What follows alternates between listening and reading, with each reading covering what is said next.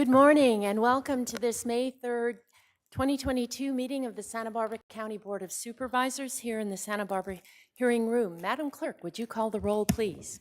Supervisor Hart? Here. Supervisor Nelson? Here. Supervisor Lavanino? Here. Supervisor Williams? Here. And Chair Hartman. Here. Please stand and join me in the pledge. Ready? Begin. I pledge allegiance to the flag of the United States of America and to the republic for which it stands, one nation, under God, indivisible, with liberty and justice for all.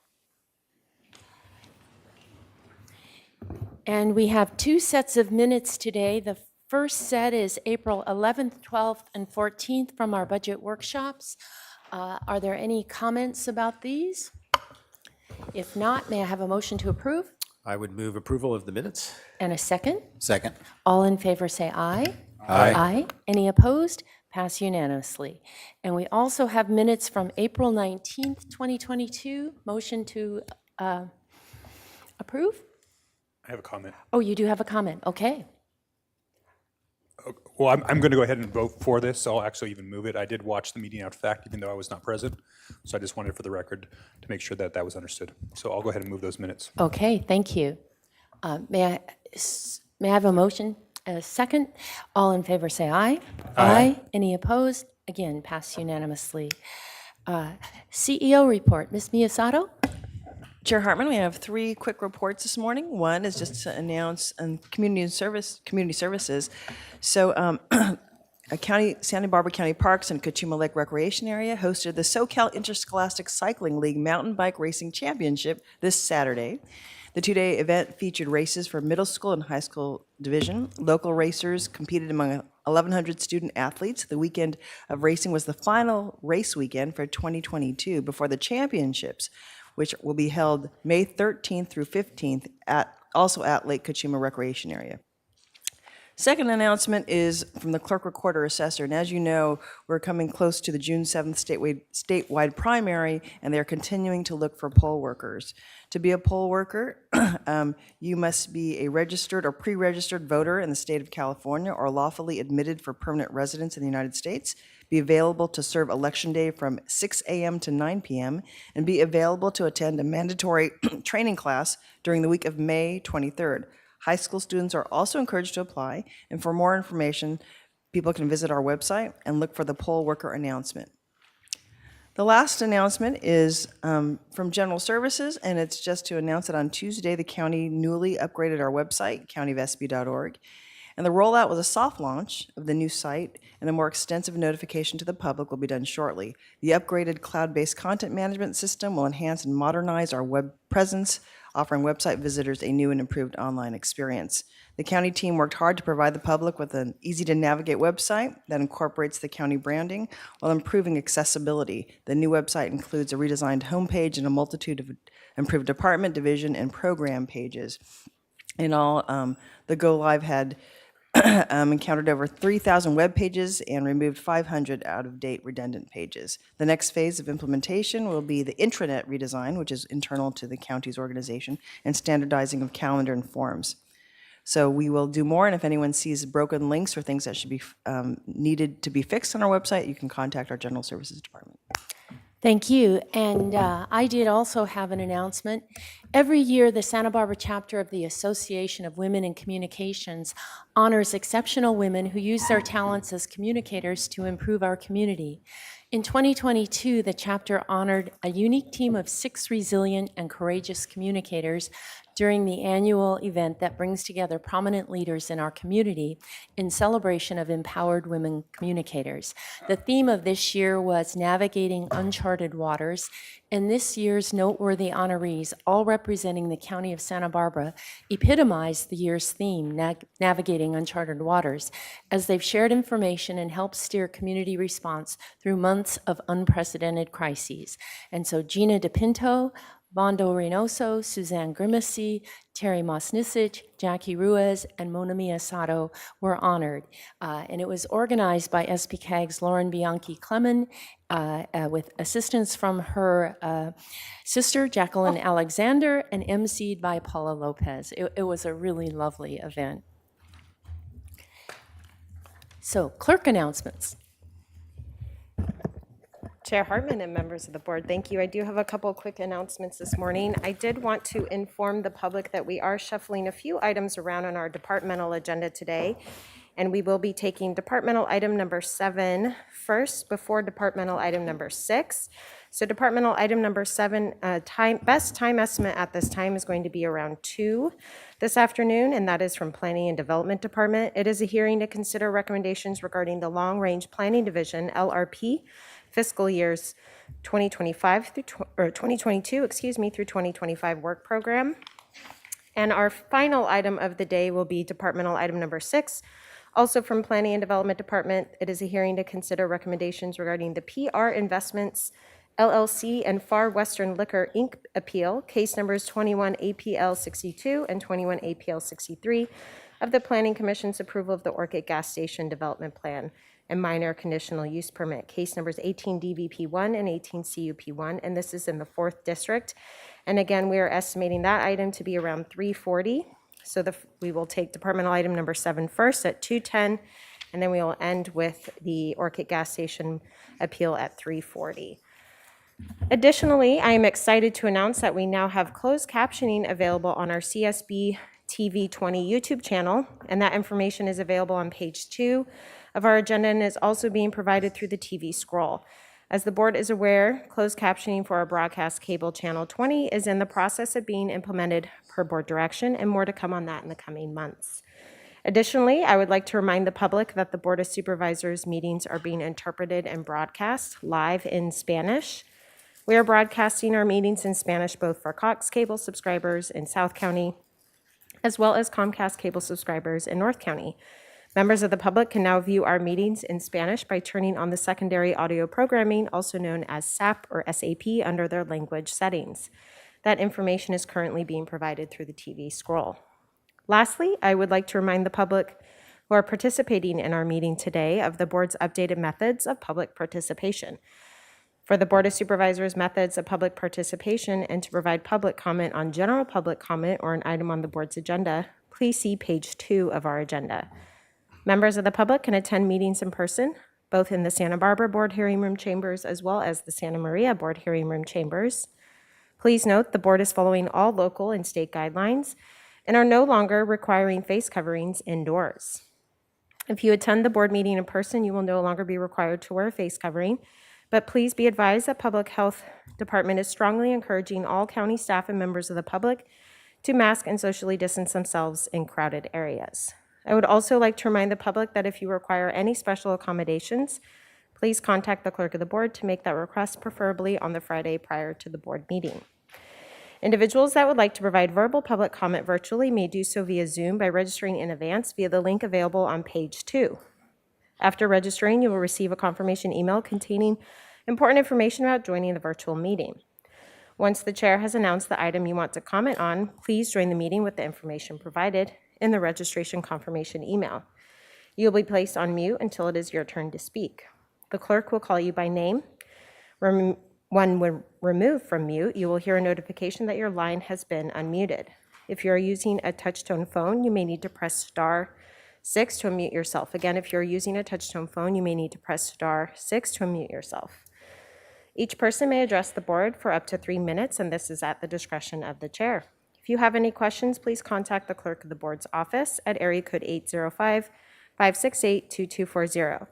Again, that's 805-568-2240, and that concludes my announcements for this morning. And Madam Clerk, you said we have closed captioning now for something, but we're awaiting it additionally for something else. Could you repeat that? Yes, thank you. So we are currently using closed captioning on our YouTube channel, so that's CSB TV 20 YouTube channel, and there is a direct link on page 2 of our agenda to direct you to that as well, and we are working on our broadcast cable channel 20. Thank you. That's good news. Okay, turning to our administrative agenda, I have that Supervisor Nelson would like to pull A1 and A4. Are there any other items any supervisors would like to pull today? Okay, Madam Clerk, do we have any public members who would like to pull any items? Chair Hartman and members of the board, we have no requests to speak from the public on the administrative agenda. Okay, so I will close public comment on those items. And Madam Clerk, would you read A1 into the record, please? Chair Hartman and members of the board, administrative item number 1 is from the Behavioral Wellness Department. It is to consider recommendations regarding a second amendment to the service contract with Rich and Famous Inc., DBA Big Green Cleaning Company, fiscal years 2019 through 2023. Supervisor Nelson. Yes, thank you, Chair Hartman. I had some questions on this item that I've been working with the department on, and I think we need a little bit more time to have those answered.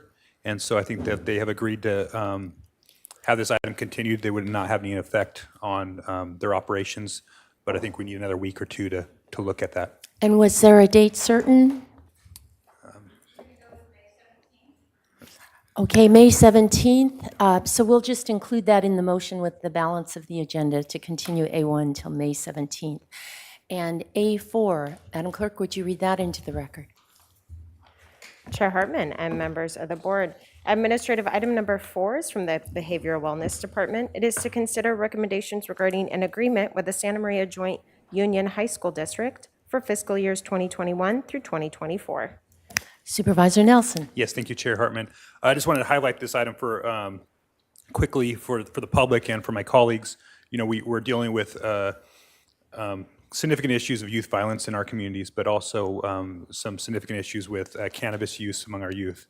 And so this is a grant program working with BSCC and Behavioral Wellness in our county and the school district to do some education, some peer counseling. And I'm looking forward to watching this program and helping in any way we can to facilitate that. It's something that's been near and dear to my heart for some time. I've had many meetings with our school resource officers and our school districts and trying to find tools that we have at the county to assist in this issue. You know, cannabis is legal for adults, but it's still very harmful for our youth.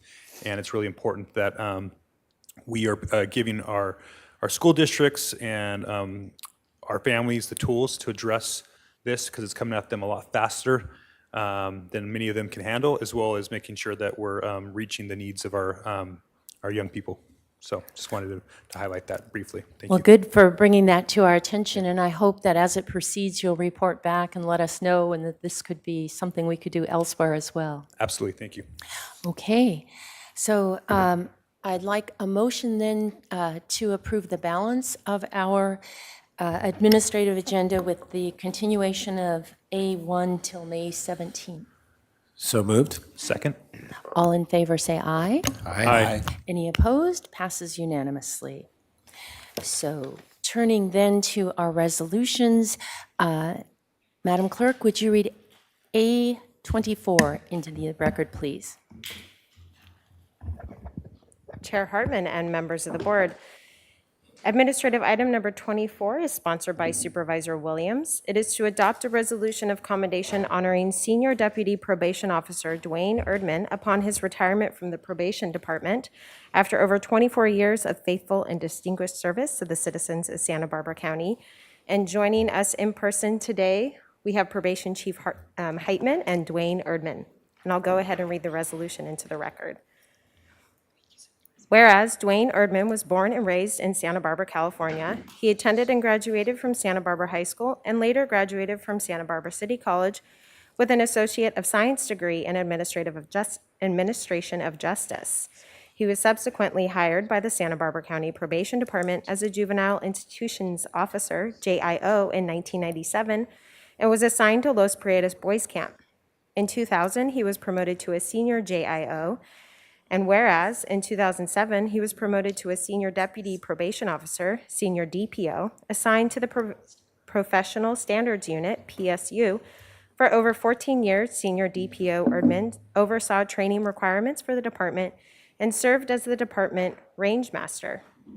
He was an instructor for several courses and worked diligently to mentor and train many juvenile institution and deputy probation officers, positively impacting their professional development. And whereas Senior DPO Erdman received several accolades during his career, including the 2006 CAPIA Meritorious Service Award for line staff, the 2011 Star Award, the 2011 Deputy Probation Officer of the Year Award, the 2016 Santa Barbara Citizens Council on Crime Superior Performance Award, as well as receiving letters of commendation in 2011 from Chief Probation Officer Patty Stewart for his work on a statewide special training project, and in 2013 from PSU Manager Brian Smith for his duties as range master. And whereas Senior DPO Erdman is looking forward to spending time with his wife Julie, traveling, spending more time practicing karate and shooting sports, and continuing to teach self-defense classes at Santa Barbara City College. Now, therefore, be it hereby ordered and resolved that this Board of Supervisors recognizes Senior DPO Dwayne Erdman for over 24 years of dedicated service to the citizens of Santa Barbara County and the Santa Barbara County Probation Department, and extend to him best wishes for fulfilling, enjoyable, and rewarding retirement. Passed and adopted today.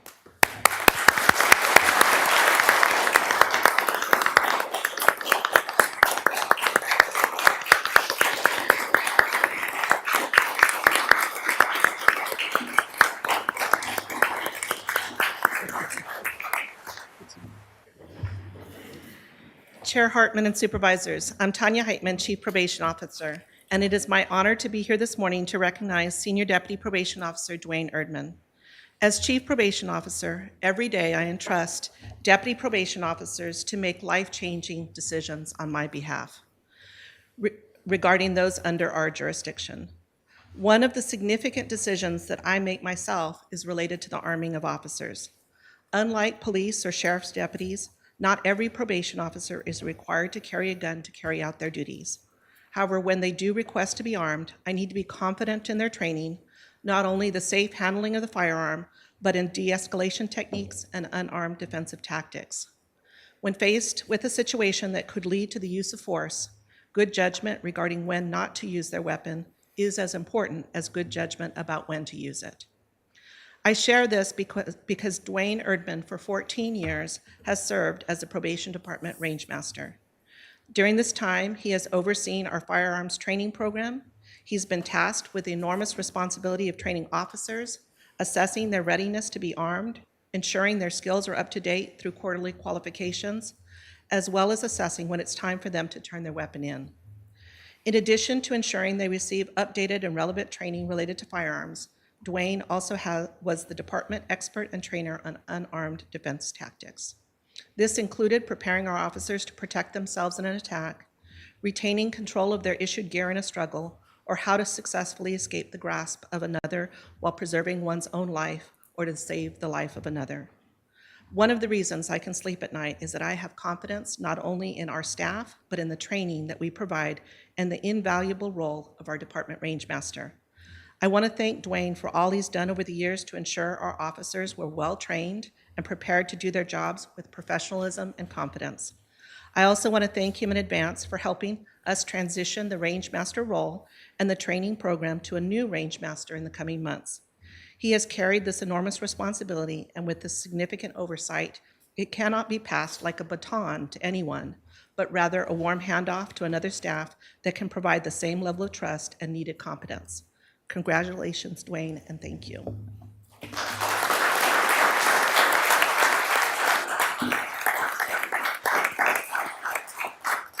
It's like I feel emotional up here right now. It's been a great run. I work for a great department. The great department has great people in it that do great things every day. And it's like amazing stuff that our community doesn't see all the time that they do, and they care about their jobs. And I just wanted to tell them it's been a great privilege to work with you guys and other departments, and having the backing of admin if I come to them with some weird question and they get back to me. And it's a great relationship. It's a great noble profession, as if Chief Heitman has told me before in the past, and really appreciate it, and just had a good run. Thank you guys so much for everything. Thank you.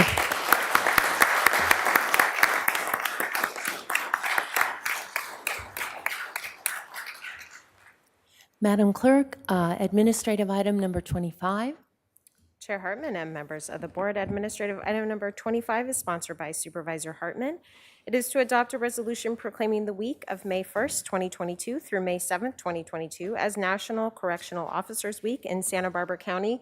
And joining us in person today, we have a lovely crew of custody deputies from the Santa Barbara County Sheriff's Office.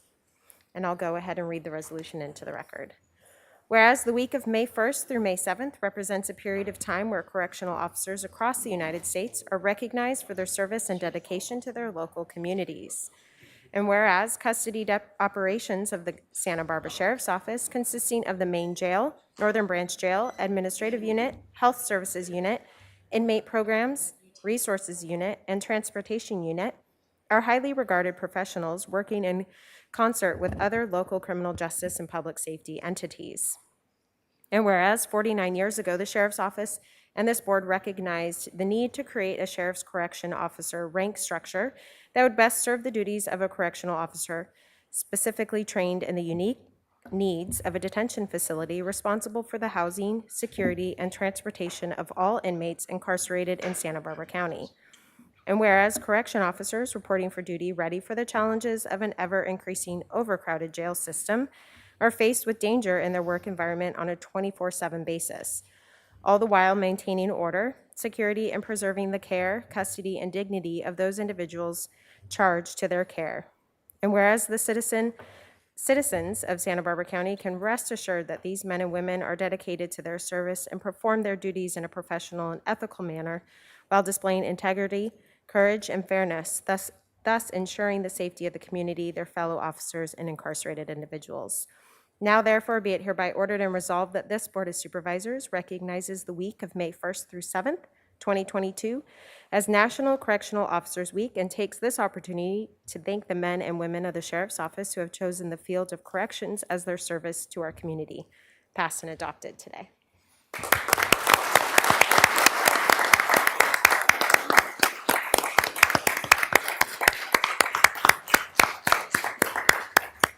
Chair Hartman and Supervisors, I am Under Sheriff Saul Linver. Sheriff Brown apologizes for not being here, but he is in a Project Opioid planning meeting. On behalf of Sheriff Bill Brown and the members of our agency, I would like to thank you for this resolution honoring National Correctional Officer Week. The women and men of our custody branch are the behind-the-walls, unseen heroes of our agency. As an example, our custody staff work within a facility that had several coronavirus outbreaks exposing themselves to the virus. Also, when due to a COVID outbreak, the need came to open the North Branch Jail early. The custody branch, along with General Services, rallied to prepare the new facility and move over 150 inmates in one day. Just this year, 5 custody deputies will be receiving awards from the agency for saving the lives of inmates under their care. A memorandum Sheriff Brown sent out to our employees in part stated, "Corrections is a tough business under any circumstances, but it was especially so during the COVID-19 pandemic. Jails throughout the nation were hard hit by the virus, requiring extraordinary disease prevention and response efforts in addition to the security and rehabilitative duties that are the hallmarks of corrections professionals. Our local response to the challenges of the coronavirus was and continues to be superb. Despite infections of staff, contract staff, and inmates, protocols were quickly enacted and refined to keep our jail, our people, and inmates safe. A big thank you to our custody staff for your consistent dedication and professionalism. We salute you and appreciate what you do. I'm also going to take this opportunity, as I have in the past, to those watching and listening and would like a rewarding and challenging career where you can make a difference in people's lives. We are hiring. Go to sbsheriff.org and click on Join Us. I would now like to present the custody deputies to you who are with me in the room. So thank you very much.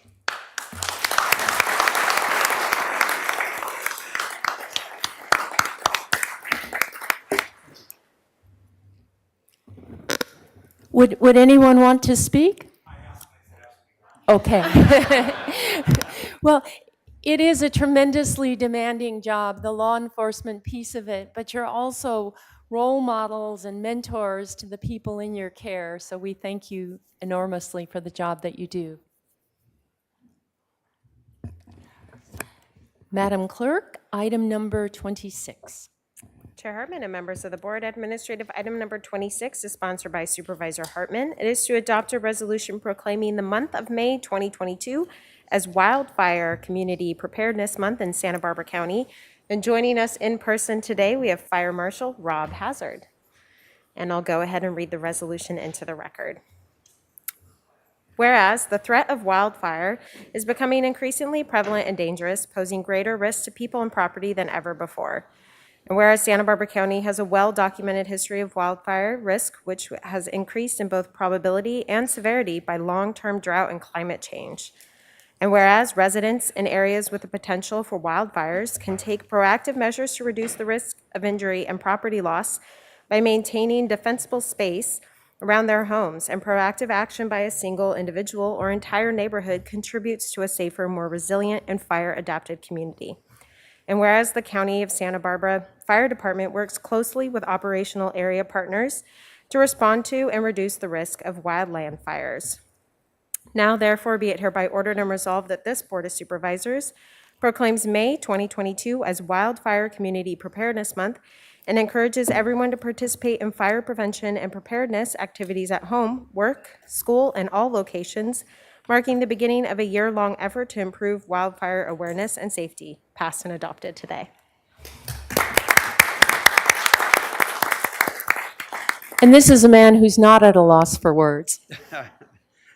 Well, thank you, Chair Hartman and members of the board. My name is Rob Hazard. I'm the Fire Marshal for Santa Barbara County Fire Department.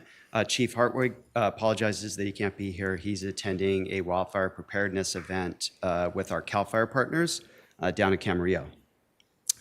So we all know that in this last decade, California has experienced some of the largest and most destructive wildfires in the state's history. And Santa Barbara County is no stranger to these events. Multiple historic fires we've experienced just in the last 5 years. Amid intensifying climate impacts, California and much of the West continue to experience wildfire seasons that are longer, more extreme, and record dry conditions have left most of the state in moderate to extreme drought. Again, Santa Barbara County is at the forefront of these drought conditions. All of us every winter are crossing our fingers that we get more rain. And once again this year, we've seen very dry conditions.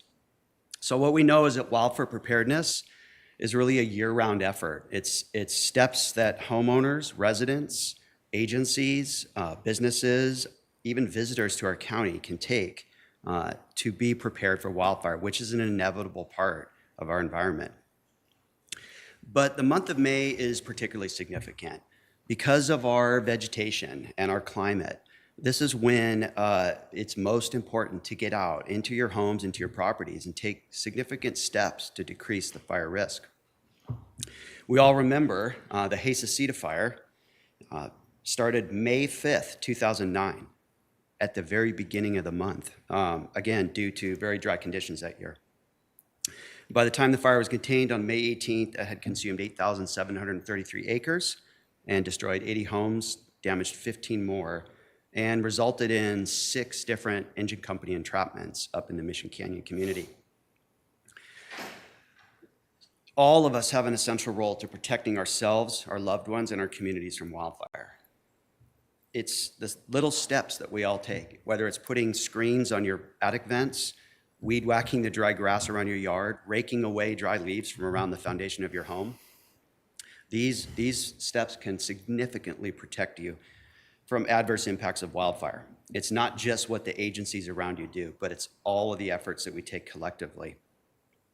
One of the most important things you can do is to educate yourself about wildfire. There's multiple different ways that you can do that.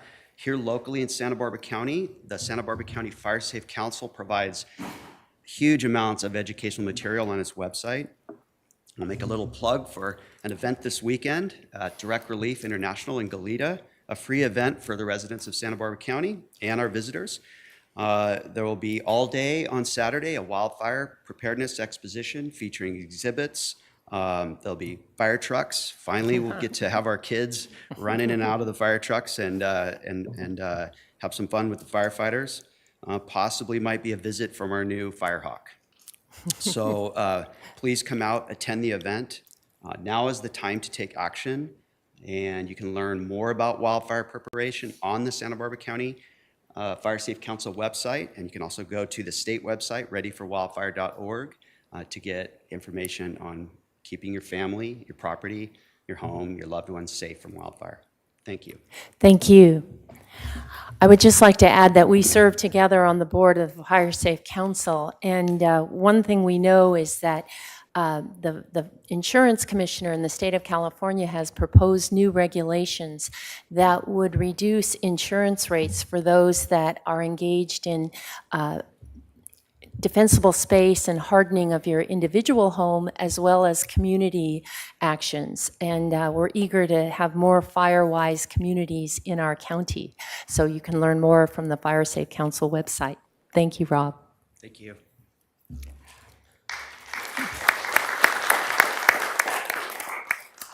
Madam Clerk, administrative item number 27.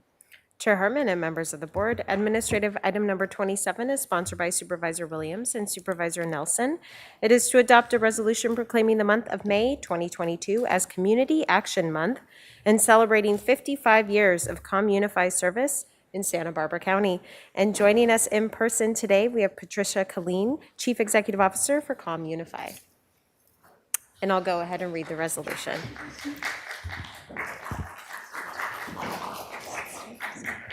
Whereas ComUnify, part of the nationwide Community Action Network, has made essential contributions to individuals and families across the United States by creating economic opportunities and strengthening communities. And whereas ComUnify, formerly Community Action Commission, was incorporated in May 1967 as a private nonprofit organization devoted to creating opportunities for Santa Barbara families to achieve economic stability as an essential aspect of enabling and enhancing a stronger and more resilient Santa Barbara County. And whereas since its inception, ComUnify has continued to provide vital services for the most vulnerable members of our community, expand its programs, and add locations throughout Santa Barbara County to make assistance available to all of our neighbors who might need it. And whereas ComUnify serves thousands of low-income residents of all ages, offers prenatal services for pregnant women, high-quality childcare and preschool programs for children through age 5, and medical and dental and mental health screenings, parenting education workshops, mentoring and tutoring programs for teens, job training programs, home energy programs to reduce utility expenses, weatherization services, and programs to keep our seniors safe in their homes. And whereas ComUnify has improved countless lives and continues to work toward ending poverty in Santa Barbara County, now therefore be it hereby ordered and resolved that this Santa Barbara County Board of Supervisors proclaims May 2022 as National Community Action Month and celebrates ComUnify's 55 years of serving the residents of Santa Barbara County. Passed and adopted today.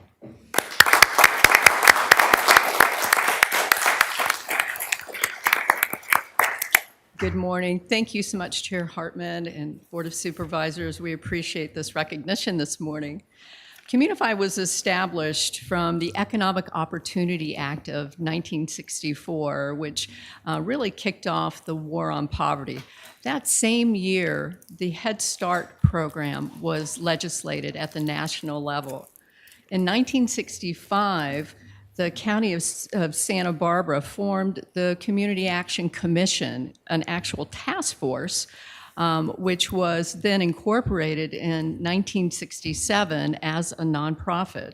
Since then, we have grown into one of the largest nonprofits with the largest countywide footprint, serving all of Santa Barbara County.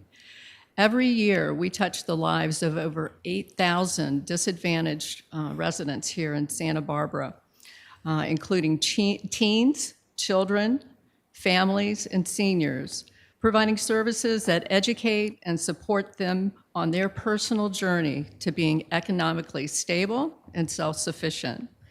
We provide early education, tutoring, mentoring, and help to make homes more energy efficient, assist with rent and utility bills, and yes, we also manage the Santa Barbara County's 211 information and referral helpline.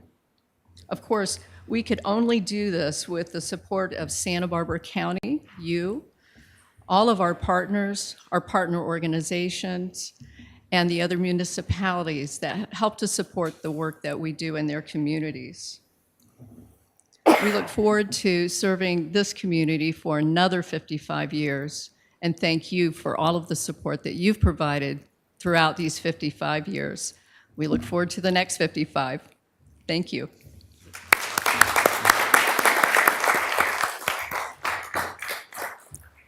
And administrative item number 28. Chair Hartman and members of the board, administrative item number 28 is sponsored by Supervisor Hart and Supervisor Nelson. It is to adopt a resolution proclaiming the month of May 2022 as Mental Health Month in Santa Barbara County. And joining us to the podium in person today, we have our Behavioral Wellness Director, Tony Navarro, and Valerie Cantella, Behavioral Wellness Commission Vice Chair. And I'll go ahead and read the resolution into the record. Whereas this resolution proclaims May 2022 as Mental Health Month to enhance public awareness of mental health and dispel the stigma surrounding it. And whereas mental health challenges are one of the most common health conditions in California, affecting 1 out of every 6 adults and impacting both the person experiencing mental health challenges and those persons who care and love for the person facing the challenge. And whereas 1 out of every 24 Californians with a serious mental illness have difficulty functioning in everyday life, and if left untreated have life expectancies 25 years shorter than the general population. And whereas every day millions of people face stigma related to mental health and may feel isolated and alone, going years before receiving any help. And whereas recovery can and does happen, and all Californians should know that support and help is available regardless of any individual's situation. And whereas creating a community where everyone feels comfortable reaching out for the support they deserve is crucial to ending the stigma around mental health. And whereas access to support and ending the stigma is of paramount importance. And whereas the Santa Barbara County Department of Behavioral Wellness wishes to enhance public awareness of mental health now. Now, therefore, be it hereby ordered and resolved that this Santa Barbara County Board of Supervisors does hereby proclaim the month of May 2022 as Mental Health Month and calls upon all Santa Barbara County citizens to fight stigma associated with mental illness and reaffirm a commitment to supporting the mental health of all people in Santa Barbara County, passed and adopted today.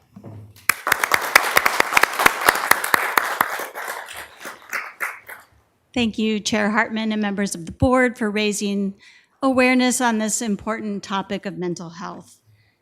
I want to share a few facts. I can't pass up the opportunity as a public information officer to use this for public information. So 1 in 5 adults in the U.S. experiences mental illness each year.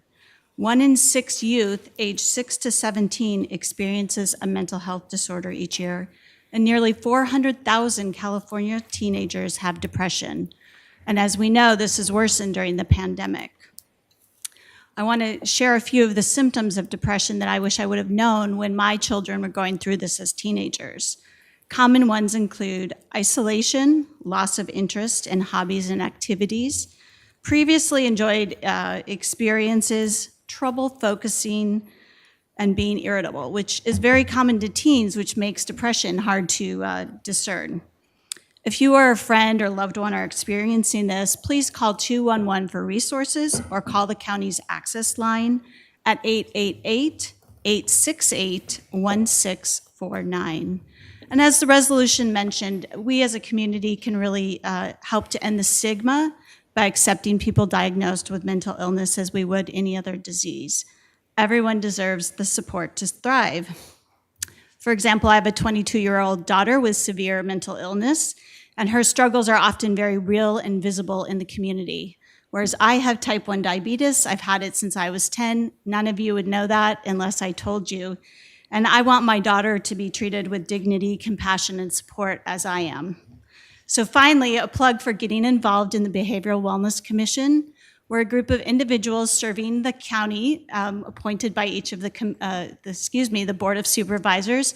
And we have an interest in serving and understanding the programs and services provided by behavioral wellness and mental health and substance abuse.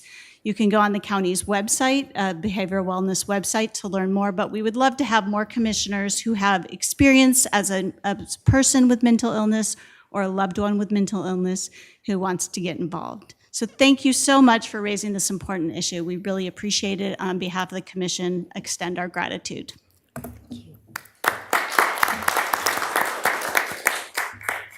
Thank you, Valerie. So good morning, Chair Hartman, supervisors. Just thank you so much for this resolution and allowing us this time to uplift awareness of mental health issues and the importance of early detection and diagnosis so that people can get the help they need to live the lives that they were meant to live and to thrive in our communities. I just want to also announce that you all have your green ribbons on. Thank you very much. Wanted to give you all a thank you for your daily service and supporting Be Well and making a difference in lives of throughout our community.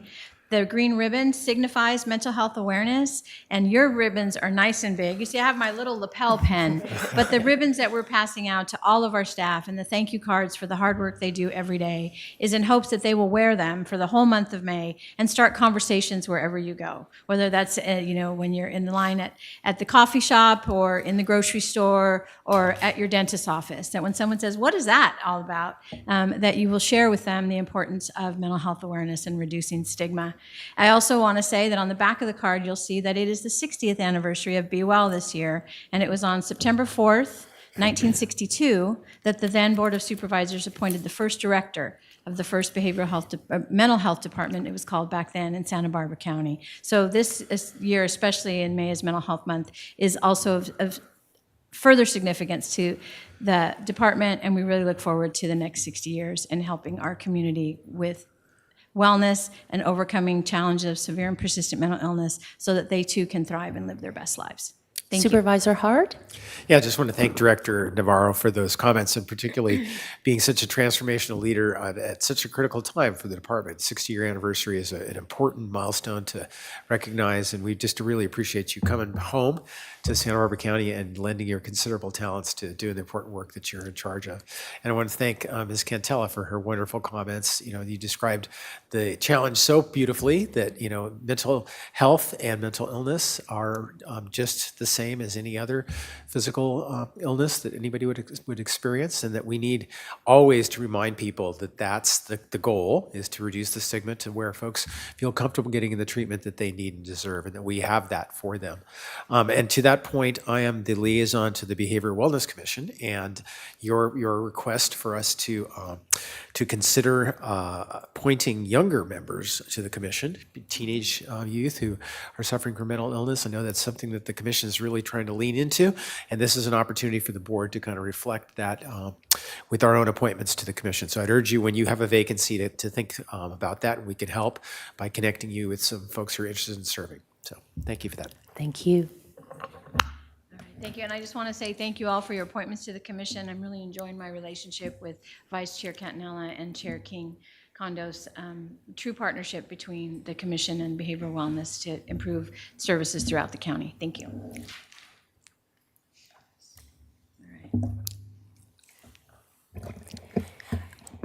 Administrative item number 29, Madam Clerk. Chair Hartman and members of the board, administrative item number 29 is sponsored by Supervisor Hartman. It is to adopt a resolution of commendation honoring Gus Mejia, Nancy Hansen, Jeannie Slay, and Dan Trowbridge of the Public Health Department as the May 2022 Employees of the Month for Santa Barbara County. And joining us in person today, we have Gus Mejia, Assistant Deputy Director for Finance, Nancy Hansen, RN Staff Nurse Supervisor for Communicable Disease COVID-19, Dan Trowbridge, Senior Systems and Program Analyst, and joining us via Zoom today, we have Jeannie Slay, MS Lompoc Health Center Administrator. And also joining us to the podium, it looks like we have Dr. Vondo Reynoso and Dr. Ansorg and a few other members from Public Health. And I'll go ahead and read the resolution into the record. Whereas Gus Mejia has been unwavering in his dedication to the financial aspects of the department's COVID-19 response actions, as the Finance Section Chief, his intelligence, professionalism, experience, and attention to detail has ensured sound practices and systems for optimal financial reimbursement and audit defense of pandemic-related costs. And whereas Nancy Hansen's resilience, dedication, and leadership have allowed her to successfully lead robust COVID-19 teams for contact tracing, investigation, isolation, and quarantine, testing, and mobile vaccination. These teams continue to play critical roles to the Public Health Department's efforts toward towards preventing the spread of COVID-19 and restoring the health of our community. And whereas Jeannie Slay has been consistently inventive, thoughtful, and bold throughout the pandemic at the Lompoc Healthcare Center and as chief in the DOC operations section, she boldly accepts every opportunity to be at the forefront of implementing essential COVID response services such as community testing and mass vaccination pods for the benefit of the Lompoc community and the entire county. And whereas Dan Trowbridge served as logistics chief throughout all phases of Public Health Department's COVID-19 response and ensured the success of a critical operations, including DOC, isolation and quarantine, PPE supply, community testing, and vaccination pods. Dan's commitment, organization, and partnership has served the county well and benefited our community as a whole.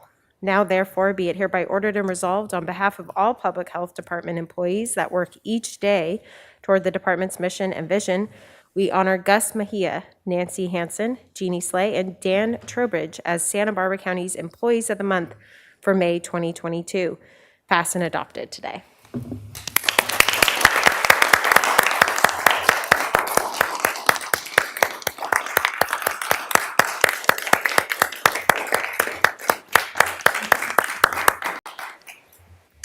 Good morning, Chair Hartman, members of the board, and CEO Miyasato. I'm not going to lower this because we know what happened the last time. I'm Vondo Reynoso, Public Health Director. Thank you for honoring our public health team this morning. And it is my honor to present to you our Employees of the Month. This was a very difficult decision on our part because we wish that we can recognize everyone in the Public Health Department for their tremendous effort during these past 2 years. With me this morning to recognize our staff are members of the executive team. On Zoom are Darren Eisenbarth and Paige Batson. In person are Suzanne Jacobson, Dana Gamble, and our interim medical director, Dr. Henning Ansord. We are honoring 4 best of the best from each division in the Public Health Department. The Employee of the Month from Fiscal is Gus Mejia. From Primary Care and Family Health Division is Jeannie Slay, who's receiving this honor via Zoom. And from Community Health is Nancy Hansen, and from Administration is Dan Trowbridge. These 4 are outstanding members of our team, and we are recognizing them for their commitment to our mission to protect the health of our community. They are the amazing leaders who've taken tactical actions to implement our strategic plans and policies. Thank you. Would you like to say a few words? I just want to say thank you to your board and also Dr. Do Reynoso and our Public Health Department leadership for this recognition. Thank you very much. Thank you. Hello, my name is Nancy. I'm the nurse that leads the COVID-19 team, and I really want to thank you so much for this very great honor from our executive team, and to let you know that our COVID-19 team, which are all extra help, really worked hard to protect this community and did a great job in isolation and quarantine, contact tracing, all those parts that we needed to help the community get through this pandemic. So I thank my team, who are the hardest working people I've known, and they're all from this county. So thank you very much, and thank you for this great honor to lead them. It's an honor to work for a department with a mission that I believe in, and I just wanted to say thank you. Thank you for all your work during this terribly difficult time. The county and I, when I'm out, have heard nothing but praise for the COVID response and all the work that you've done. So you really reflect brilliantly on the county as a whole.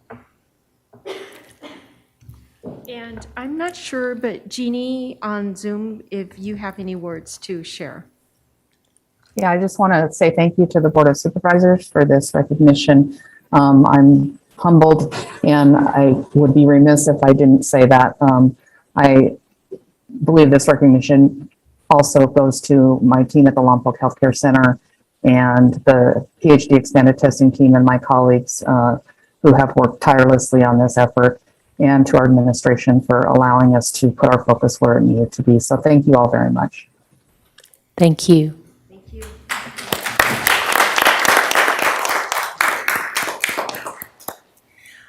So now is the time in our agenda when there's an opportunity for members of the public to speak on matters that are not on today's agenda. Madam Clerk, do we have any requests to speak? Chair Hartman and members of the board, we have one request to speak on general public comment this morning, and we are going to Zoom with Maria Kessner. Maria?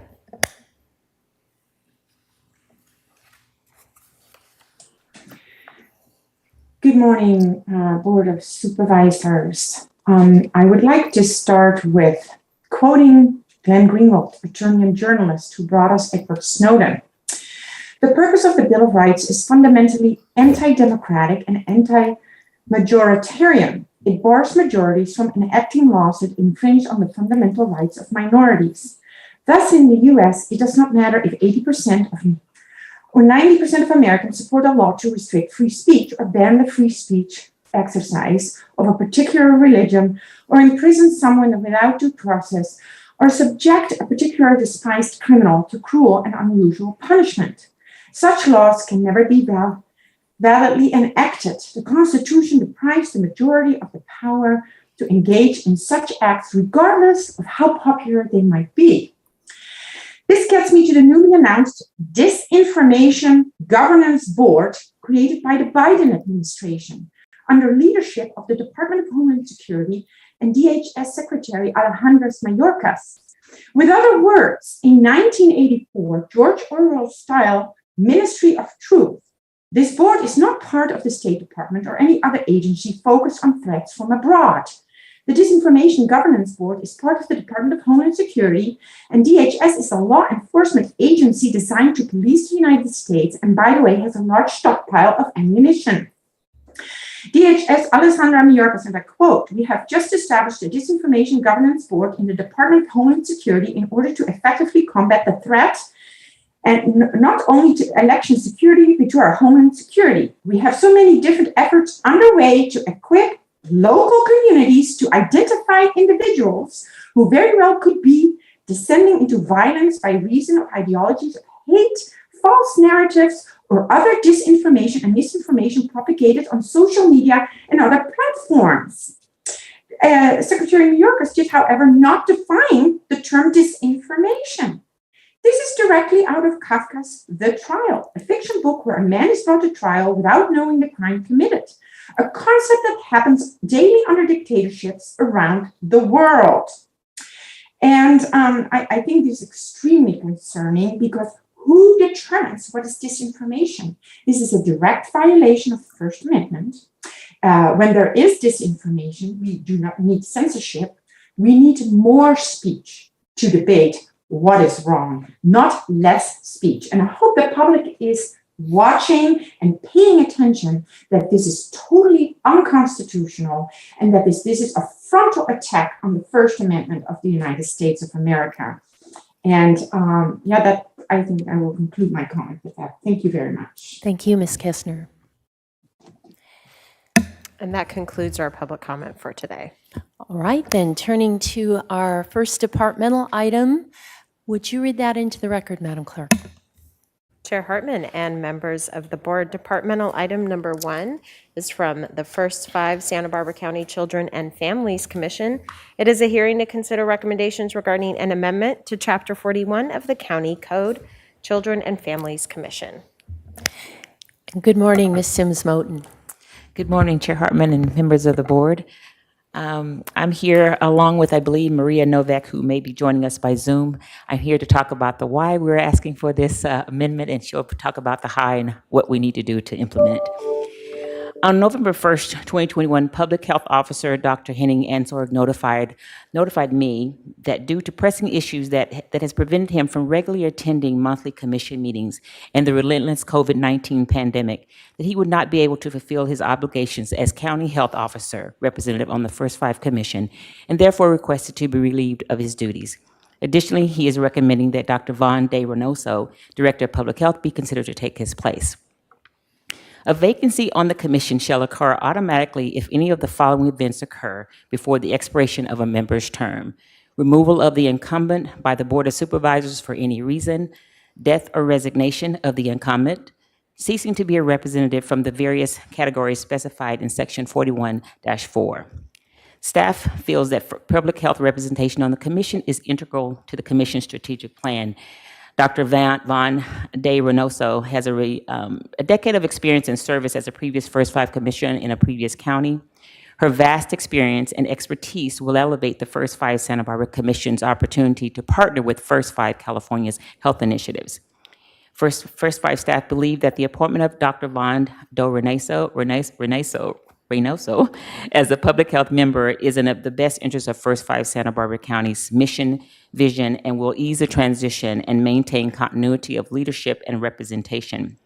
However, the appointment of Dr. Von De Reynoso does require an amendment to an ordinance. The current language in the ordinance states the commission shall consist of 9 regular members appointed by the Board of Supervisors and shall be composed as the followings. The first member shall be a member of the Board of Supervisors. The second, third, and fourth members, called county members, shall be from among the county health officer and directors of the following county functions: social services, alcohol, drug, mental health, in this case, behavioral wellness, and probation. So what we need to do is to amend the ordinance to keep it being so narrow, only focusing on the county health officer to be the public health representative. So in order to do that and to appoint Dr. Von De Reynoso, we need to amend the ordinance to broaden it out to public health department, to be among the public health departments to be able to appoint from those areas. So that's what we're asking for today. And the legal aspects of it, again, I believe Maria is on Zoom to explain if you have any additional questions. So do any members of the board have any questions? Supervisor Williams? I don't have questions. I just wanted to report that this, was discussed at the commission because there have been some ideas thrown out of folks, but most of them wouldn't qualify under the rules currently. So Right. We brought this on February 28th, and it's the county members, and those are by statute. So we're limited by those in order to be able to serve in that particular position.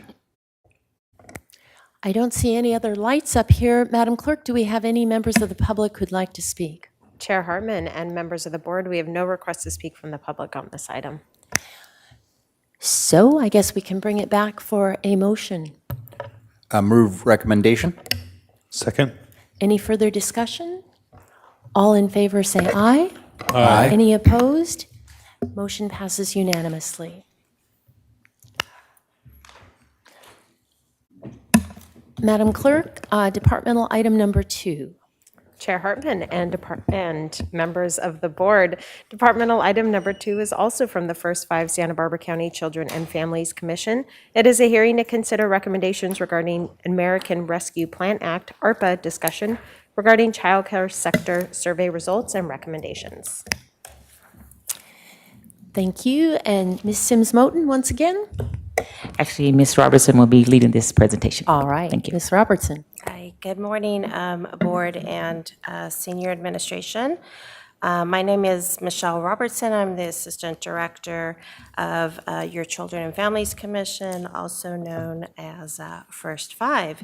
And we are very happy today to be presenting you with some data and options for consideration in use of ARPA dollars to support the child care sector. I know that in your board letter, you were given the background of how this presentation came to be, but just for the public's knowledge, I just wanted to briefly go through it. In June of 2021, the Board of Supervisors heard from county staff around the eligibility of ARPA dollars. At the same time, the Emergency Child Care Initiative came forward to express their concerns over the state of the child care sector in navigating the pandemic. They were asked to come back in October 19th of 2021 to consider an allocation of $2 million of ARPA funds set aside to work on the childcare needs. And I wanted to also take the opportunity to thank our CEO's office, specifically Terry Nisich, Assistant County Executive Officer, and Lindsay Walter, our CEO and Principal Analyst, in really helping us to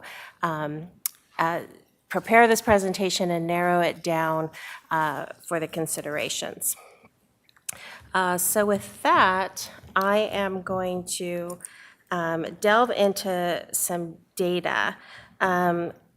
It was our intent after the October meeting to bring back considerable data for your consideration so that you could make good data-driven decisions around the ARPA dollars. With that, First Five stepped up to collect some surveys and conduct some interviews with families in our county and the child care sector, and look at what is really occurring post-COVID. So today we're going to be reviewing those results and presenting the board with options for you to consider. You should have received in your packet the ARPA Tranche 2 Considerations, Child Care Sector Survey Results and Recommendation Report. Hopefully you enjoyed reading that, and I invite you to refer to that during the presentation today. So I would like to start by giving some context to how many children live in Santa Barbara County and the need for childcare prior to COVID. These numbers were generated by the Child Care Planning Council, which is a body appointed by this board, and can be found in their needs assessment report, which I also believe you received in the last couple of weeks. We made sure that you got that. As you can see, we have just shy of 72,000 children ages 0 to 12 that reside in our county. And based on employment statistics, we estimate that 64% of those children, and I want to repeat that, 64% of 72,000 children need someone other than their parent to care for them sometime during the week. With an average of 5,000 children born into our local hospitals each year, there are give and take about 20,000 children aged 0 to 5 that need care at any given time. While we presently have just over 18,000 licensed and known licensed exempt spaces, these spaces are used by various age children, including after-school care. So even though that we have 18,000 spaces, not all of those are dedicated to ages 0 to 5. And the most dire statistic is seen at the bottom of the slide. The biggest gap in supply and demand is with infants and toddlers, which is defined as under the age of 3, with just over 1,600 spaces existing for almost 15,000 babies. This is a gap of over 8,000 spaces for this age group. The child care system is very complex. For any of you who have tried to delve into it to understand, I live and breathe it, and it's still complex for me. It is comprised of family, friend, and neighbor care, publicly funded programs, privately run for-profit businesses, and employer and faith-based sponsored care. While there are strong subsidized options for families who economically qualify, middle-income earners tend to struggle with the high cost of this mixed delivery system. The average monthly cost for a full-time infant is about $1,481. A toddler is about $1,346, and a preschooler is about $1,194.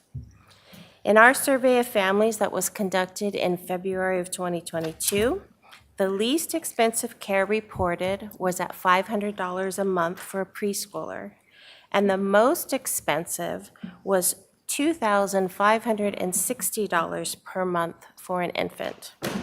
For comparison, in 21-22, an undergraduate student at UCSB pays $1,271 per month in tuition for each of the 9 months of the regular academic year. That totals $11,439 for college tuition and between $6,000 and $30,720 for childcare per child.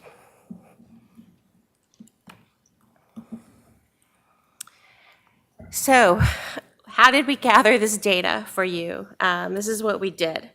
To try and give some qualitative perspective to the numbers presented, we looked to gather firsthand accounts of how families, childcare providers, and employers are navigating the caring of our children during and post-COVID.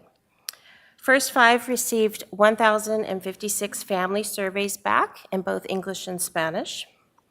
We sent out surveys to over 30 of our most prominent employers, basically our largest employers in the county. We received back 10, so not as many as we wanted back. But we did conduct 22 personal interviews with childcare providers, 11 that ran center-based programs, and 11 family childcare. In addition, we looked at data gathered by United Way and the Santa Barbara Foundation and closely watched and are still watching the California budget as the May revise will come out next week. For more information on the data and reports from United Way and the Santa Barbara Foundation, I am sure they will be happy to provide you with any of their written publications. So what are our families in Santa Barbara County saying? Of the 1,056 families that responded to our survey, it was very clear that the cost and lack of accessible spaces for young children has had a direct effect on their career decisions. For those that had stopped using childcare during COVID, there were a handful of reasons, such as a family member taking over the childcare role, a change in family finances, meaning they could no longer afford to pay outside childcare tuition because of a job loss, and the inability to find affordable care for their specific age child in the region of which they lived or worked. We know that many families do qualify for subsidized support, but there is a lack of coordinated effort to promote the programs and a misunderstanding by parents on how they can access that subsidized support. It was suggested by many that an infrastructure is needed to help link families to services that is easy to navigate. On a bright note, with more parents being home and with their children during the pandemic, 141 respondents stated an interest in learning how to become a licensed childcare provider. If all these parents served just infants and toddlers, there could be a potential of 1,100 to almost 2,000 new spaces in our county with just those of interest. What are our employers saying? Childcare and the lack of plays a significant role in the employment rate and the economic stability of businesses. The two really cannot be separated. In a recent article in Fortune magazine, 48% of those polled listed childcare issues as one of the top reasons why U.S. workers left a job in 2021. The new normal requires businesses to offer remote work, hybrid models, and flex scheduling in order for employees to balance the demands of the office and home. During the pandemic, it was reported by employers that many employees exhausted their PTO or sick time in order to care for a family member, and 70% reported employee burnout from balancing those work and home expectations. In general, businesses were interested in learning ways they could support their employees with finding childcare and learning about subsidies for their staff. So as you can see in the bullet points of this slide, childcare is directly correlated to recruitment and retention, and that businesses who cannot fully staff struggle with meeting their business objectives. So along with housing costs in our county, childcare also contributes to bringing our workforce in. Our child care providers had a lot to say. But I do want to state that when the Emergency Child Care Initiative first came to you in June of 2021, and again in October of 2021, there were several programs on the brink of closing their doors permanently. With almost an entire year passing since that initial call for help came, said programs have now either weathered the storms or those programs are gone. So as of today, the sector has mostly stabilized for the time being. However, I say that with caution because there continues to be a need for business support for the industry to prepare for the next emergency or unexpected disruption of services. There is a quote that reads, "Infrastructure is invisible until it breaks down." What has become visible through COVID is the lack of infrastructure in the childcare sector, as there is currently no centralized, organized entity to oversee and track trends and needs for this industry. The interviews conducted through our data collection were with private providers serving mostly preschool and school-age children. Most were able to access the federal and state loans, for example, the Payroll Protection Program. And so that effort was successful in saving many of the businesses. We also were very much anticipating the Build Back Better plan to come to fruition, but as we know, that has been stalled in Congress. On the horizon is Universal Transitional Kindergarten, which is great for parents, but will cause a tsunami of change, and the sector is not well prepared. There has also been a significant influx of childcare subsidies through expansion of state preschool and alternative payment programs. It is going to be imperative for private providers to shift their business models to include options for families. As mentioned in the previous slide, the new subsidy dollars that have come into our county have been significant. Through the alternative payment program alone, we have seen an increase in $18 million and an adjustment of the eligibility criteria, so more families can now qualify. I know that we have a speaker in the audience who directly works with the alternative payment program, and I know she'll be happy to answer any questions if you have them. While this is good news, it also causes some new challenges and highlights what is known as the subsidy dilemma. This dilemma includes families not being able to find providers to take those subsidy vouchers, providers not wanting to participate in accepting vouchers due to either delays in payment, the complicated paperwork associated with subsidies, or the payment gap that exists between subsidized reimbursement and full fee tuition.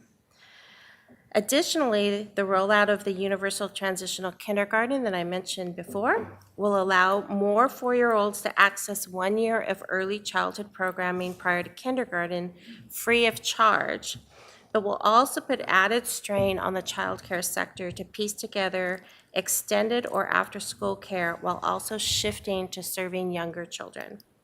This is just one of the challenges of childcare being met through a free market approach.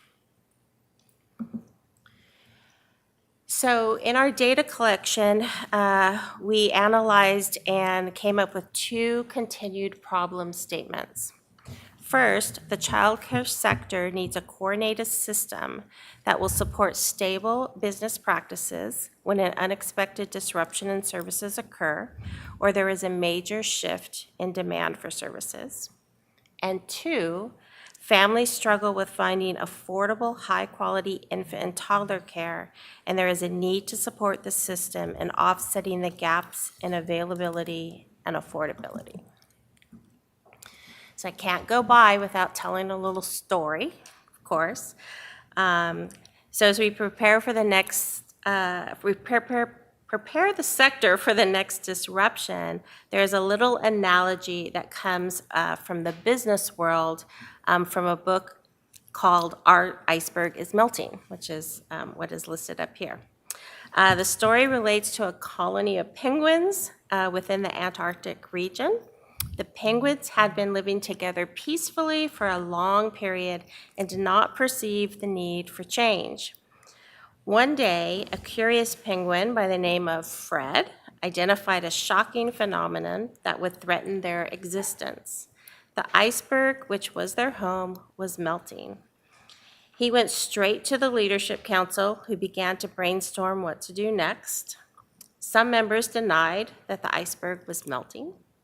Some members saw the cracks but could not agree on which approach to take. But finally, after much debate, they decided on 8 steps to deal with the disruption. So while I'm not going to go into detail about all 8 steps, I'm going to consolidate them into 3.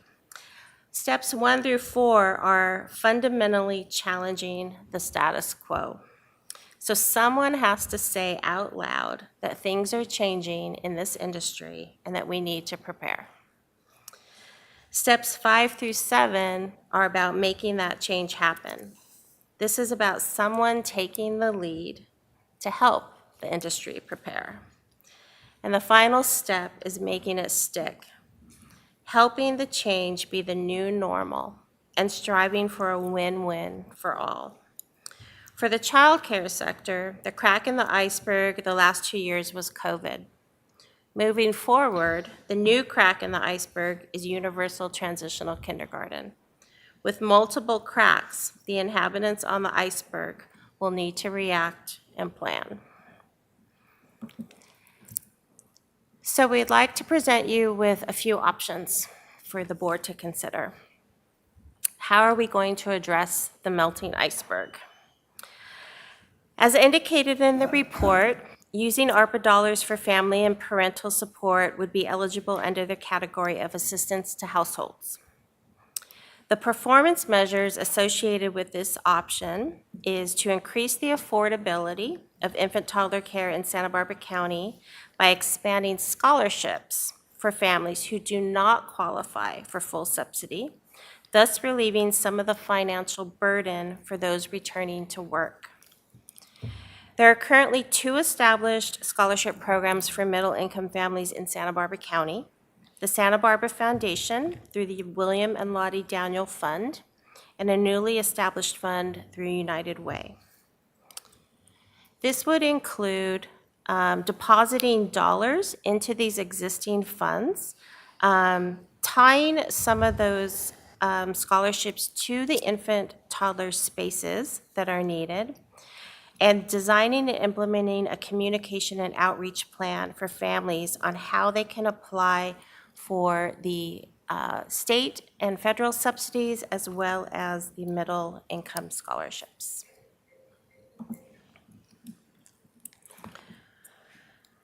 The second option is to look at the infrastructure of the childcare sector. This would be eligible under the categories of assistance to small businesses and aid to impacted industries. There are multiple performance measures associated with this option. One is to create a coordinated system of business support for the childcare sector that braids various funding streams, thus helping providers recover from economic gaps due to a loss of revenue during the pandemic. And just a little bit more context to that is that private for-profit programs typically run off of tuition base only. So this would be working with them to build a business model to accept more of the subsidies. Second is to create an enhanced infrastructure initiative to support the childcare sector in meeting the need for infant toddler spaces in the county of Santa Barbara, thus helping the sector meet the supply and demand challenge for parents returning to work. Most of our private preschools serve children ages 3 and up, and we would like them to consider going into the 0 to 3 space. Third is increase the available infant toddler spaces by a minimum of 10% to address the change of accessibility. 10% may seem low, but if you know anything about the infant toddler space, you were bound by licensing regulations of no more than one adult for every 4 children. So the numbers are hard to get high. This would be to establish maybe a fund to help programs start up and consider expansion to their current license. Require applicants to participate in some business and technical assistance training. I already mentioned the encouragement of braided funding for tuition-based and subsidy vouchers. Really look at the permitting and licensing fees, perhaps waive those, and then also explore the capital projects through a facilities study. Look at where our child care deserts are in the county and maybe focus dollars that way. Several years ago, the County of Santa Barbara housed an Office of Early Care and Education, so there's a possibility to maybe revisit bringing something like that back. And then finally, option 3 is to put it out there to the community. Really develop a comprehensive request for proposals, a partnership between First 5 and the CEO's office. This will look or do deeper diving into the analysis and data gathering so that community organizations can propose for the board how to address the ARPA focus areas or connect them to the previous 2 options. Regardless of which option or combination of options decided upon today, the release of funds must be a competitive process with strict accountability criteria established as part of the ARPA framework. So finally, next steps, and this is for your board discussion. You could look at putting a percentage of allocation of the $2 million towards the options presented today, or you can combine it with other options yet to be considered. You could put full allocation towards one option or another. You could allocate $400,000 per supervisorial district to be determined at the discretion of a regional team. That includes an extended facilities study in each of the districts to look at potential properties for new or expanded spaces, identify child care deserts, as I mentioned before, and look at local strategies that may be unique to different areas of the county. We can also look at our county-owned properties. For example, there's a Cayo Real property redesign going on. Could we look at some buildings that maybe aren't going to be used and offer low-cost or no-cost rents to child care providers? And we can partner with our other community organizations, such as the Low Income Investment Fund and local philanthropy, to design some projects and leverage some dollars. So with that, I'm here to entertain any questions prior to your discussion. And to Board Supervisor Nelson. Yes, thank you, Chair Hartman. This might be a question for the CEO's office. Since these are ARPA dollars, do we also have a limited time to get these out distributed? Because I think that's also one of the concerns as we look at this, with RFP and things like that. At some point we have to have these dollars spent, as far as I understand, or what is their flexibility and timeline? Supervisor, through the chair, the answer is yes. So we have 3 years, basically, and there's some flexibility after that for reporting. But basically, we've been using that 3-year timeframe. But there are, as Michelle mentioned, there is a competitive process we have to follow regardless. So whether it's the RFP or giving the money to an existing fund that then does some sort of selection process. Supervisor Hart? I see on slide 3 you have sort of the world divided into the subsidized programs and then the private tuition-based programs. Can you give me an order of magnitude delineation of the number of slots that are available through those 2 different paths? Doesn't have to be precise, just, is it 2 to 1 or something like that, or? Yes, thank you, Supervisor Hart. I can give you ballpark estimates because I don't have the exact numbers. For early Head Start and Head Start, I want to say there is 500 and less slots. I know that your report speaks, and I think it totals about 4,000 slots on the subsidized side of the equation. So I don't know anything about the numbers on the other side of the equation. That's what I'm really looking for. Is Yeah. In comparison to the 4,000 subsidized slots, what is the private sector providing? So if we have 18,000 slots, 4,000 of them were subsidized.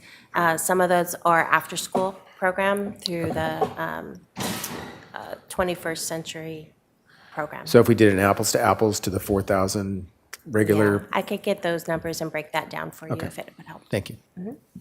Supervisor Lavanino? Thank you, Madam Chair. Well, this is really sobering because I think this is one of the benefits of being a boomer at this stage is that, I have not had to deal with this. I see my grandchildren and my kids dealing with this, but it's shocking that it costs more to go to preschool or to go to daycare than it does go to college. But then when I started running the numbers, I was like, because it did seem like an exorbitant amount that people are paying, but it's really $60 to $70 a day when you do the math. And to take care of a toddler for an entire day, I would charge you quite a bit more than $75. But I was curious first off about outcomes. So you mentioned there's family, there's public, there's private, for profit, and employer. Do we see significant outcome differences based on where the child goes? It would be based on quality, your instructional framework. There's many quality factors, including adult-to-child ratios, group sizes. That's where it gets even more complicated. It's even more complicated there. One of the statements I saw in the survey that it said that one of the problems, or one of the the hurdles to opening more space is that people's fear of working with younger children. Could you kind of expand on that a little bit? Sure. We had one provider in particular really worried about young infants and SIDS and having that fragile of a child in their care for that long a time, especially when they're responsible for watching other infants at that age. And then it looks like when I'm looking at the subsidies that people could qualify for, which I guess one of the bright spots in the report was that there are a lot of people that you spoke to that could qualify that don't participate. And I guess we just got to figure out a way to connect those people with those subsidies, which seems doable. But are subsidies pretty much, it looked like it might be around half of what the cost is a month? Is that what would cover generally? Again, to add to the complication, so to qualify for a subsidy, it's based on your family size and income, which can vary. So while minimum wage has gone up, that has priced out some families to the subsidies, even by $1. So there's one thing. If they do qualify for a subsidies, but their current childcare provider does not accept subsidy vouchers, they will tend to turn down the subsidy because they are in love with their child's caregiver. So there's many reasons, but it can be full coverage of the care, or it could be partial. Again, depends on the family income and qualifications. Okay, well, I appreciate that. I'm really torn because I guess it just seems like, $2 million is a lot of money, but when you look at the scope of this problem, it's a drop in the bucket. So, I'm interested in what's the most effective way to spend this money. I'm a little worried about the breakdown by supervisorial district because I don't think that's very representative of where the kids are. So I think I'd be more interested in, and I would also be more interested in directing the money to actual families than to businesses. And I guess I kind of want to hear how effective those agencies are right now that are in this business are at actually moving through, would this create a significant increase in workload for them, or is this not that much money and it's something that could be easily handled? And I'm just trying to figure out what the most effective way is. You gave us a lot of options, which is nice, but I also kind of need to hear, you're the expert, what your recommendation would be. Oh, man, I was really hoping you weren't going to do that. Well, I could tell with this long of a report with no recommendations, there was a reason for that. But. Yes, and I can tell you that we went back and forth on giving a recommendation, and the reason why you don't see a recommendation is because First Five really does want to remain neutral in this and honor our community partnerships with everybody involved, and that we know that we are going to be part of that development of the RFP process. So we are trying to remain neutral. But I will speak from experience on someone who did used to run preschools in our area, that the scholarship foundations are a very successful and established program that I would trust as a partner in this work. It will not go very far, and it will be short-lived because of the 3-year timeline. Well, I appreciate the trust factor. That was big to me. And yeah, I just was looking at, a $400,000 per supervisorial district, and at a cost of $15,000 a year, and that's if they covered the entire cost. You're really talking about 25 kids. So that money burns very quickly. So thank you for that recommendation, though, slight recommendation in quotes. Supervisor Williams. Can you put the slide with the options again? Because, I think this is the hard part, that we know option one will get used, right? And so I think we should build in some kind of thing for option one, especially if, and maybe even if option two does not get fully subscribed, that money could go to option one, okay? But I think without them making a recommendation, I'll tell you, sometimes you gotta take a hint, right? Like half the presentation is about the fact that there's gonna be a bunch of kids, 0 to 3, that don't have any place to go. And there's gonna be a bunch of businesses fighting over kids 3 to 4. And a bunch of programs fighting over kids 3 to 4. We've got to address that mismatch. And I can't tell you, it's really not making them any friends. It's not going to make us any friends because people don't want to make the transition. But somebody's going to have to, right? Because there's not going to be enough kids for the preschool programs, and there's going to be way too many kids for the infant and toddler programs, the relatively small number of infant and toddler programs. So, I hope that we will can you put up option two, at least some money into option two, knowing that it might not be fully subscribed, because I don't know even if the programs are ready for this challenge yet. But if nobody makes the investment in the transition is much less likely to happen. So I would just say that maybe we split the money, and anything between option one and option two, and whatever doesn't get used in option two, if we could put more money into option one. But if we don't address this, we're really not taking care of the future problem. We're just sort of, and look, a little, option one was what I was advocating for originally, right? So I get that.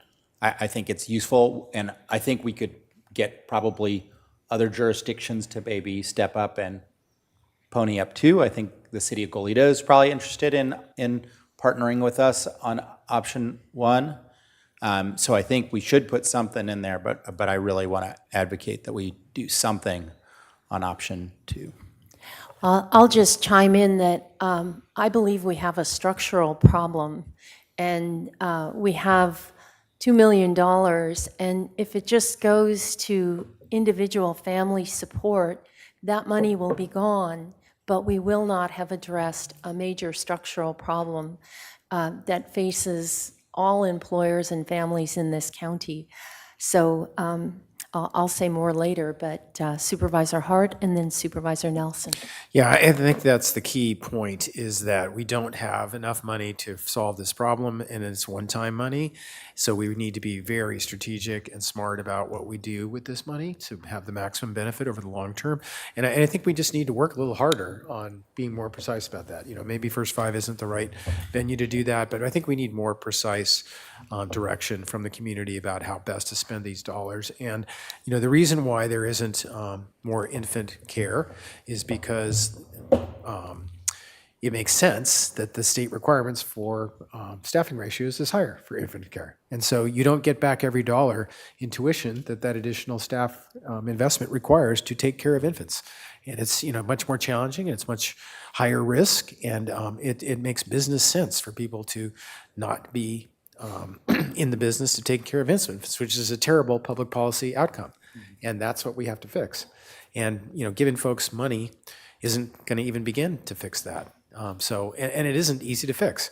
So I don't know that we're going to solve the problem up here today, but I'm happy and glad that we have $2 million to devote to this challenge.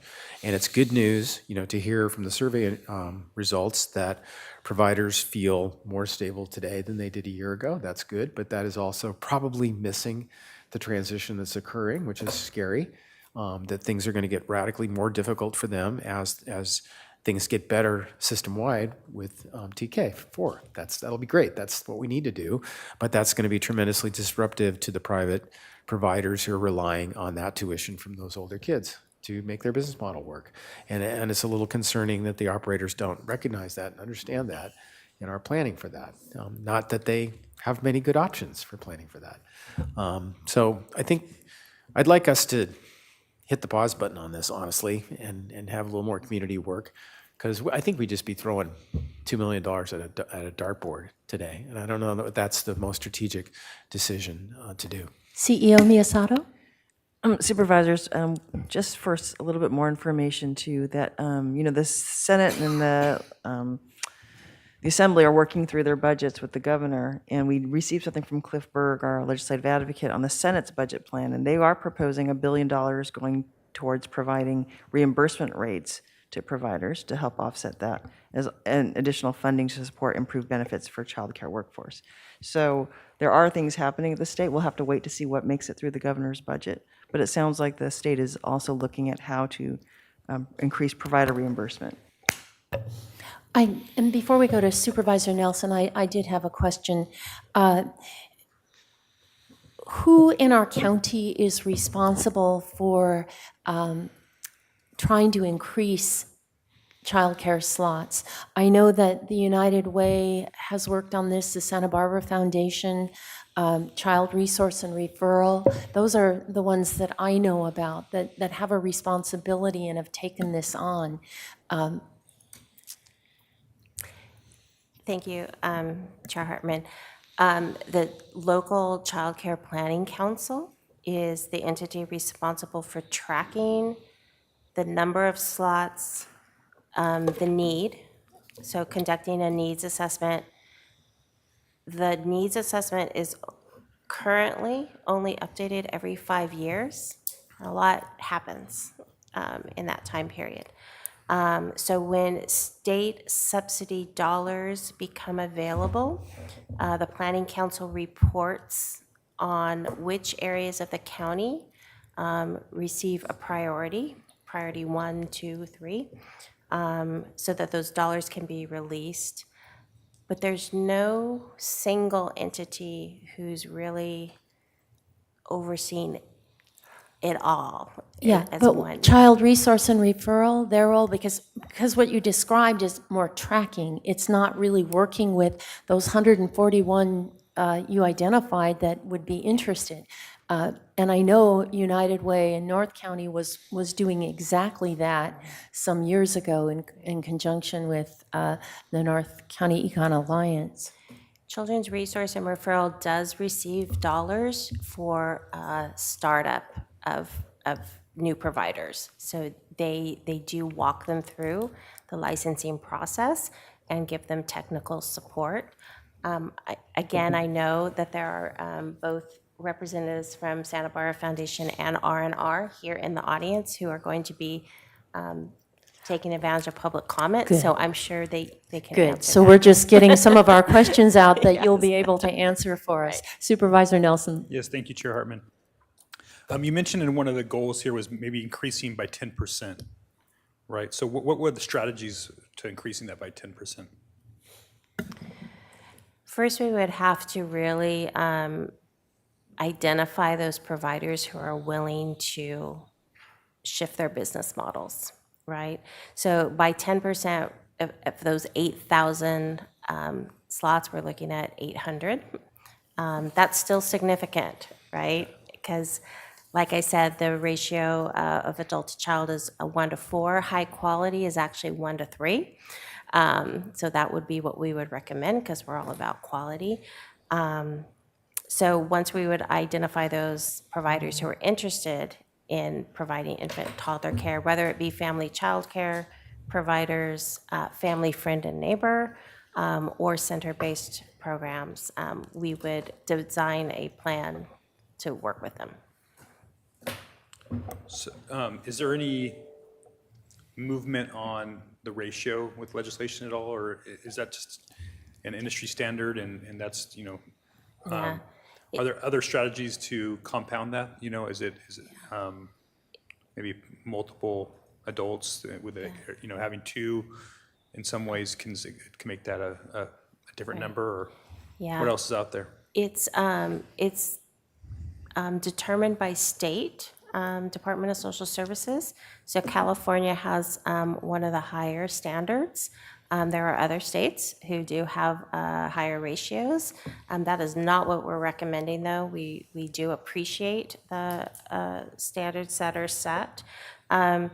Just because I wanted to piggyback on the shift with the 4-year-olds is those programs who have considered infants and toddlers because of the high cost, they have relied on their 3- and 4-year-old children as offsetting that because you can have more. So with not having those 4-year-olds available, it's going to be even more challenging for them to shift. Right. Thank you. Supervisor Williams and then Hart, and then we'll go to public comment. Well, I do want to ask a question about the timing. I mean, you put up that the TK transition will finish in 2025, but is my understanding correct that the first tranche is in the fall? So we're going to lose a significant number of these kids in a matter of months. So I kind of think that, yes, there's more to do if we want to pursue option 2. There's more to do if we want to pursue either option, but there is time of the essence in that the programs that are relying off of, 5 and 4.5-year-olds in order to subsidize their other parts of the program are going to start going away. And the programs that are only have those folks, those are also going to start going away. Yes, and if I might add, we're looking for where we might be able to put this money that will create more spots and deal with that. Supervisor Hart. Just 3 thoughts that I had. Number one is that speaking with Lori Goodman at the Isla Vista Youth Projects, she said her biggest problem is that she can't get staff to expand, that she has the resources, she has the facilities, she just literally cannot get the people to do the work. And your report explains a lot of why. You know, the pay isn't adequate, the work conditions are very difficult. You know, we ask people to do extraordinary things, and there's not even the respect for the profession that would encourage people to get into it. So that's just a tough infrastructure challenge right there, separate from what we'd like to see happen. Putting out money to providers if they can't get staff is not going to result in new slots. I am intrigued at the idea that Supervisor Williams mentioned about partnering with other cities so that we could leverage these dollars. And that takes time, but I think that makes a lot of sense. There's certainly, City of Goleta has been a great leader in this area, Councilmember Kiriakou in particular, and I think we can do something there. And the other thing then in the report that stuck out in my mind was the point you made that many parents aren't aware of the subsidies that are available to them. And even when they do, they're faced with the dilemma that the subsidy gap presents them, Sophie's choice. What do I do? Stay with the person that I love, who takes great care of my kids, or move to a subsidized slot that I don't know at all? Maybe there's something we can do to help bridge that gap with this money. Maybe we can fill that subsidy gap at a private center and enable those parents to not have to make that choice. And maybe we could create some infrastructure that enables those parents to understand about those resources as well. So we can't fix all these things with this $2 million, but which to me makes it more and more imperative that we be really strategic with these limited $2 million. Ms. Robertson, I see you nodding your head. Did you want to expand on that? No, I'm just agreeing. Okay. If we might, okay, Yeah, quickly. if you don't mind. Thank you, Chair Hartman. And I just wanted to make the comment that, I'm really interested in hearing from the Resource Center about what tools that they have that they're already implementing and how those things can be expanded for additional capacity. It seems to me if we're going to do something that is long-lasting, we need to be promoting more care providers. And most businesses close up in the first year to year and a half. And so whatever we can do to help subsidize and get them off the ground and stable with services, and obviously we have something that already exists, but how can that additional funds towards their services really expand the opportunities? Madam Clerk, public comment. Chair Hartman and members of the board, we have 2 requests to speak on this item, and we are going to remain in Santa Barbara and begin with Pedro Paz, to be followed by Jackie Banta. Pedro?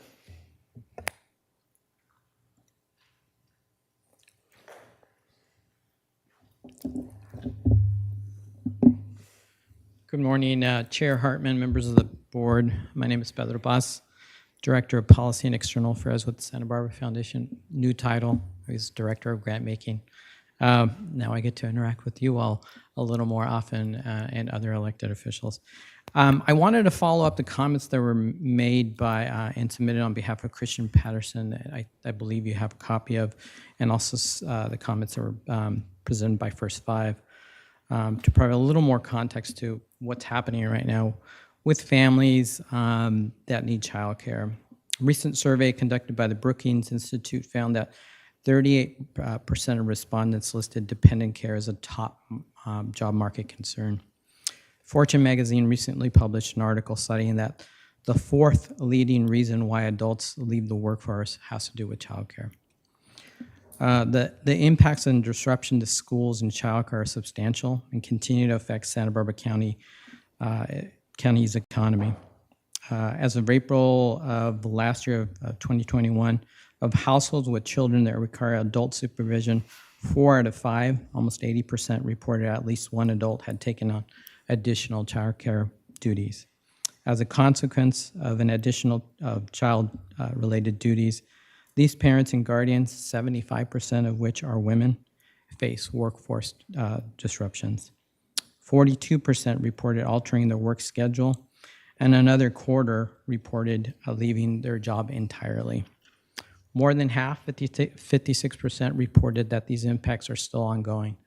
That was as of April 2021. These data suggest that substantial portions of the workforce are reducing their hour or leaving the labor force entirely, diminishing the pool of potential workers in the region, decreasing household incomes, and lowering the economic appetite for regional spending. I know Supervisor Hart mentioned that it's really difficult to find people who want to work in childcare. Well, some of those same childcare workers are also mothers and fathers who also need care. So they're in a pickle and a dilemma in that regard. Locally here, we have never stopped having a need, as you've all recognized, even during the height of the pandemic. Through that whole period of time, through 2 years, the Emergency Child Care Initiative has been working on this topic, meeting regularly as a dedicated group of individuals and organizations focused on the needs of the sector. We at the Santa Barbara Foundation continue to support working families in our community. We have just closed out our Daniel Child Care grant cycle. In fact, just as a point of reference, we had a little over $300,000. We were able to provide 84% of the requested funds to cover a total of 90 and a half spots. That's 90 and a half for 315,000. 41 and a half went to North County, 49% went to South County. We had 11 infant, 9 toddler, and we had 18 and a half preschool slots and 52 school-age slots. That's what $300,000. But you have to remember that each of those organizations that applied for that funding have a different rate. Some cover half of their cost, some cover only a small portion of their cost. So that varies across the board, and that's one thing to consider as one of the other things that you have to continue to think about is that it's not a one-size-shoe approach. It is really regional. It is dependent on each provider as to their cost and what they need to cover. The last point I want to mention is that we as the Santa Barbara Foundation are here to continue to partner with the county. We have done this in the past with a variety of other programs that you've supported during the pandemic and even before that. We're happy to continue to partner with you and even use our current grant programs as a mechanism to utilize this $2 million. Thank you very much. Mr. Paz, Yes. could you explain exactly what the foundation does vis-a-vis the child care providers?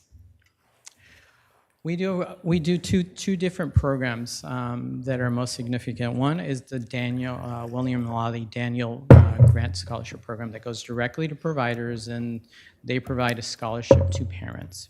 Then the second program that we have is our Child Care Grant Program, and that really is intended to do 3 things.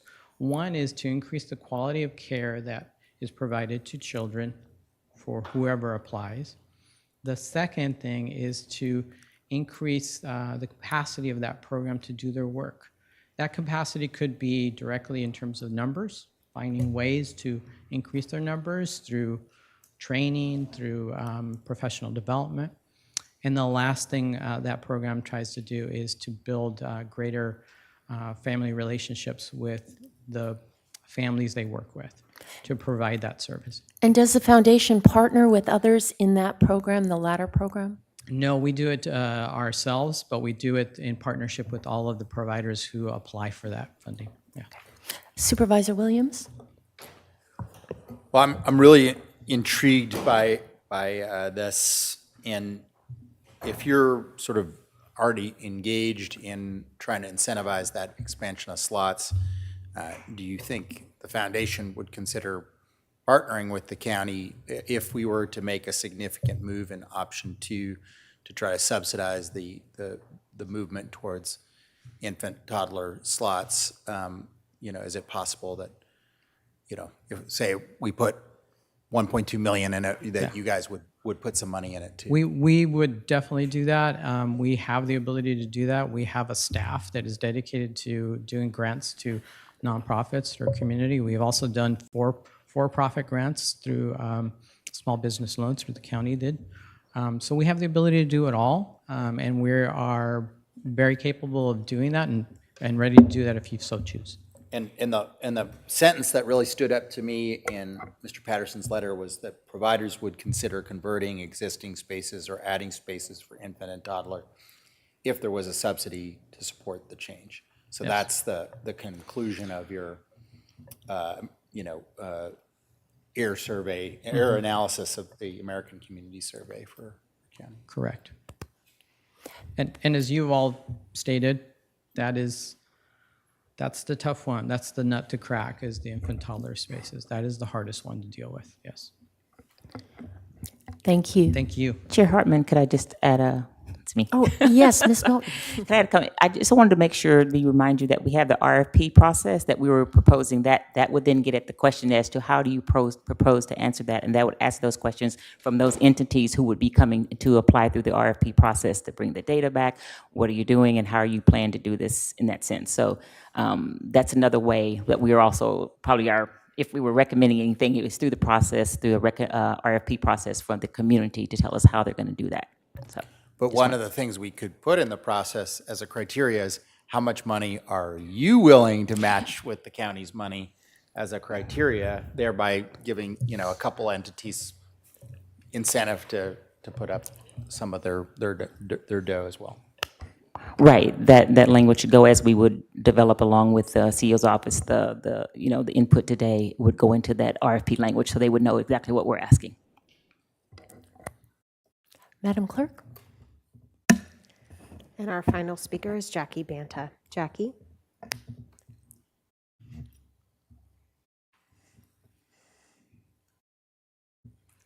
Good morning. Is it afternoon? Oh, well, I don't know. We can still say good morning. I'm Jackie Banta. I'm the Chief Operating Officer for Children's Resource and Referral of Santa Barbara County, also known as CRNR. RNR has been in this community and supporting this county for over 50 years, particularly in two different sectors, one being in family services through our alternative payment programs, and the other in our provider services department, where we support family child care providers in obtaining a family child care license. We help in anywhere between technical assistance, training. We address the barriers such as licensing fees, things like that. In addition to that, once they are licensed, they enter the child care network in which they are mentored by seasoned providers. We provide professional development, over 30 hours of professional development every year, free of charge. All of our services are free of charge to the community. That professional development leads them through quality measures in addition to national accreditation. We were awarded the National Accreditation for Family Child Care Award, recognized nationally for having the highest number of family child care providers who are nationally accredited in our county, in the nation. And so we were really honored, and they flew us out to Chicago to honor Santa Barbara County. So I was going to share, you're usually used to me sharing globally because we cover the entire county, and our real focus is on creating spaces, and family child care providers are often those who are caring for those who are infants and toddlers and those children who are special needs. That's because the ratios are smaller, and it's premium hours. Family child care providers know that people don't work 8 to 5. They know that there are farm workers that need very early hours. They know that there are paramedics and firefighters and doctors, and that became very prevalent and known throughout the pandemic. Family child care was the backbone in the pandemic in those first few months, and they remained open, serving essential workforce. So you're used to me speaking globally today. I'd like to share just something a little personal about me. On a typical day, we special needs parents and families struggle. We wonder if we are getting it right. We dream and worry about the future. We stay awake at night and process the trauma from the day. We pray others will love our children just as much as we do. We worry if we're getting our children the right amount of support, too much support, or even if the kids are going to make it without us one day. I happen to have a child with milder challenges, but still a different kind of journey, finding childcare and educational options that don't require an absolute fight to get to ground zero. Throughout the pandemic, we saw children with disabilities regress in skills that took months and even years to develop. A child who is that delayed in learning is underwater, gasping for air. That is what it can feel like as a special needs parent without strong support systems in place. We are left gasping, grabbing, and fighting for our lives. Between IEPs, OT, SLT, PT, RSP, and the many more commitments of special needs parents, we are also expected to hold down full-time jobs. If you don't know what those acronyms mean, be grateful. COVID-19 for most people sent parents over the edge. Special needs parents were now in an impossible situation, hanging upside down and praying for someone to catch us. Without access to safe, inclusive, affordable childcare and a flexible schedule, I would have lost my job and I would have had to start my career all over again. Family childcare was my lifeline throughout the pandemic. From distance learning to safe socialization, my family survived because we had reliable, safe, quality childcare.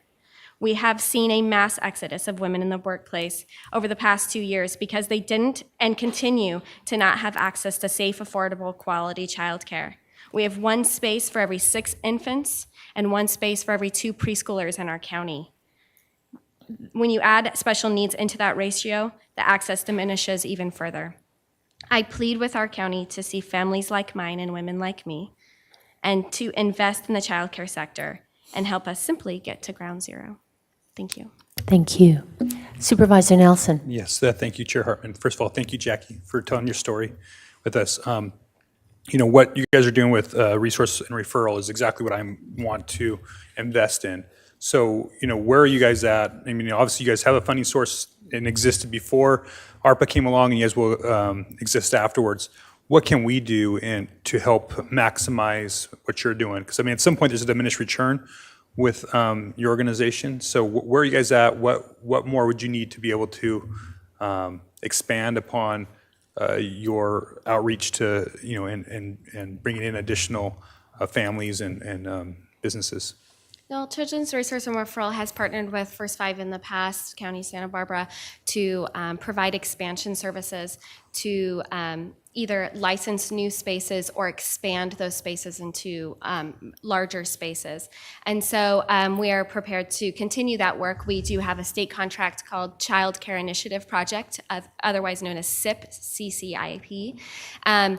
So we model all of our services based off of that. And then any local funding, we've received local dollars from Santa Barbara Foundation every single year to also feed into that expansion effort. So we would simply just grow that already existing well-oiled machine and serve more providers, thus serving more children. Every provider that we create a license for creates 8 spaces.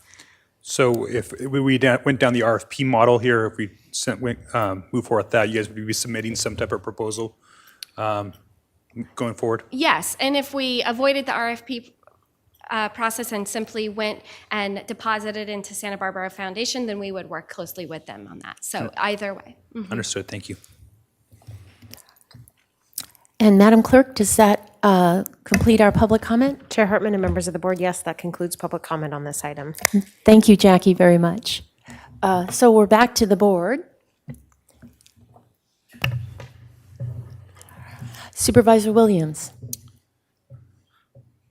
Well, I was, this is a little bit different of a direction than I envisioned when we first looked at this, because I definitely see the value in directly subsidizing parents. I still think if we had enough money, that would be another good use of it. But I do want to concentrate on the need to prepare the industry for expansion of infant toddler slots. The math is pretty compelling, and while the existing problem, there remains an existing supply problem in the preschool, the number of kids arguably looking for preschool slots is going to go in half. And it's all for a good reason. I mean, this is kind of like we're talking about it like it's doom and gloom and terrible, but the K through 12 system, is good, right? And especially in a lot of our districts, they're really good. And it's good to have, only some of these programs are accredited, only some of them, teach to kindergarten readiness. The TK expansion will teach to kindergarten readiness because they'll be right next door. So it'll be a good thing for the kids. But I just think that it really compels us to try to make the investment. Obviously, the staff has said that we would have to have a process, but the input I think we should give today is that the majority of the money should go to option 2. And if not enough facilities use it, we could repurpose it to option 1. Especially if we can get a foundation to match some of that money, right? So I think we should put that criteria in any process. Supervisor Nelson and then Hart. Yeah, thank you, Supervisor Hartman, or Chair Hartman. I agree with you, Supervisor Williams. I think that, investing in the infant toddler is our, it's where the need is. We see it coming. We have the opportunity. So whatever way we can do that, I'm all in favor of. Again, expanding with the services of resource and referral, very important. I do want to briefly touch on the distribution of the funds based on supervisor district, as Supervisor Lavanino brought up. I agree that's not necessarily the most equitable way of doing that. I also don't think it's the most equitable way is counting on cities having a match. Some of our cities are very willing to be partners in things. Some of our cities are not, but the needs are still in those cities. They're still our constituents. So I just want to kind of caution us as we go down that route. I mean, there's cities we've tried to partner with on homelessness that have no desire to move forward. And but these impact all of us. So I would really want to, yes, let's leverage with cities where they want to partner with us, but at the same time, I don't want to hold back funding from a part of the county that may not have a partner with one of their municipalities. And then also there's our unincorporated areas that don't have that opportunity as well. So I just want to be thoughtful when we start sending out these dollars. I think the most equitable is looking at, the age demographic, where are we trying to hit? And then spreading out along those lines. And whatever that is what we should be trying to stay faithful to. So those are just my thoughts at this point. CEO Miyasato, I just had a question about the competitive requirement in ARPA and whether that would require an RFP or whether the money could be funneled to a foundation with directive. I'm going to answer a short answer, and then Nancy can answer a longer answer. The answer is yes. We can deposit money with a foundation. We just have set criteria they would need to follow, and they would be a sub-recipient, which means there's some other regulations that they would have to follow in order for them to use the funds. But there would be specific criteria they have to follow. And Supervisor or Chair Hartman, to add on to that, it would be a sub-award of our ARPA funds, so it does add more work for us from a sub-recipient monitoring perspective, and they have to be willing and understand what they're committing to for record keeping and documentation. And because there's so much money out there in ARPA, typically those who are applying are already understanding how that needs to be worked. Thank you. Supervisor Hart. Well, I think I'm glad the consensus is emerging about how to best use these dollars, and it's wonderful that we have willing partners that are ready to go. And I think that Supervisor Nelson's point about, how do we find the balance point between getting the municipal governments to help us and not punishing those that can't is an interesting dance. Or won't.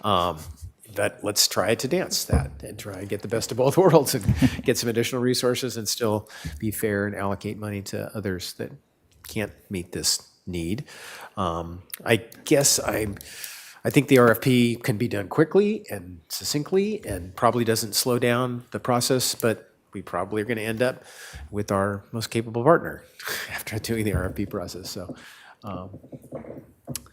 And could I just add on to that part too? Just as we know that things are changing, we certainly can and have done and made RFPs to make it succinct and simple to get it to the point so we're not further delaying. But I also want to make sure that we are, as a county, putting ourselves in a position to potentially draw down federal dollars. So how we write the RFP, where we're putting the dollars that we want to be able to have, we want to be that match if we need to have when those dollars are here. And so it's really important to create a strong infrastructure to be able to do that as well.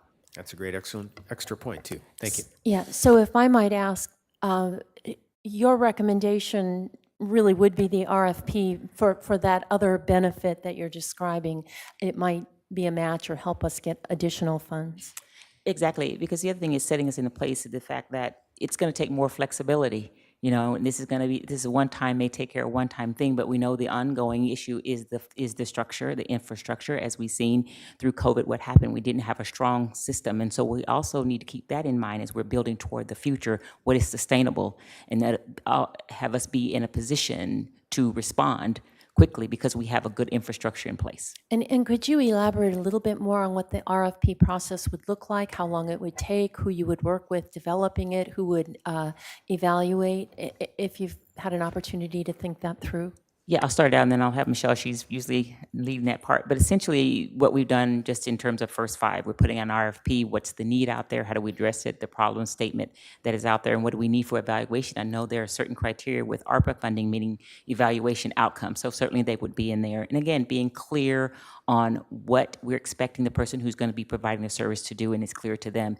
And we would be taking input, as we've heard today. What are they looking at? What's on the ground? So it would be a very collaborative effort in terms of what we need as a county and as an entity that would be providing the RFP, as well as what we're hearing from the community. Ms. Robertson? Yeah, I will add it will, in partnership with the CEO's office, it will depend which department the RFP comes out through, because we, as a Children and Families Commission, are restricted to 0 to 5, whereas if we opened it up to others, it would need to come from a different office.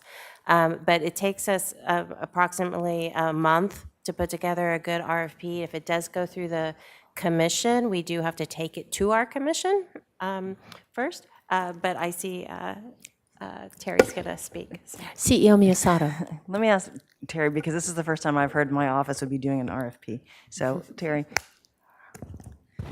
Yes, good morning, Chair and members of the board.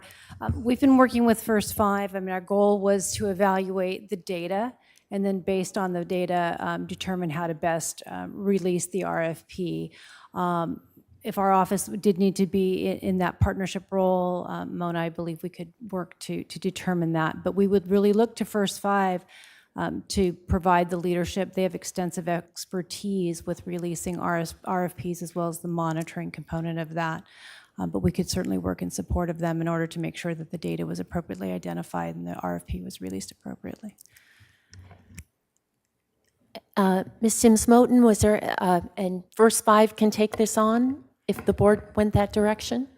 Provided we doesn't get outside our perimeters and what we were able to do in terms of that. We can be in collaboration with that. So we couldn't do that because it would be limited to 0 to 5, because that's by statute. But we certainly are here to collaborate to ensure that it serves everyone. Right, and our goal is really infant care, so I think that fits. So we'll just need to be specific on that. All right. Any other questions, comments from the board? Are we ready for a motion? Can I CEO just make sure we're clear on the motion? Okay. Because either it's First Five taking the lead or Terry helping out. It sounds the what you want to fund, to be clear, is infant toddler. That's clear among the board. That's what you want for expansion and support of those slots. So it could be someone who's struggling and doing that now, but we know they're not very many. So the what is expansion and support for infant and toddler spaces. You do not want district-based. That is something we ruled out. And we would explore other city participation, because I know Goleta has been helpful, and we worked with them actually on the business loan program through Santa Barbara Foundation. So we'll explore city participation. The how is through an RFP that the county would be issuing. That has all the requirements that First Five lays out, the ARPA requirements, all of that. That would be done quickly because we want to get the money out. But the how is through an RFP to find out who could do what, matched to the data that was provided today. And CEO Miyasato, I believe if foundations could match or bring in additional funding, that would be a benefit as well. Supervisor Hart flagged that for us. Yes, and we could find if foundations could match. But it wouldn't be through a foundation. You're saying the county would be doing it. We would be doing it rather, in some models, we've used Santa Barbara Foundation, where again, we've given them funding. I think, I don't know if our preference is for the county to do it because of the subrecipient issues or not. Nancy's saying it doesn't matter. But from what I'm hearing, you're saying the county would be issuing the RFP and holding the funds. Yes, okay. Supervisor Williams. So I'll move that summary as provided by CEO Miyasato of the direction for First Five to prepare an RFP on our behalf. And I'll second the motion. All right, and Madam Clerk, this is so important. Would you call the roll? Supervisor Hart? Aye. Supervisor Nelson? Aye. Supervisor Lavanino? Aye. Supervisor Williams? Aye. And Chair Hartman? Aye. Motion passes unanimously. Okay, 10-minute break.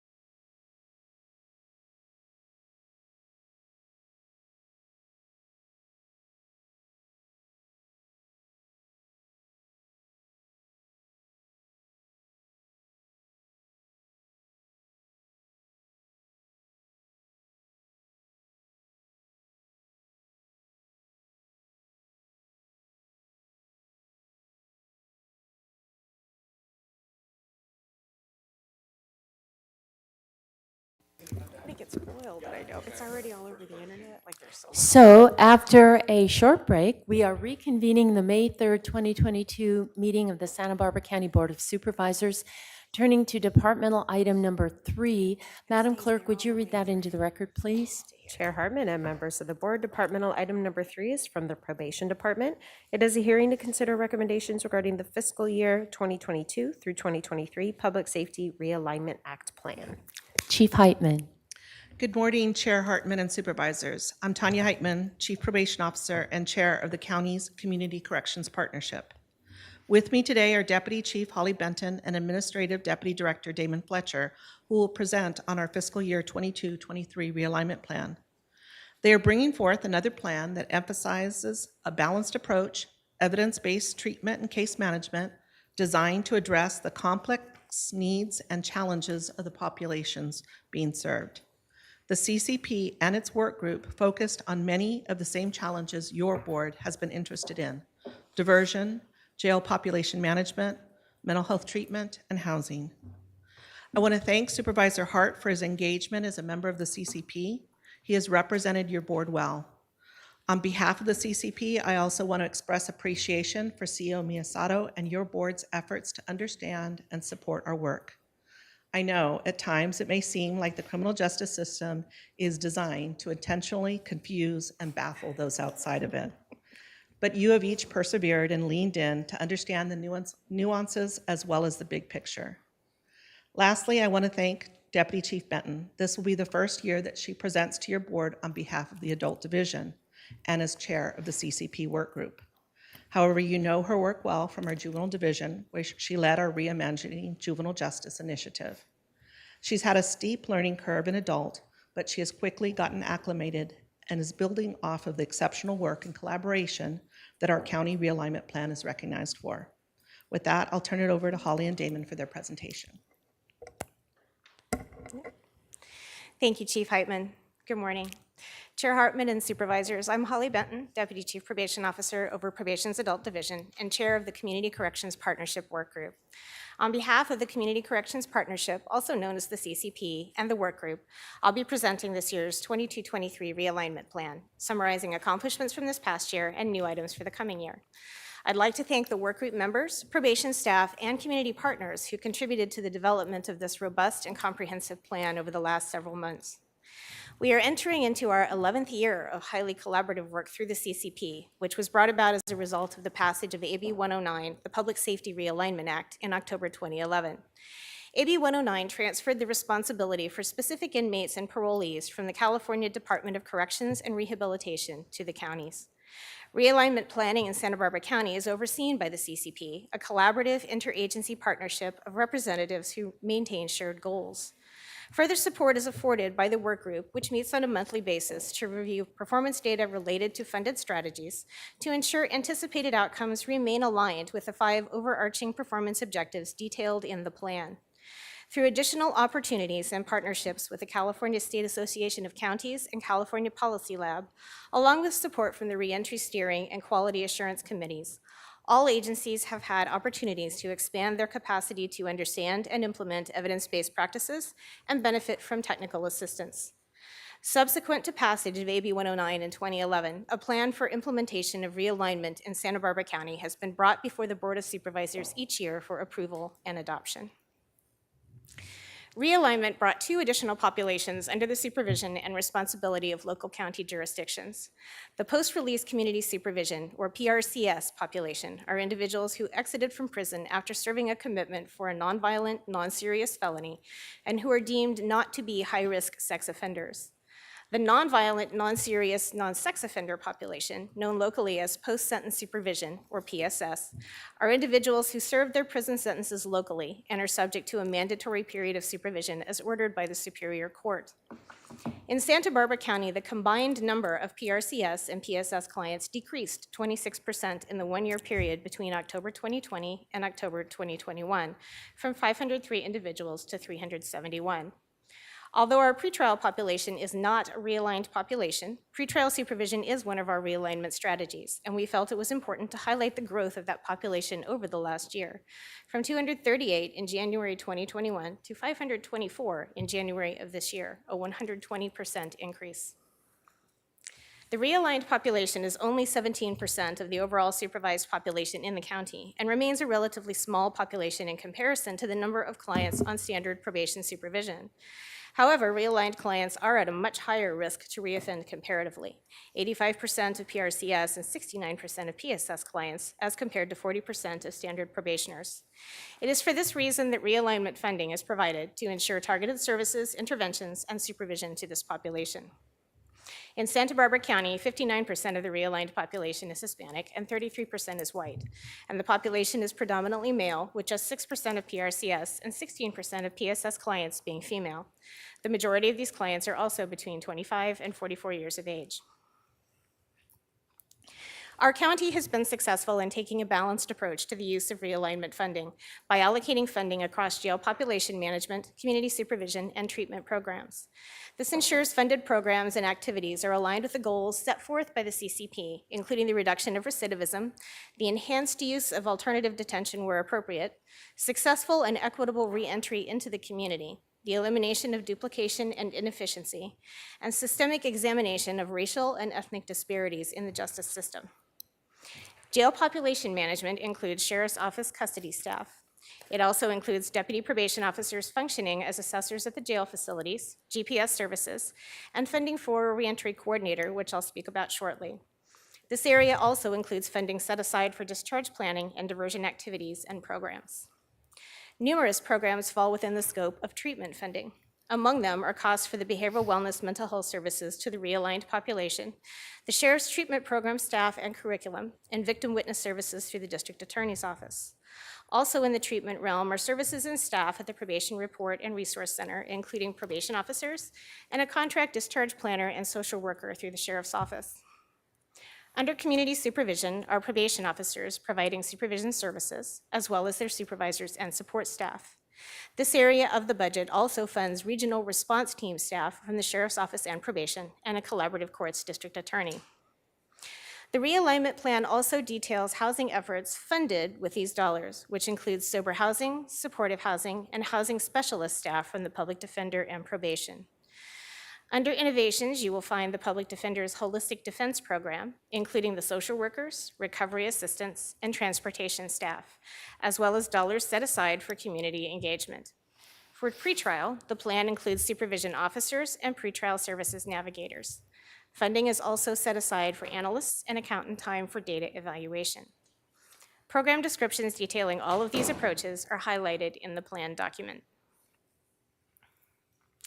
This past fiscal year, as the county weathered the second full year of the COVID-19 pandemic, agencies serving the realigned population continued to adapt their work to the changing circumstances, displaying a high degree of flexibility in approach and services. Agencies looked for opportunities to reach deeper and assist one another, and some changes made out of necessity during the pandemic became routine ways of doing business. Some examples: probation officers working as jail assessors broadened their efforts to assist attorneys in the court with signing and release of information paperwork. Sheriff's custody staff and attorneys worked to increase ease of scheduling Zoom interviews with inmates.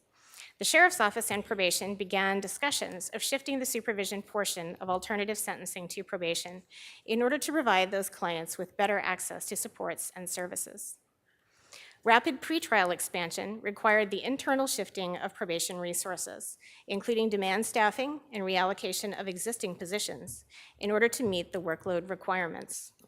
Pretrial staff were also asked to take on a pre-arraignment release pilot, looking at individuals in the jail with low-level warrants to determine if they were suitable for release in order to further reduce the population at the jails during the COVID outbreak in early 2022. The Santa Barbara County Public Defender's model of holistic defense is a team-based reentry model in partnership with multiple agencies. These teams work to address socially rooted problems beyond simple criminal risk, such as homelessness, unemployment, and addiction.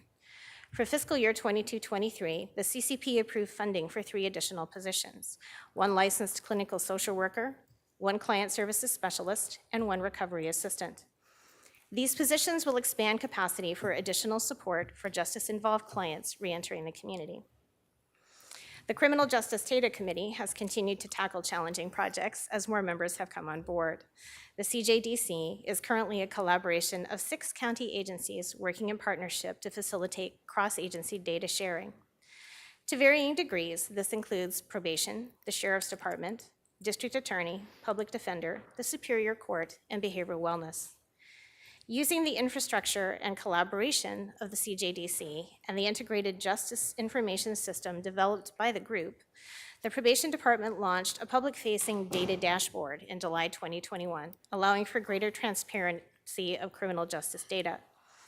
Since that time, the Sheriff's Office has launched its own dashboard, and both the DA and Public Defender have posted statistics on their website in an effort to keep the public informed. The coming fiscal year will see further expansion of pretrial services. Pretrial officers supervise those released on pretrial supervision, reasonably assuring attendance at court hearings while maintaining the presumption of innocence and providing protection to the public. The number of defendants receiving supervision is projected to continue to increase into the next fiscal year. The CCP approved the funding of 2 contracted pretrial services navigator positions to provide supportive services to the pretrial population. 2 additional positions were added through the use of departmental resources. 2 additional deputy probation officers were also funded to supervise the increase in the pretrial population. Discharge planning has been an area of consistent focus now and for the coming year. The current discharge planning team takes a multidisciplinary approach, which allows the team to use their skills and knowledge as they collaborate in the assessment of inmates' needs and subsequent discharge planning. In addition to the efforts of the team and the PRRC staff, multiple county departments and agencies participate in their own distinct reentry and discharge planning efforts. To reduce barriers, enhance coordination and collaboration between agencies, and remove this work from silos, the CCP funded a multi-agency assessment, case planning, and reentry coordinator position. Through collaboration amongst the partner agencies and the leadership of this coordinator, the county will ensure individuals entering the jail receive multi-agency assessments and case planning that will assist in successful release at the earliest stage possible, based on their risk and needs and the statutorily available options. This approach will assist in ensuring all diversionary options are maximized and individuals exiting the jail have a more robust discharge plan and a warm handoff as appropriate. Housing continues to be an area of opportunity, and in 2022, it is anticipated that the Sanctuary Housing Project, sometimes called the Brick and Mortar Project, will be back before your board for approval to proceed. This project, which will bring supportive housing for high and medium risk justice-involved individuals to a site in Santa Barbara, is anticipated to be completed in 2024. $1.65 million remains set aside for this project to be augmented with other funds by sanctuary centers. In April of 2021, the CCP approved a proposal to use funds from the ongoing operational mental health rehabilitation center budget to fund 2 reserved mental health rehabilitation beds at the Lompoc Champion MHRC as a pilot project to divert clients that are misdemeanants incompetent to stand trial. These beds are distinct from non-forensic MHRC beds in that they provide services for individuals referred by the Superior Court that require a greater level of staffing and services while pending resolution of their legal matters.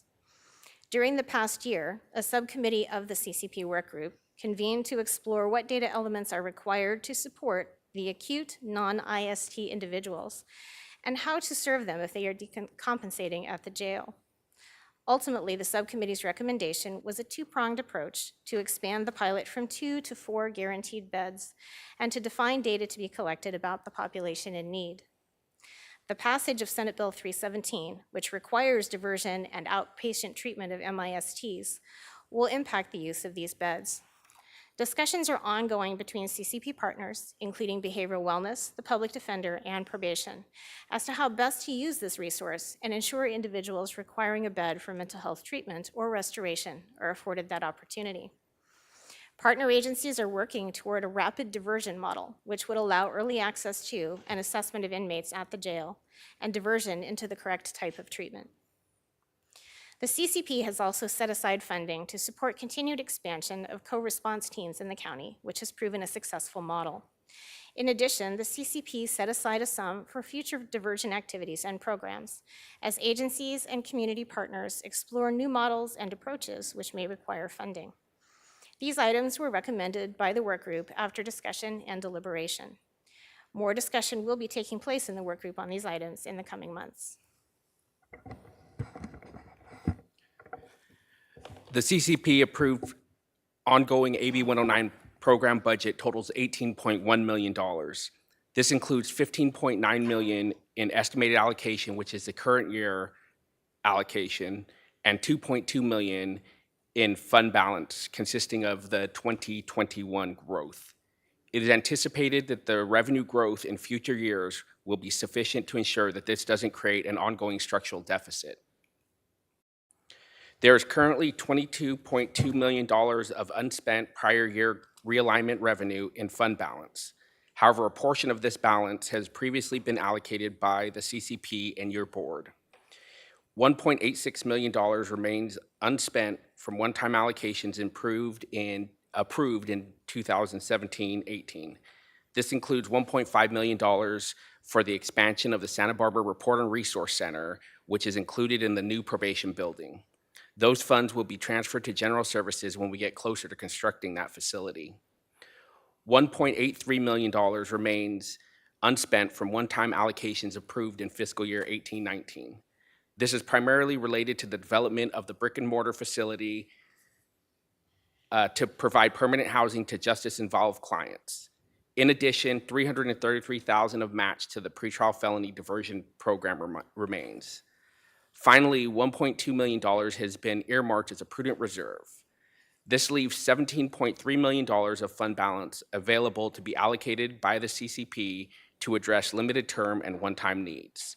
The fiscal year 22-23 plan presented to you today for approval includes $150,000 of funding for the district attorney and second district's 2-year neighborhood restorative justice program in the city of Goleta, and $40,000 for data needs and support associated with the Criminal Justice Data Committee. As mentioned on the prior slide, an additional $2.2 million of 2021 growth will be released to balance the proposed 22-23 budget. Assuming your board approves the plan as presented, $14.9 million of unallocated fund balance will remain. The CCP is considering how to expend the remaining fund balance while not generating a structural deficit into future years. In closing, we have a quote from Mother Teresa. "I alone cannot change the world, but I can cast a stone across the waters to create many ripples." It is a reminder that each agency brings its own unique mandates to the work with a realigned population, but each portion of this work is connected to the rest.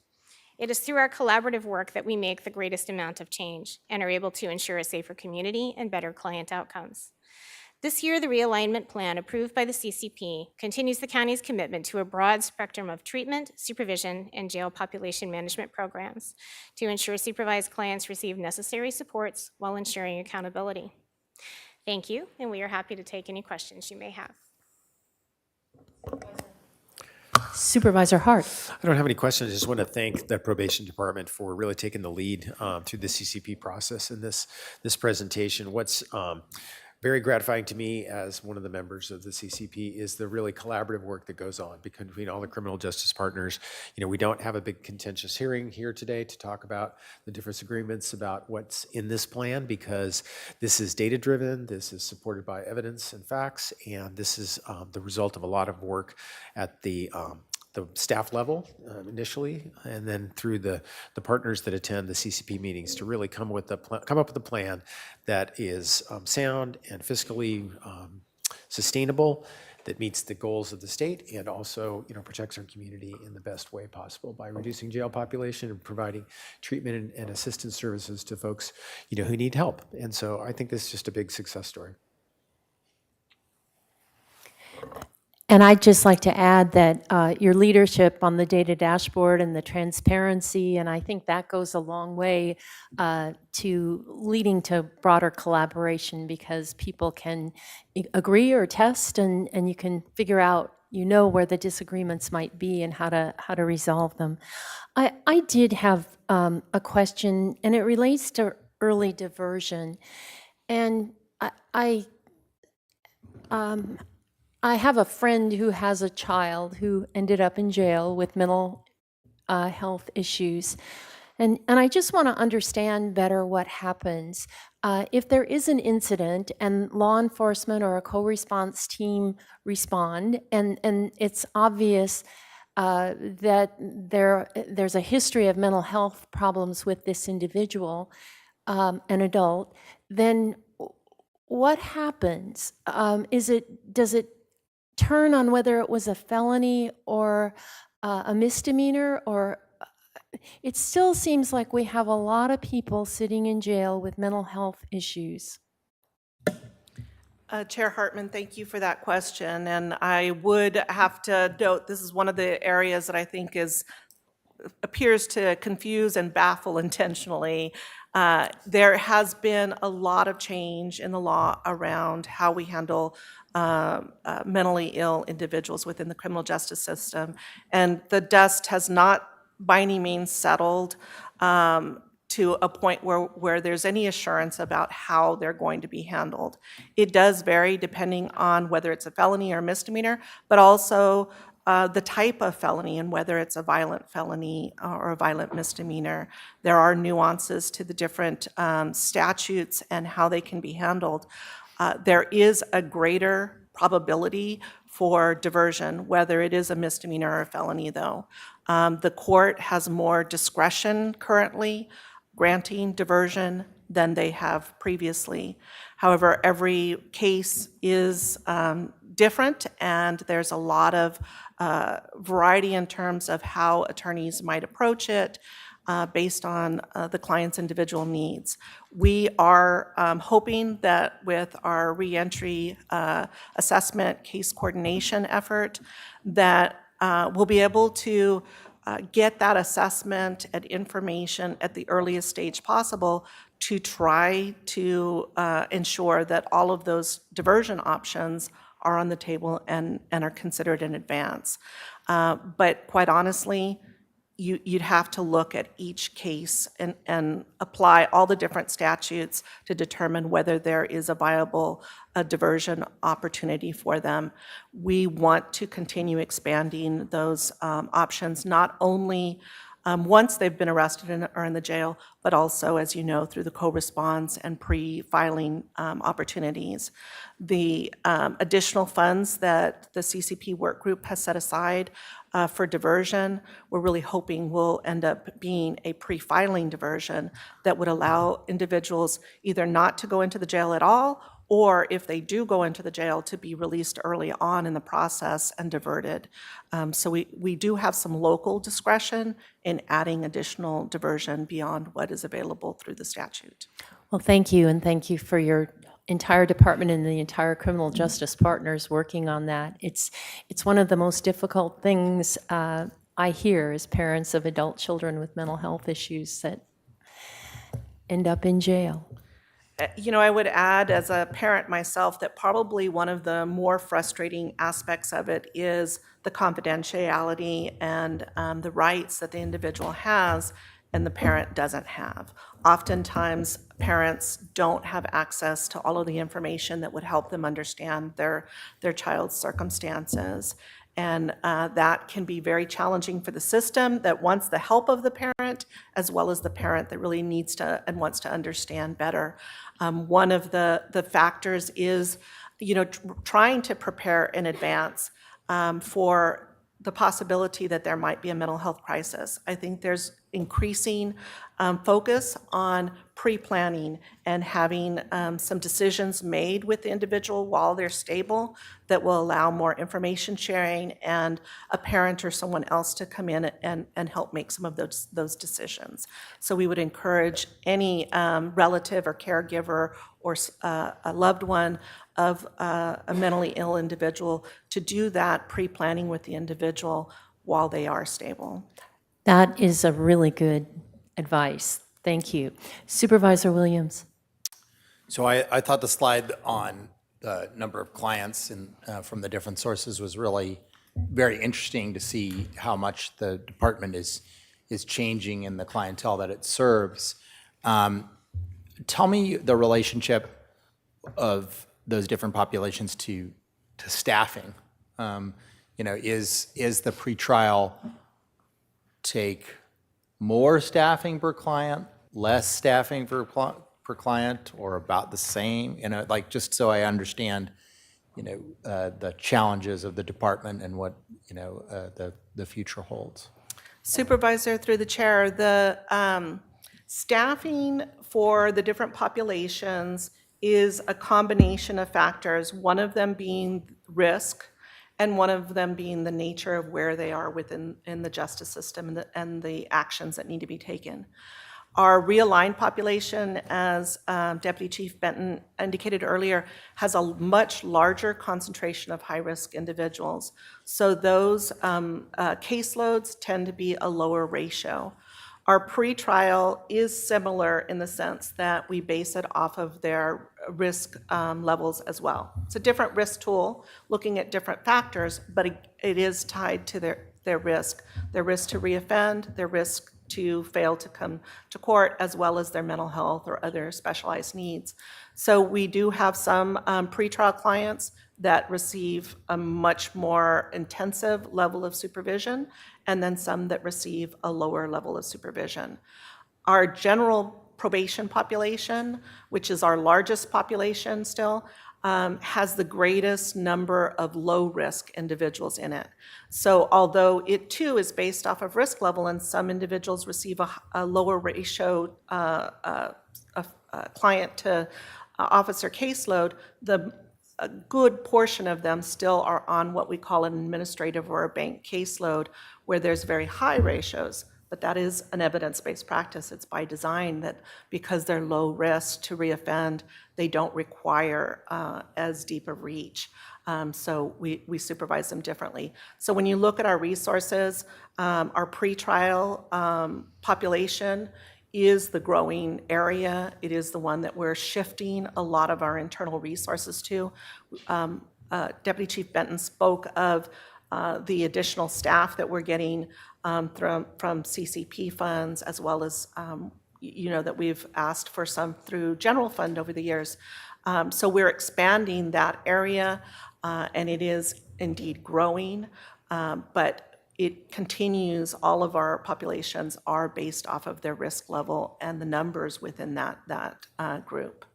Does that answer your question? Thank you. It does, yeah. Thorough as usual. Supervisor Nelson. Yes, thank you, Chair Hartman. First of all, great presentation, and I appreciate the small tweaks that you guys are going through to really refine this. And I know that you guys are working through changes in laws that require you to adjust your strategies. But at the end of the day, it really comes down to recidivism, right? So where are we seeing that? At what point are we going to have numbers that come back to us to say, okay, these new strategies are working? We're able to deal with them at the front end of the justice system, and they're not reoffending. Or is, if they are, when does that reassessment take place? Supervisor, through the chair, we have a evaluation that's going on right now through California Policy Lab, but it is very much focused on what happened during the pandemic and how those changes impacted our criminal justice population. I wouldn't describe it as a general assessment of how the system overall is working. Because of the many changes within the system, I think it would be very difficult for us on a local level to really make that type of deep analysis of how things are working when the population has changed so much. AB 1950, if you recall, is the legislation that moved us from typically a 3 to 5 year term of probation to oftentimes a 2-year term. There needs to be a time of settling to determine how that legislation is going to impact our work. And if we were to do a comparison right now, I don't know that we would be able to draw any real conclusions from it, because we would be comparing a population right now that's under supervision for a much smaller amount of time, and you'd be looking at a different recidivism window to our prior population. It is an effort that we continue to explore, not only locally, but statewide, in terms of what are the best approaches. We can provide recidivism data. We do track that data, and we can provide that to the board. I just, I don't know that I would want to go so far as to say if you're seeing an improvement in some areas that you could define it as success, or if you've seen, a decline in some areas, failure, because it's kind of an apples to oranges comparison at this point. Yeah, I just think at the end of the day, the public sees, in the news, there's somebody that commits a crime, and then they talk about all the different, things that they've already been charged for. And so I think that's where the public struggles with this, and with the changes that we're making, not at a local level, but the state level, and adjusting to those changing circumstances. I've got a couple of fiscal questions for Mr. Fletcher. If you could go to slide 7. So the growth funds that are added to the 22-23 those are, help me with that. So those are past year growth that we had in the in this account. So there was some growth there. We held that back, and now we're going to spend it in 22-23. Supervisor, through the chair, that's absolutely correct. The state provides a AB 109 allocation to all of the counties at the beginning of the year. And so they will pay, assuming we meet that sales tax revenue, they will pay up to the allocation. And the moment we hit the allocation, any additional state sales tax that would be allocated to AB 109 gets held in reserve. And then in October, they allocate that money out as growth. So our tradition in our county has been to develop our next year's budget off of the current year actual amount plus last year's growth. And so, and that's what we've done this year. Perfect. That takes me to slide 8, where my question was about, using that same exact amount that we're getting the growth funds for our ongoing for 22-23. So you guys are really looking at revenue previous year, then we're budgeting that forward for the next year so we have some more certainty. So again, thank you for a very fiscally responsible decision-making process here. That makes a lot of sense. I was concerned that we might be running these funds down, and at some point we will no longer have a fund balance, and if there might be a structural deficit. But now I understand a lot more. So thank you. CEO Miyasato? You don't have to worry about that with Damon Fletcher there. I know, I was just checking his math. And Madam Clerk, any public comment? Chair Hartman and members of the board, we have no requests to speak on this item today. Okay, bring it back to the board for a motion on recommended actions A through C in today's board letter. I'll move the staff recommendation A through C. Second. All in favor say aye. Aye. Any opposed? Passes unanimously. Madam Clerk, would you read number 4 into the record, please? Chair Hartman and members of the board, departmental item number 4 is from the Community Services Department. It is a hearing to consider recommendations regarding the Santa Barbara County Home Consortium and Community Development Block Grant, CDBG, Urban County Fiscal Year 2022 through 2023 Annual Action Plan. And Good afternoon. Mr. Chapchin, you're online Yeah. today. Okay. I am. Thank you. Good afternoon, Chair Hartman and members of the Board of Supervisors. Community Services Department's Housing and Community Development Division is here today to present the annual CDBG and Home Funds Action Plan and recommended funding allocations. The annual action plan to HUD reflects the annual allocations made to qualifying nonprofit organizations operating in Santa Barbara County. In addition to CDBG and home funds, staff will also provide a report on the 3-year Human Services Commission's recommendations for funding. This is separate than the CDBG and home funds. These are general fund dollars that you as the board allocate to the department to re-grant. With that, I'd like to introduce Dinah Lockhart and Lori Baker from our Housing and Community Services Division to present the action plan and the Human Services Allocation Report. Ms. Baker? Thank you, George. We can advance to slide 2. So this slide shows the recommended actions as included in the board letter, which George just summarized for you. Slide 3. On November 9th, 2021, the Division of Housing and Community Development, HCD, published a notice of funding availability to solicit funding proposals for the Community Development Block Grant, Home Investment Partnerships, and Human Services General Fund programs. We received 17 applications for public services funds for just over $200,000 available. We received 4 applications for capital projects for the over $1.2 million available. And we received 44 applications for Human Services General Fund programs for the $960,000 available. The CDBG and home allocations are estimated, as HUD has yet to announce them for fiscal year 2022. However, HUD is allowing jurisdictions to proceed with their action plan local approvals, provided that a contingency plan is considered on how funds will be awarded if allocations are different from the estimated amounts.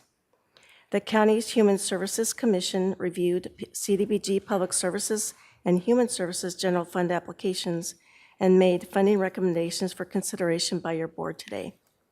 And CDBG capital project proposals were reviewed by HCD staff and the county's Capital Loan Committee and made funding recommendations for your board's consideration today. Next slide.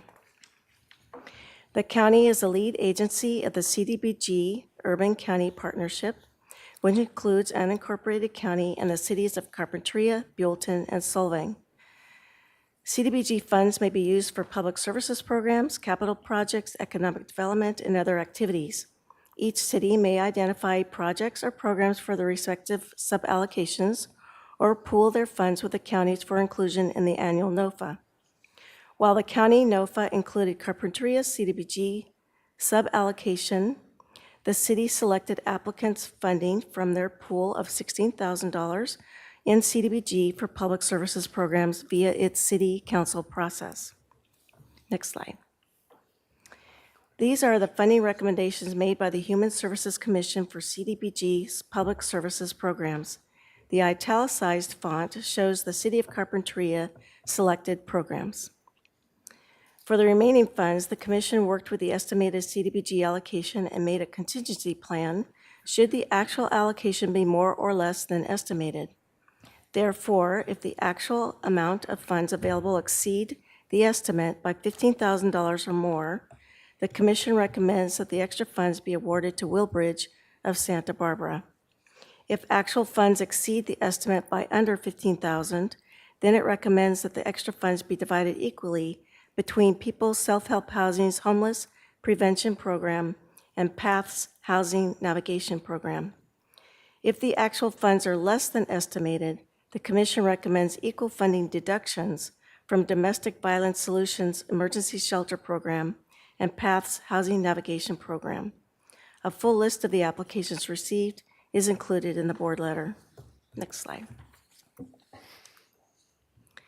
The programs being recommended on the next few slides utilizes county general fund dollars in support of the programs that provide a variety of services to low-income persons and families and special needs populations.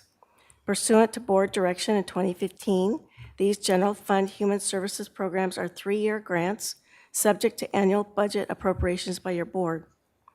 The list on this slide and the following slide shows the funding recommendations made by the Human Services Commission for the Human Services Basic Services Programs, which provides grants for the provision of basic safety net services such as food, shelter, transportation, and freedom from abuse for low-income persons and family. Next slide. This list of basic services programs is continued from the prior slide. A full list of the applications received is included in the board letter. Next slide. This list shows funding recommendations made by the Human Services Commission for best practices programs. Best practices are similar to basic services programs, but with added outcome measures that demonstrate meaningful life changes. A full list of applications received is included in the board letter. Next slide. This list shows the funding recommendations made by HCD staff and the Capital Loan Committee for CDBG capital projects, which include replacement of an aging septic system at the Goleta Neighborhood Clinic with a connection to Goleta's sanitary system, Habitat for Humanity's home repair program for low-income households and that support seniors to remain in their homes, Paths upgrades to their emergency shelter, Unity Shop HVAC upgrades at 2 locations. There are over $1 million available, therefore every project can be funded.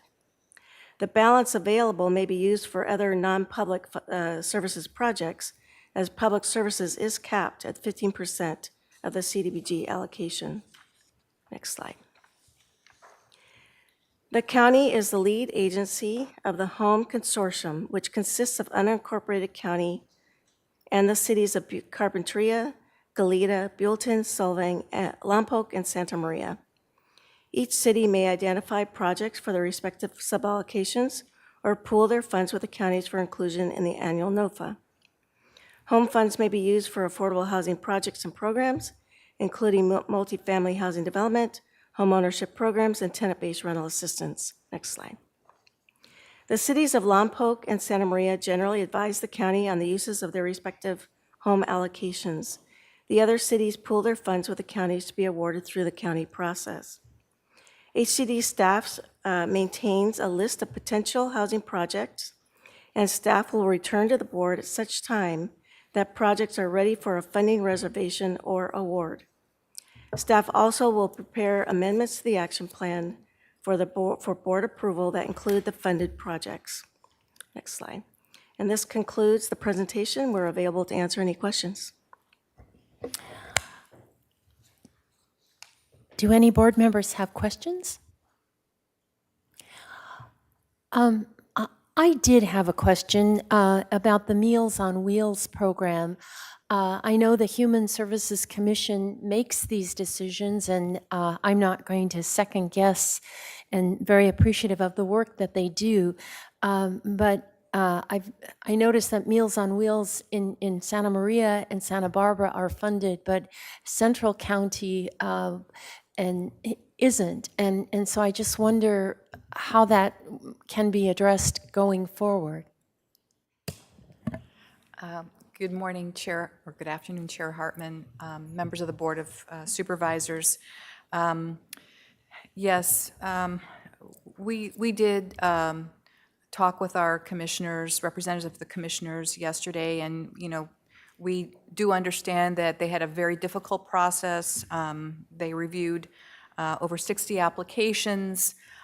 They initially scored those applications on a numeric score looking at 9 different factors. Once they had reviewed the applications, they also looked for geographic distribution, making sure that they all met commission priorities, also the number of beneficiaries by program.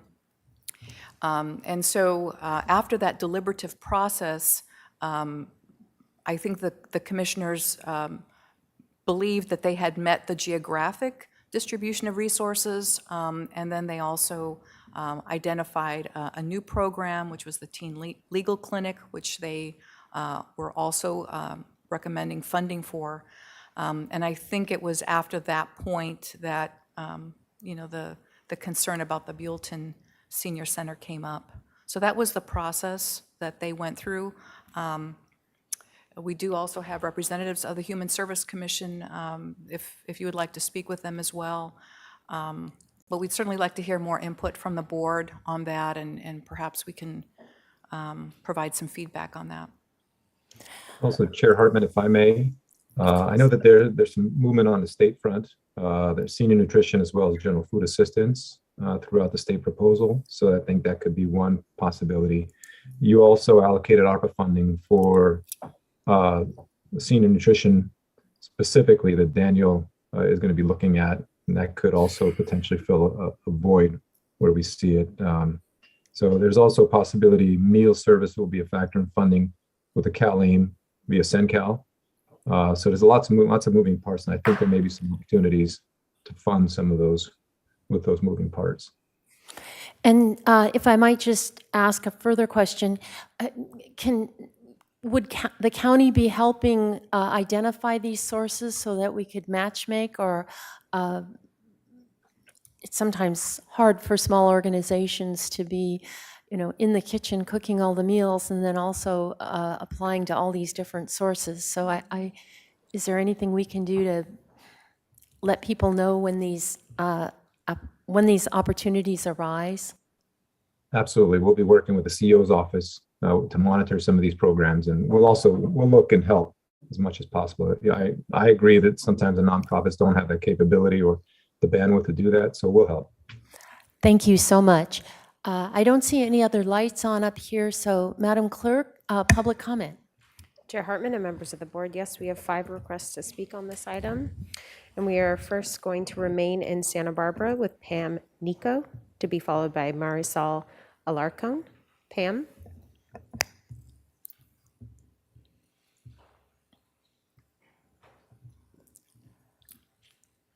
Good afternoon, Chair Hartman and supervisors.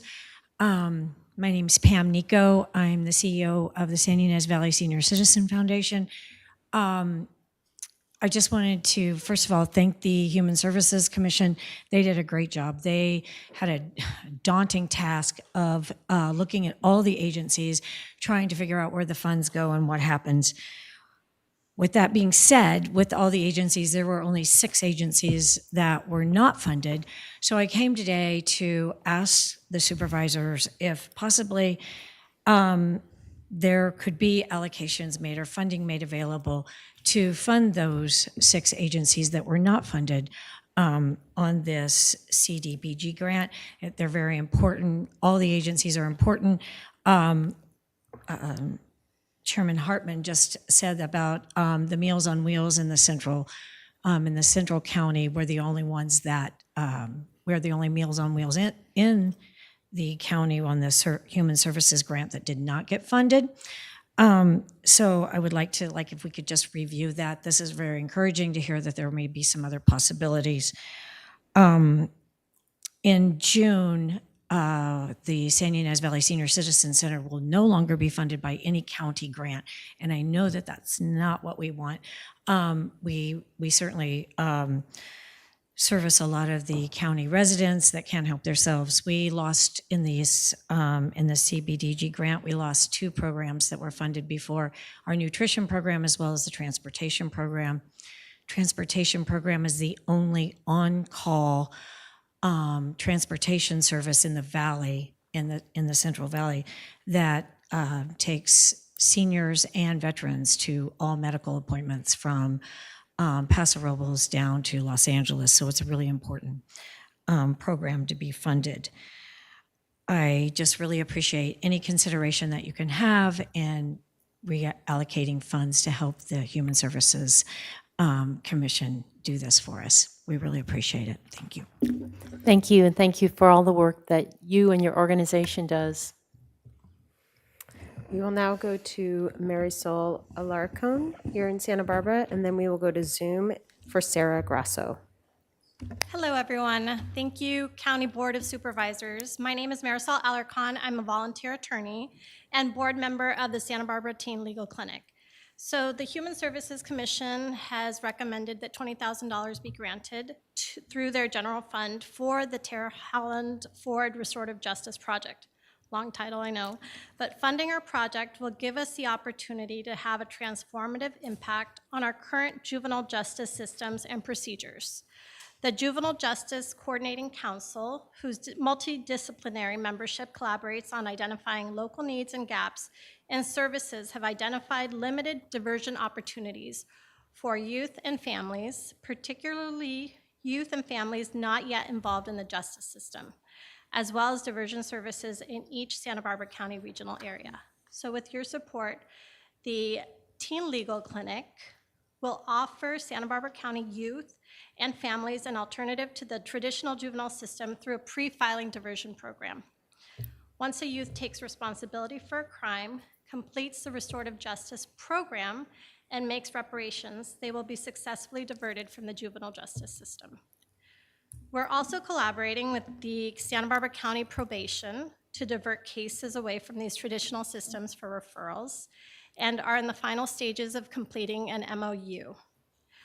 Our goal is to start receiving referrals in the next few months. Our program is geographically focused throughout Santa Barbara County and will benefit all youth, but especially youth of color, in moderate to low-income residents who historically do not have the resources that other families may have when faced with the juvenile justice system. We're also collaborating with the Santa Barbara Colleges of Law by offering a summer law school course for restorative justice. So when successfully completed, the law students may apply for school credit internship to become restorative justice facilitators with the Santa Barbara Teen Legal Clinic. This will not only allow the program to be sustainable, but will also impact and improve the legal community through more caring, well-rounded, innovative, and creative attorneys. It's also our goal to expand our program to offer restorative justice to the school districts. So with your approval of the funding, we will see some real sustainable change to the juvenile justice system. So thank you for everything that you do and for your consideration. And I just had a question. You said that it's countywide. My understanding was, though, it was starting first with a pilot in Santa Barbara City. I believe it would be starting in Santa Barbara City, but I don't think that we would limit it to that. So thank you. Thank you. Chair Hartman and members of the board, we will now go to Zoom for Sarah Grasso, to be followed by Arcelia Sencion. Sarah?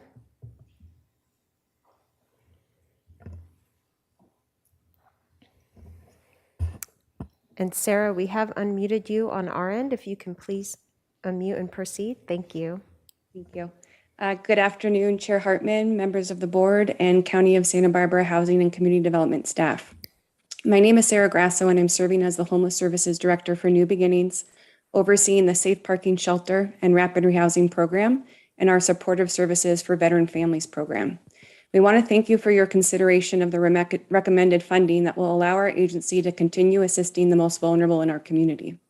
We are so very grateful for the recommendations for the 2022-2023 County Human Services funding.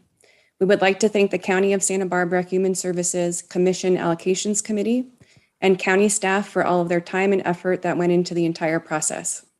The Safe Parking Program is the only program in the county that provides safe overnight shelter nightly for over 150 families and individuals who live in their vehicles. Our SSVF Veterans Program is one of the leading service providers for homeless veterans and their families across Santa Barbara County. And since the program's inception in 2013, we have served over 1,000 veteran families and individuals, in addition to providing over $2 million in financial assistance. Our Community Counseling Center is one of the leading training sites for our community's future social workers, therapists, and psychologists. With your funding, we'll be able to continue to provide assistance to these populations in need that are being served by our Safe Parking, SSVF, and Counseling Center programs. We are depending on your continued support of our efforts to end homelessness and address behavioral health service needs throughout Santa Barbara County. We are grateful to the staff in all departments of the county's Housing and Community Development Department for their tireless efforts and consistent support of our work. Thank you again for the committee's recommendations and for your consideration. Thank you. We will now go to Arcelia Sencion, to be followed by Nancy Tilley, who is our final speaker.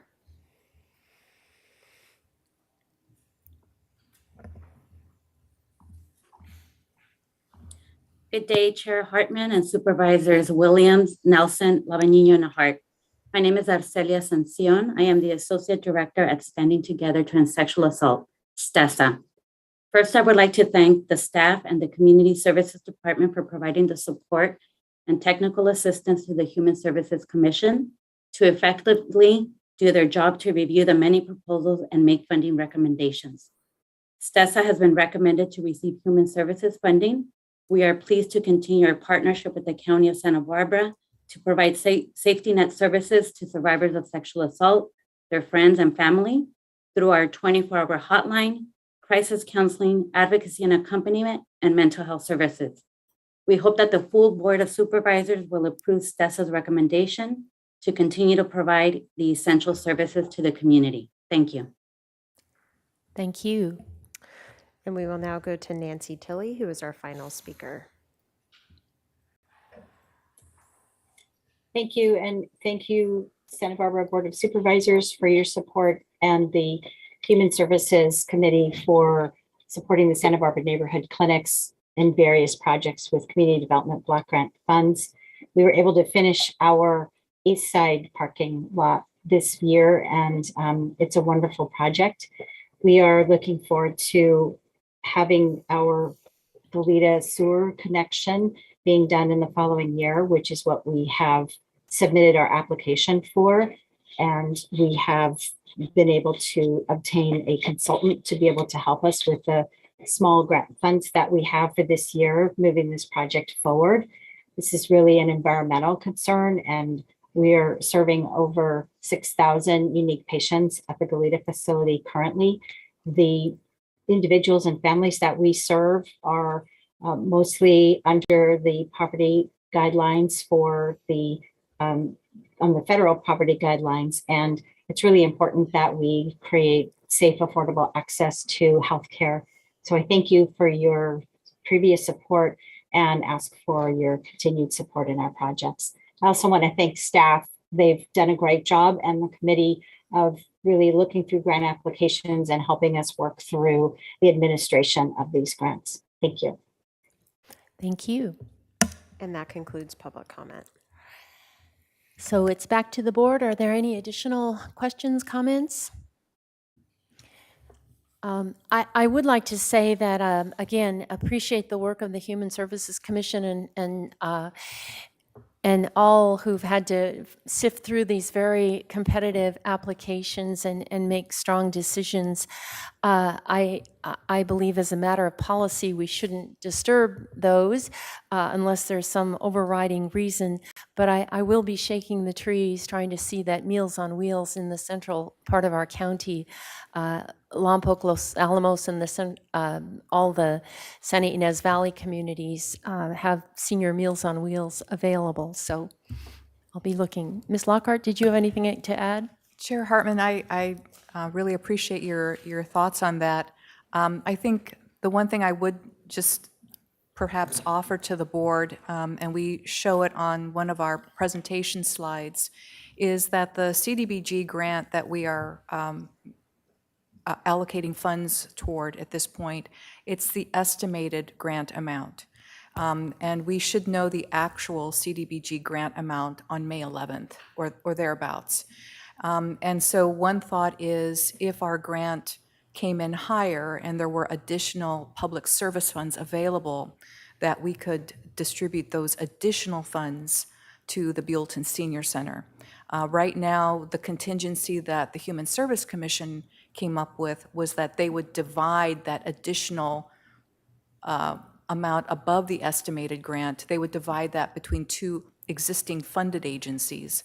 But we could make a designation toward the Buellton Senior Center. We just don't know how much that will be. Sure. And it all depends on what the funding comes in on the 11th. Well, that at least is a glimmer of hope, and I would ask my fellow board members to consider that. Supervisor Williams? Well, I mean, I think that I tend to go by what you articulated, that we shouldn't mess with these recommendations because it takes the volunteers and staff a lot to sift through them.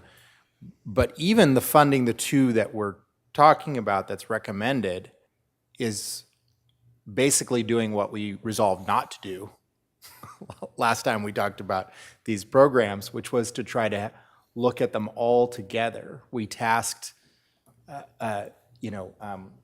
Daniel, gave him a pot of money, and said, we want you to look at all of these together at how much they each cost, who's delivering at what level of efficiency, who some of these programs can't means test whether or not they're means testing.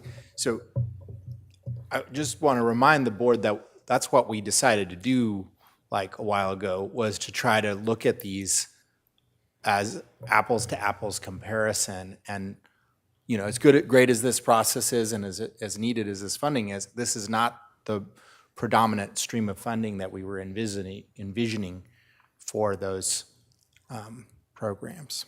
I did have an opportunity to speak with Mr. Nielsen, and I think he will have a proposal going to our CEO's office on a comprehensive look. I think initially we had $200,000 just to try to help during COVID, but now we need to look more comprehensively, and I think he'll be coming with a proposal to do that, but that's going to take a while to unfold. So again, if we do have surplus, and maybe we could direct that to the Buellton Senior Center. So we need a motion on A through H, possibly with a slight amendment.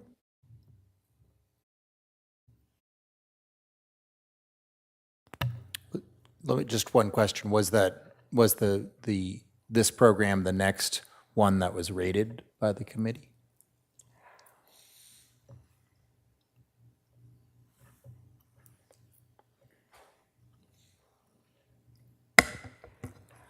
No, in fact, there were others that scored higher, so it was not necessarily a higher ranking application. I'll just make a little slightly different suggestion, which is if the money comes in larger, why don't we decide after Daniel brings us, so that we're not, like, part of the reason why this is weird is because then we're funding something from two different streams of money, and we're not able to compare it as apples to apples, which provider can provide things at what cost, because we're giving money over on this end and that end. And so maybe it would be wise to, if the grant money comes in more, that we look at it either concurrently with Daniel bringing it to us, or subsequent to it, and just say, not spend the money yet. What are the two streams of money? I mean, I think the money that he had has been spent. And so if he gets authorization, would be doing an analysis to look where are the gaps and how much are we paying for senior meals in different parts of the county. But I don't think that comes with a stream of funding. So Okay. I'm just not clear what you're referring to. So you're just saying when he comes, he's just going to report on to us on why he did dispersed where he did. Is that the? Supervisor Terry, and this is just in the audience, can you come and remind us what Daniel's bringing back?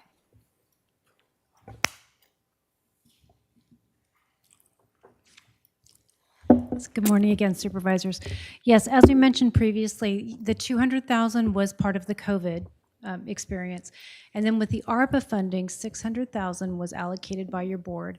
And our intention is to come back with really a two-pronged approach. An RFP that gets a look at where some of the critical gaps are and some of the structural issues with overall provision of food delivery. And then also, once we have that identified, and we truly have not identified exactly how much money that will cost to prepare, we will hope to do it in-house, so that we can preserve funding to actually direct to close any of those service gaps in food delivery. So it really is a multi-pronged approach. Okay, and any idea time frame? I was just texting Daniel on that, and I haven't seen him return.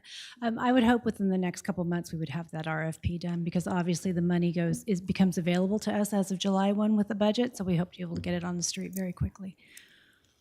So that would be the request for proposals to do an analysis of where the gaps are. And so the time for when the analysis might be done would be 6 months? I would say a maximum, yeah. That is a time frame we did discuss. We're trying to do it as quickly as possible. Okay, thank you. So there is money in that, okay. 600,000, correct, yes. All right, need a motion.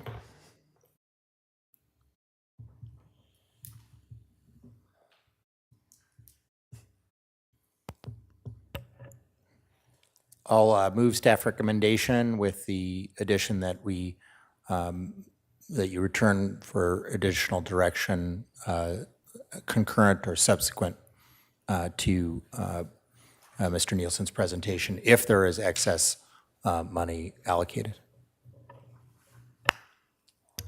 I'd second that. And all in favor say aye. Aye. Aye. Any opposed? Okay, that takes us through our morning business and time to recess for closed session. County Council, what is in store for us? Madam Chair, members of the board, in closed session today, you have two cases of existing litigation under Government Code Section 54956.9. The first is Southern California fire cases, the Judicial Council Coordination Proceeding Case number 4965, which includes Southern California Edison Company versus the county. It's a Los Angeles Superior Court case. And the second is Queso Colbeck versus Cuff and the county, which is a Santa Barbara Superior Court case. And we have one item of anticipated litigation. It's a significant exposure to civil litigation, one case, and there's more detail on that in the agenda. And the time estimate is that we could return in about an hour. About an hour. So we'll be back sometime between 1:30 and 1:45.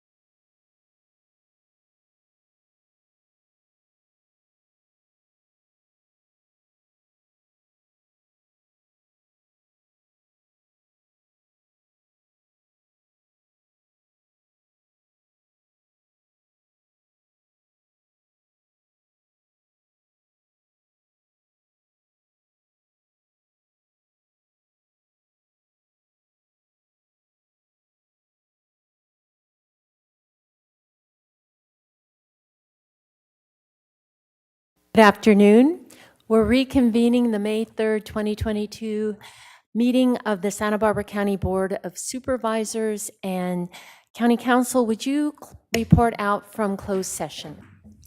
Thank you, Madam Chair. The board met in closed session on 3 items, 2 cases of existing litigation, the Southern California fire cases, coordination proceeding, which includes Southern California Edison versus County of Santa Barbara, Queso Colbeck versus Cuff in County of Santa Barbara, and anticipated litigation, significant exposure to civil litigation, 1 case, and the board took no reportable action.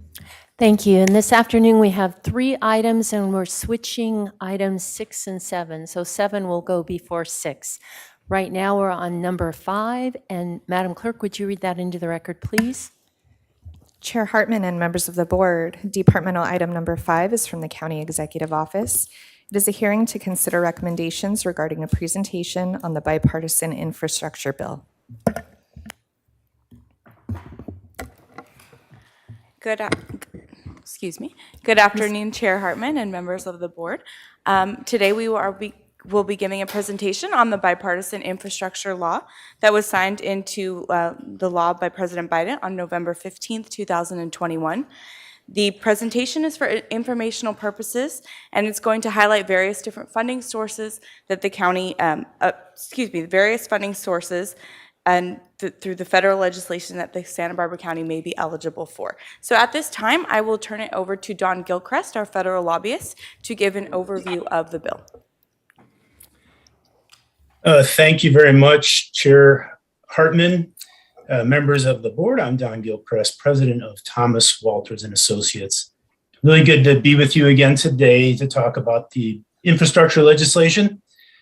This bipartisan bill was signed into law last fall and provides $550 billion of new spending on a wide variety of infrastructure. This is above the baseline programs funding levels that we were expecting. So this is new money that is being invested across the board in these exciting infrastructure categories.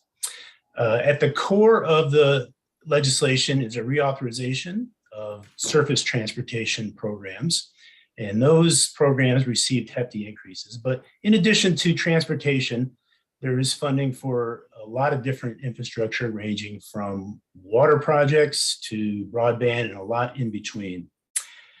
I wanted to start out by acknowledging the very important role that our own representative, Congressman Carbajal, played in helping to bring this about. He, as a member of the Transportation and Infrastructure Committee, was really at the center of this as they drafted the House bill, which set the bar very high in terms of what infrastructure investment should look like. And it was a bill that provided momentum to this that helped us to finally get this done after so many years. The county has been working on this for several years. A lot of people have invested in this advocacy. And we just want to thank Representative Carbajal for his role in helping to finally get it done. I have to say that he and his entire staff were so attentive to the county's priorities, so supportive of what we were trying to do as we worked on this from introduction all the way to enactment. And so it was a great experience. And now we're at the implementation stage. I'm going to be available throughout this briefing if there's any questions that I could help with. And I'm going to circle back towards the end with a few slides to talk about implementation. But I think right now what I want to do is ask that we advance to the next slide. And I'm going to hand it off to Representative Carbajal's staff, who's going to provide some additional information about the legislation. Ms. Reyes? Yes, thank you, Don. Good afternoon, Supervisors and CEO Miyasato. My name is Erica Reyes, the she District Director with Congressman Salud Carbajal's office. First, on behalf of the Congressman and myself, I want to thank you for your service to the County of Santa Barbara during National Public Service Recognition Week. 10 years ago, I was before this body accepting a recognition on behalf of AmeriCorps, and today it's an honor to be here again to present the funding opportunities available with the bipartisan infrastructure law on behalf of the United States Congress. The bipartisan infrastructure law represents the largest investment in our nation's infrastructure with $550 billion in new spending, as Don mentioned. Addresses the needs in transportation, climate, energy and environment, water resiliency, and broadband. I will be referencing slides to review the highlights within each of these investment areas and the funding opportunities, particularly the new ones, that Santa Barbara County can consider when planning and applying for these funds. I do want to note that the funding opportunities presented today in the slides are accounts that the County of Santa Barbara could be eligible to apply for directly. There are additional opportunities for regional transportation organizations, special districts, private businesses, research institutions, tribes, and local governments that are not included in the advanced slides. And if any specific questions comes up about the accounts, particularly the new ones, I'd be happy to take those back to each of the relevant committees and get those answers for you for both your offices and county staff. So with that, we'll begin with the transportation highlights. So over $40 billion is being provided for bridge funding to renovate and rehabilitate our aging bridge infrastructure. We have a number of bridges here in the 24th Congressional District in Santa Barbara County that would be eligible for that $12.5 billion in investment. We also have some programs that have just been added to, so $8 billion for the infra program and $7.5 billion for our RAISE grants. A new project that came in was $5 billion for the National Infrastructure Project Assistance, or mega projects that take on a more regional emphasis, and that is going to be a really pivotal program here for Santa Barbara County. In addition to that, the 5-year reauthorization of the Federal Highway Administration Department of Transportation. And we'll go into the next slide to go into some of the specific new funds that you'll see. I already mentioned the Bridge Investment Program, RAISE program and infra, as well as those mega projects. Transportation and Infrastructure Finance and Innovation Act. The Rural Surface Transportation Grant Program that comes in at $1 billion. National Culvert Removal, Replacement and Restoration Grant, an additional $1 billion. Advanced Transportation Technologies and Innovation Act, $900 million. State Incentives Pilot Program, and that's a set aside for infra, $750 million. Nationally significant federal lands and tribal projects, $275 million.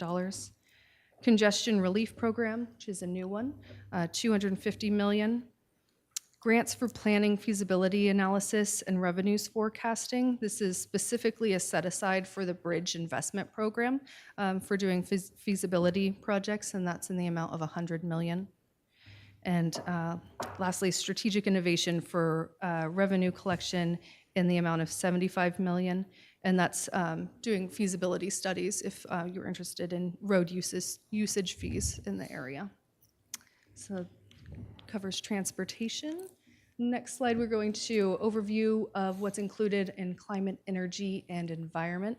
So $6.2 billion for transportation carbon reduction formula program, $7.5 to support charging infrastructure for electric vehicles. Transit increases to support zero-emission vehicles for public transportation, including $5.25 billion program dedicated to no and low-cost emission buses, $8.7 billion for the new Protect Grant program, and $4.7 billion for capping orphaned oil gas wells to reduce GHG. And I just want to say this highlight does not include or is inclusive of all of the funding opportunities, so it doesn't necessarily reflect the actual accounts that are available for county to apply to. So just generally, this is overview of everything that was included in climate, energy, environment. But specific to the county, moving on to the next slide. So $8 billion for regional clean hydrogen hubs. The idea is to have 4 regional clean hydrogen hubs throughout the United States. $5 billion for program upgrading our electric grid and ensuring reliability and resiliency. So it's kind of a response to what happened in Texas last winter, the winter before, making sure our electric grids are up and operational. $3 billion for battery manufacturing and recycling grants, $3 billion for battery materials and processing grants, $937 million for carbon capture demonstration projects, carbon dioxide transportation infrastructure finance innovation account, $550 million for energy efficiency and conservation block grant programs, $355 million for energy storage demonstration pilot grant program, $310 million for carbon utilization program, and this is a grant program for state and local to procure and use products delivered from carbon capture specifically. Long duration energy storage demonstration initiative and joint program, $150 million. And finally, through Department of Agriculture, $118 million for watershed rehabilitation program. Right. Water resiliency, $555 billion targeted towards clean and safe water projects, $15 billion specific to lead pipe replacement, and $10 billion for polyfluoroalkyl cleanup. $15.75 billion for flood control, navigation, ecosystems, and programs through the Army Corps of Engineers.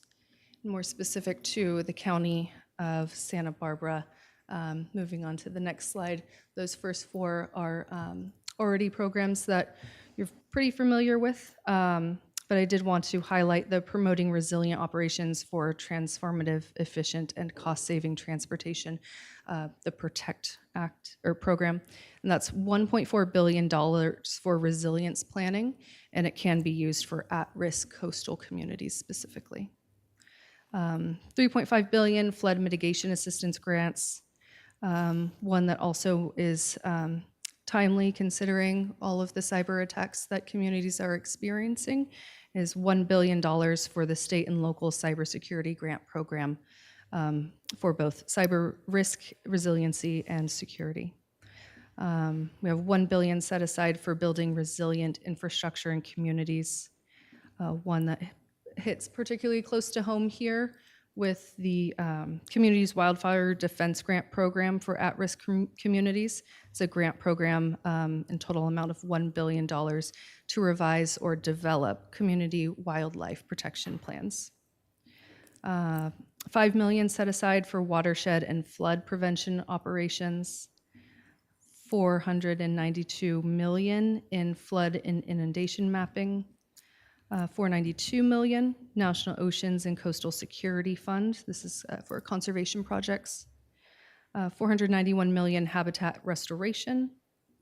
Aquatic ecosystems restoration and protections projects, $250 million. That one's still under development right now, so I don't have any specific details on that. $245 million for Department of Interior wildfire management and preparedness. $234 million emergency preparedness grants, $200 million for ecosystem fish passage, direct funding for spending for invasives, ocean and coastal observing systems, and $100 million for multi-benefit projects to improve watershed health, $88 million in state fire assistance, $60 million for the National Seed Strategy, and $50 million ecosystems, specifically sagebrush, $50 million for contracts and agreements for restoration on federal lands, $50 million for wildfire, $50 million for ocean and coastal observing systems, and then finally $20 million for volunteer fire assistance. And our last large group is within broadband. We all experienced the need for reliable broadband throughout the COVID-19 pandemic, and so this offers $65 billion for broadband programs, $42.45 billion for equity access and deployment, $2.75 billion for digital equity grants, $5 billion for grants to state for middle mile broadband projects, and the Emergency Broadband Benefit Program extending beyond what was the public health emergency in order to make broadband more affordable for families who are continuing to struggle with making that a part of their home. That would change the monthly stipend that would be lowered from currently $50 to $30. And there's some additional funds in there to do education outreach to communities at both a city and local level, as well as county level, to make sure that families are aware that that funding is available and that program is available, and that is TBD when that will be rolling out. But to go into the county eligible ones, so the distance learning, telemedicine, and broadband program Reconnect that we're familiar with, that's almost $2 billion in there, $1.926 billion that could potentially be eligible. The new middle mile grants program to close those more rural areas and connect them for $1 billion. Distance learning, telemedicine, and broadband program for $74 million. And then, as previously mentioned, the Affordable Connectivity Program funds to educate the public about the program itself, and that will be TBD on when that funding comes out. But that goes over kind of the highlights of what's included in the bipartisan infrastructure law, what the county would be eligible potentially to apply for. And again, happy to take any questions back to any committees or agencies as we are learning how these programs are going to be actuated, especially the new ones. Thank you. Turn that back over to Jasmine. Great, thank you, Erica. So I just wanted to update your board a little bit on the Santa Barbara County Broadband Strategic Planning process. As we do know, there is a lot of funding that is coming through this legislation on broadband. So through ARPA funding, your board approved $200,000 to participate in a broadband strategic planning process, which is well underway. And as a part of this project, the Broadband Consortium is currently in the process of convening the Mapping and Funding Advisory Group. So this group will include a representative from each jurisdiction that's involved in the broadband strategic planning process. And together, this team will coordinate efforts of identifying potential broadband funding and collaborating on how the group should best proceed in applying for these grant funds. So those include some of those that are in the federal legislation. The group is currently in the process of being formed, and staff will update your board when the group identifies funding in which the county will be eligible and will be applying for the further we get in the process. Lastly, I wanted to talk a little bit about waterfront infrastructure. And included in the federal legislation, there is money set aside for port infrastructure. In particular, Erica mentioned the MEGA program, which is the National Infrastructure Project Assistance Program that can be used for port infrastructure funding. In March 2022, REACH proposed a waterfront infrastructure and emerging industries feasibility study, which your board supported in the amount of $100,000 to go towards that study. Once the waterfront feasibility study is completed, if waterfront infrastructure is deemed feasible in the county and the region, staff can then begin to explore funding such as the MEGA program that Erica mentioned that could be used for potential port infrastructure. So that covers the waterfront infrastructure. And at this time, I would like to turn it back to Don, and he's going to talk a little bit about the implementation steps and what all of this means for the county. And we also have public works staff available that will update your board on their efforts on the matter as well. So Don, I will turn it over to you. So looking at the impact on the county, what we're talking about here is the goal of helping the county access as much of this funding as possible for infrastructure investments right here in Santa Barbara. And so I'm going to review some of the implementation steps that we've been doing. Just start out by saying that this is a 5-year process. This bill has funding that goes over 5 fiscal years. In many cases, there'll be 5 separate distributions of funding. Or in the case of grant programs, there might be 5 individual competitions for that program over the course of this legislation. So we look at it from that perspective. The first year is a hard year. It's a difficult year for the agencies as they roll out the programs. And it's a difficult year for us stakeholders who are trying to figure out what programs are going to work. And so what we've done is right from the start, we took a very close look at the legislation, read through it, and studied the programs, the structure, the funding amounts, and the eligibilities to try to get ahead of the curve on what the county might find helpful in the legislation. And we've also been participating in briefings put on by the agencies and various webinars where they're talking about how they're going to roll out these programs. And that's been helpful for us to help see what might be useful to the county and what we should be focusing on. But to a large degree, we really have to wait for the agencies to put out the notices of funding opportunity in order to really understand the details.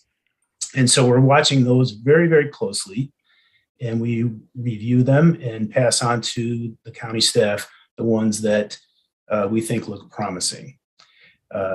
As we go through this process, we want to make sure that we're coordinating with our state and our regional partners, because quite a bit of this money will be coming down through the state, and so they're going to be an important partner. And also, we want to coordinate with our senators and our representative, because they're very motivated to help the county make this a success. They really want this to work for the county, and so they've said over and over again, let us know how they can help if it involves expressing political support for your applications, or as Erica said, contacting the committees or the agencies to get information that you need. We want to make sure we stay in touch with them. Next slide, please. This slide deals with the point that a lot of this money is going to be coming down through the states. For some of the most important programs to the county, you'll be wanting to work with state partners to access it. This lists a few of the ones that we're tracking. In particular, I'd like to call out the Bridge Formula program, which you've already heard about today. But there's $570 million going to California for this program each year for 5 years. And the state, through Caltrans and through the state budget process, is making decisions right now on how they're going to allocate this money. And so that's when you want to work very closely with Caltrans on this year and over the next 5 years. Also, the broadband money is very important for the county. And the key partner there is the state PUC. We're expecting the federal agency to put out a notice in mid-May that will provide some more information about what the next steps are. But this is taking a long time for them to roll out, as it is a new program. And so we just have to watch and see as this information comes online. The EPA water money is available for drinking water and clean water programs. And this is being done through the state revolving fund programs. And so the key partner there is the California State Water Resources Control Board. The SRF programs are really focused on credit assistance, but this legislation has an interesting provision that says 49% of the money must be allocated to grants or forgivable loans in disadvantaged areas. And so that's a very powerful provision that we want to investigate thoroughly. We want to work closely with the state on this program. Erica mentioned the PROTECT program. I think that's a great one for us to keep a close eye on. This is being run as a formula distribution through the state, but there will also be a grant program that you can apply directly for to try to get a competitive grant. So let's look at the next slide, please. These are some of the competitive grant programs that you can apply directly for. I think these are the ones that we want to be taking a close look at. As I said, as the notices of funding opportunity become available, we take a look at them and try to help get the information to the county staff who need it. Several of these are going to be coming out from the Department of Transportation in the next little while, but they will continue to roll out throughout the year and into the fall. I put the FEMA Building for Resilient Infrastructure and Communities program on the list because that deals with hazard mitigation, which is extremely important to the county. There's an additional $1 billion going into that program, and that funding notice is expected to come out in early fall. The flood mitigation program that Erica mentioned will be coming out right around that time, and that's another $3.5 billion pot of money that we want to take a close look at. There's other notices that I'm keeping an eye on that I'm not listing here. And these are, for instance, Department of Transportation is going to be issuing a notice later this month on the Safe Streets program. I think that could be helpful to the county. It might be something that you'd be interested in. So I'll be looking at that and possibly sending it on to the Public Works folks. Department of Energy has some very interesting programs. I think these are all going to be started to roll out over the next 6 months or so. They're new programs in some cases, and they're taking them a while to get online. Also watching the Bureau of Reclamation to see if there's any money for water recycling or reclaimed water projects that might be helpful to the county. So as we go through this, I'm adding or dropping these programs as we learn more and as we see what the county needs and what the agencies are willing to do. But for all of these, the goal is to stay in close touch with the county executive office staff, with Public Works, with anybody that needs the information that to help the county succeed in this process. And so that's what we're doing on the implementation. I'm going to hand it off to Public Works Director Scott McAlpin now, who has a couple of comments. Thank you, Don. Good afternoon, Madam Chair and board members. I think I just opened by saying I feel like a kid in a candy store. You know, I've been in this business a long time, and I've been trying to educate across the country about our needs, and it's really awesome just to see a piece of legislation like this that considers infrastructure and the needs across this nation. This is the most money we've ever seen in a federal bill. And you know, I talk a lot up here about the three-legged stool: local funding, state funding, and federal funding. And the federal government's filling their leg, which is very helpful for us at the local level, counties and cities across America. There's not a whole lot of money in here for pavement preservation, but there is money for culvert replacement. There's resiliency funding, so we don't have to use our precious local funds or our state gas taxes to attack those projects if we're successful through the competitive federal process to get the federal money to do those projects. It allows us then to use the 18% that your board has given to us for deferred maintenance and SB1 to actually attack our deferred backlog. So this gives us a tremendous amount of flexibility. Thanks to Ms. Reyes for her presentation. I haven't heard it put that way, and she did a really good job of detailing how much money was in each one of those programs. And certainly thanks to our boss, Congressman Carball, and his experience on transportation and infrastructure, because he spent a lot of time, like Supervisor Lavanino did, at NACO. And I remember when he got on the Transportation Committee, and he actually authored a resolution just like Supervisor Lavanino did, and it was back around 2008, 2009, I think, when the FAST Act collapsed like 24 different federal programs into 6, and we lost the Highway Bridge Program. He authored a resolution at the time to save funding for off-system bridges. So we had a federal fiscal year, 2009, 2010, apportionment that just went to our local bridges. So that was extremely helpful. Very encouraging to see the numbers on the bridge side. We have about 5 structures right now that are below a sufficiency rating of 50. Same scale as PCI, 0 bad, 100 good. We have about 5 bridges there that we can capitalize on the new monies that are coming out. We have another 32 bridges in the 50 to 80 range. So those are rehab type bridges, so we could go out and do deck maintenance. We may have to do new rails, that type of thing. So we're going to go after all of those programs, certainly on the bridge side and any other infrastructure we're responsible for in Public Works aggressively. Our priorities don't change. We just have to figure out, by working with Don and the Congressman's office, what's the most appropriate program to apply for. So, and as you heard from Don, the next few months are going to be big months. May is a big month. There's a lot of applications that are coming out. So we're going to aggressively go after different funding sources. We do have some applications lined up for the culvert program. We did put an application in for brick through the Congressman's office for Old San Marcos Road. And then we do have some ideas for that new bridge funding that's out there. And recall, the Legislative Committee allowed our state lobbyist, Cliff Berg, to send a letter of support on AB 2120. So we're trying to work out a distribution formula in the state for that money when it comes in. So if that passes, 55% of that new money will go to local bridges, state and county. So we'll use the old historic formula for the DOT type funding that's coming in for bridges, which is a 60-40 split with the state. So I think we're going to be in good shape when it comes to bridges.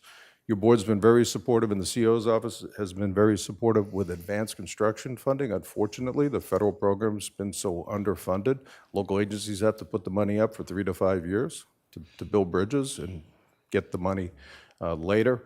Our hope is with the new slug of bridge money coming in, that program goes away, but that's still yet to be determined. So we'll see where that goes. I put this information up, and I mentioned Supervisor Lavanino's work at NACO. I think it was about 4 or 5 years ago, Supervisor Lavanino authored a resolution for direct federal funding to local governments for the improvement of maintenance of local roads in America. The goal behind that was to see more money in federal programs for cities and counties across America. We also, the second piece of it was to see it cemented to cities and counties across America. That's a little more complicated than what we see in California today with the state gas tax. So we got half of the loaf, if you will, I think, in this bill. There's a lot more money for cities and counties, which we appreciate. So, and that's, you know, the congressman's background as a former supervisor, and he understands what's going on here at the local level. So we have more work to do on that resolution. One of the other resolutions that was approved around the same time was support of eliminating regulatory impediments for effective delivery of federal aid projects. A couple years ago, NEPA was reformed to a 2-year maximum for an EIS. So you'd either get a thumbs up or a thumbs down on whether you had a project or not, or you had to go back and rescope it. I understand that may have just got overturned, so we still need to kind of figure out what's going on there, because in our business, process time is money, right? So the more time we spend in process, the more expensive the project will be down the road, right? So we want to get through the paperwork process as quick as possible and get the project on the street, because when you're in a situation with inflationary economic periods, your construction costs are going to go up. So, and it's going to cost more to build the project. So our goal is to do whatever we can to shorten the process. And then one other resolution that we do have on the skyline now, and I think it'll go to NACO in July in Colorado, is our hope is as local agencies, cities and counties across America, we can help FEMA become a little more customer service and help them with their efficiency a bit, because the reimbursement rate across the country is pretty low, and I think there's some work that we could do there to kind of help FEMA as well. So those are kind of what's on our skyline, if you will, with the infrastructure bill and other things we're working on around the nation now. So I'm available for any questions. So I'll turn it back to Ms. McGinty. And Mr. McAlpin, you were the president of NACE? In 2020, yeah, the COVID president. So. Yeah, so you didn't get to travel much. Are you still on an executive committee or? Thank you for asking, Madam Chair. I was in Buffalo for our first in-person conference last week, and I've left the leadership role now. I was past president for the last year, so now I'm not even in the back seat anymore. I'm on the curb, but I'm still available to help, and I want to kind of get involved in the FEMA resolution and see what we can do. I'm sure that your leadership, you're well positioned to be tracking all of this. So. And this is really the main one of the main organizations to be watching the infrastructure money, right? It's big. Thank you. Supervisor Lavanino. Thank you, Madam Chair. Yeah, and like Scott said, feels like the kid in the candy store. To me, everything's lined up just perfectly with former Supervisor Carbajal and Congressman Carbajal. We have to say, Salud would not be happy if we didn't say this is a win-win, right? And also blam, that was his big thing, was blam, something happened. So big shout out to him, really appreciate that. And then having Scott moving through the leadership of NACE right at the right time, has all the connections there. And then also Don Gilchrist. I mean, this is really gonna fall on Don quite a bit as far as him identifying specific grant opportunities or places where we can make some hay. So we're going to be relying on Don quite a bit. But for me, it's the congressman and his staff with Don, with Scott. I think Santa Barbara County is very well positioned to capitalize on this huge investment in our infrastructure. And it couldn't happen at a better time with us, with as you said, there may not be money in there for road preservation, pavement preservation, but our backlog is not just pavement. Like you mentioned, we've got culverts, we've got bridges, all that stuff counts into our, and somebody's got to pay for it at some time. So glad to see the federal government step up in a big way, and appreciate Erica being here today and helping us walk through this. Supervisor Hart. Yeah, I think Supervisor Lavanino had it exactly right. We've got a great team here at the table. Thank you, Ms. Reyes, for the wonderful presentation. That was really clear, and your boss's support through this whole process. His granular understanding of our needs has really positions us well. And Mr. Gilchrist and Mr. McGalpin and Ms. McGlinchey make for the rest of the team that's going to help us take the backlog of projects and turn those into things that we can accomplish and enjoy having ribbon cuttings on and having the public enjoy the benefits of. Supervisor Williams. That was a helpful presentation. Thank you to Ms. Reyes, and salute your boss for breaking that out, because this has been a little confusing to me with all the funding streams about what we should be thinking about at a local perspective, but this was really helpful. Supervisor Nelson. Yes, thank you, Chair Hartman. Seeing and realizing the work that we've done with REACH and how that's going to be able to allow us to take advantage of some of these opportunities, I think is really important and needs to be recognized by our board. But at the same time, there were some other programs up there like carbon sequestration that we have a lot of potential opportunities in Santa Barbara County for that, and making sure maybe our zoning is, and whatever else we need to do from on our end is prepared for those dollars. You know, it seems like high priorities go to things that are shovel ready. Things that are ready to move forward. So that's something that jumped out at me that I think we should begin to look at. I think that might be maybe our next item that we start to talk about long range planning and making sure that we have the tools in place to take advantage of some of these programs. Supervisor Lavanino. Thank you. I did have one question about the broadband strategic plan and forming that subgroup. So who can apply for that subgroup, or how far along are we on that if we've got people that are interested, or how's that forming? Absolutely. And we also have Maria Kelly with the Broadband Consortium on Zoom to answer that specific question, as she's working directly to form that group. Maria? Hi, thank you for having me here today. So right now, what we're looking for that particular group is representation from each of the cities, SBCAG, and the county.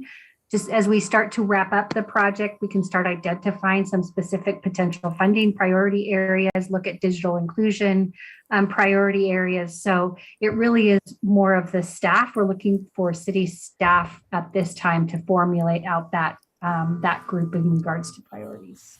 Perfect. And I know we've all participated. I'll be in Guadalupe tomorrow evening doing a broadband town hall. So looking forward to that.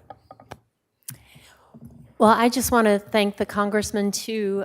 He actually proposed the idea that Erica come and help present this, and I think it's been an extraordinarily successful cooperation with Mr. Gilchrist and the congressman's office and our staff. The one question that struck me during ARPA and now once again is that county government has capacity to be able to monitor these complex programs because we have Don Gilchrist and Congressman Carbajal, but there's a lot of money in these programs, as you said, for independent districts and also for businesses. And so my concern is always what can we do to help those members of our Santa Barbara community access these funds. I know Supervisor Hart was working with some commercial fishermen who need some infrastructure support along the harbor, and that would be hugely impactful to their industry. How do they have an opportunity to learn about this? They really don't have Don Gilchrist. So that is a question that is continues. So if anybody has good answers to how to approach that, I'd sure like to hear it, because I'd like to get as much money for our county, for our cities, but also for our businesses and special districts. Madam Clerk, do we have any public comment on this item? Chair Hartman and members of the board, we have no request to speak on this item. Okay, and I see no other lights up here, but a lot of gratitude to everyone and a lot of hopeful expectation about what this will mean for the future. So may I have a motion to receive and file this and provide any additional direction and determine that it's exempt from CEQA? So moved. Second? All in favor say aye. Aye. Aye. Any opposed? Passes unanimously. And thank you once again. Okay, turning now to our item number 7. Madam Clerk, would you read that into the record, please? Chair Hartman and members of the board, departmental item number 7 is from the Planning and Development Department. It is a hearing to consider recommendations regarding the Long Range Planning Division, LRP, fiscal years 2022 to 2025 work program.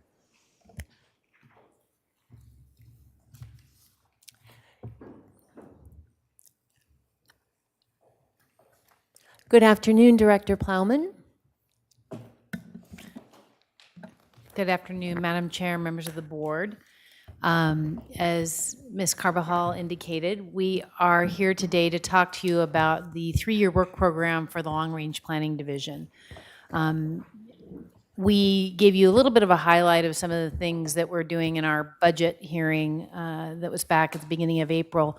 But today we're going to go into greater detail about what we have planned for the remaining portion of this fiscal year, next fiscal year, and then ideas about what we will be working on in future fiscal years. So with that, I'd like to turn it over to Mr. Dan Clement, who's our Deputy Director, and he will be making the presentation. Yes, good afternoon, Chair Hartman, members of the board. So today we're going to very quickly go through a few items. I'll be summarizing the accomplishments we've achieved thus far in this year, and then the remaining work for the remainder of this fiscal year, followed by what we consider when we're making our recommendations to your board. And of course, we'll provide our recommendations and then summarize the Planning Commission's recommendations for you. So with regard to the accomplishments this year, first we submitted our accessory dwelling units, or ADUs, ordinance amendments to the Coastal Commission for certification. They started that process. I'll get to the status of it in just a bit. With regard to Agricultural Enterprise Ordinance Amendments project, we completed the public outreach on the project description and initiated the environmental analysis for that project. With regard to the Airport Land Use Compatibility Plans, or ALUCPs, as you're aware from your participation in SB-CAG, those plans are intended to be presented to you this summer. So we're working with SB-CAG staff, and we've been working with them on the amendments and the draft environmental document for that project.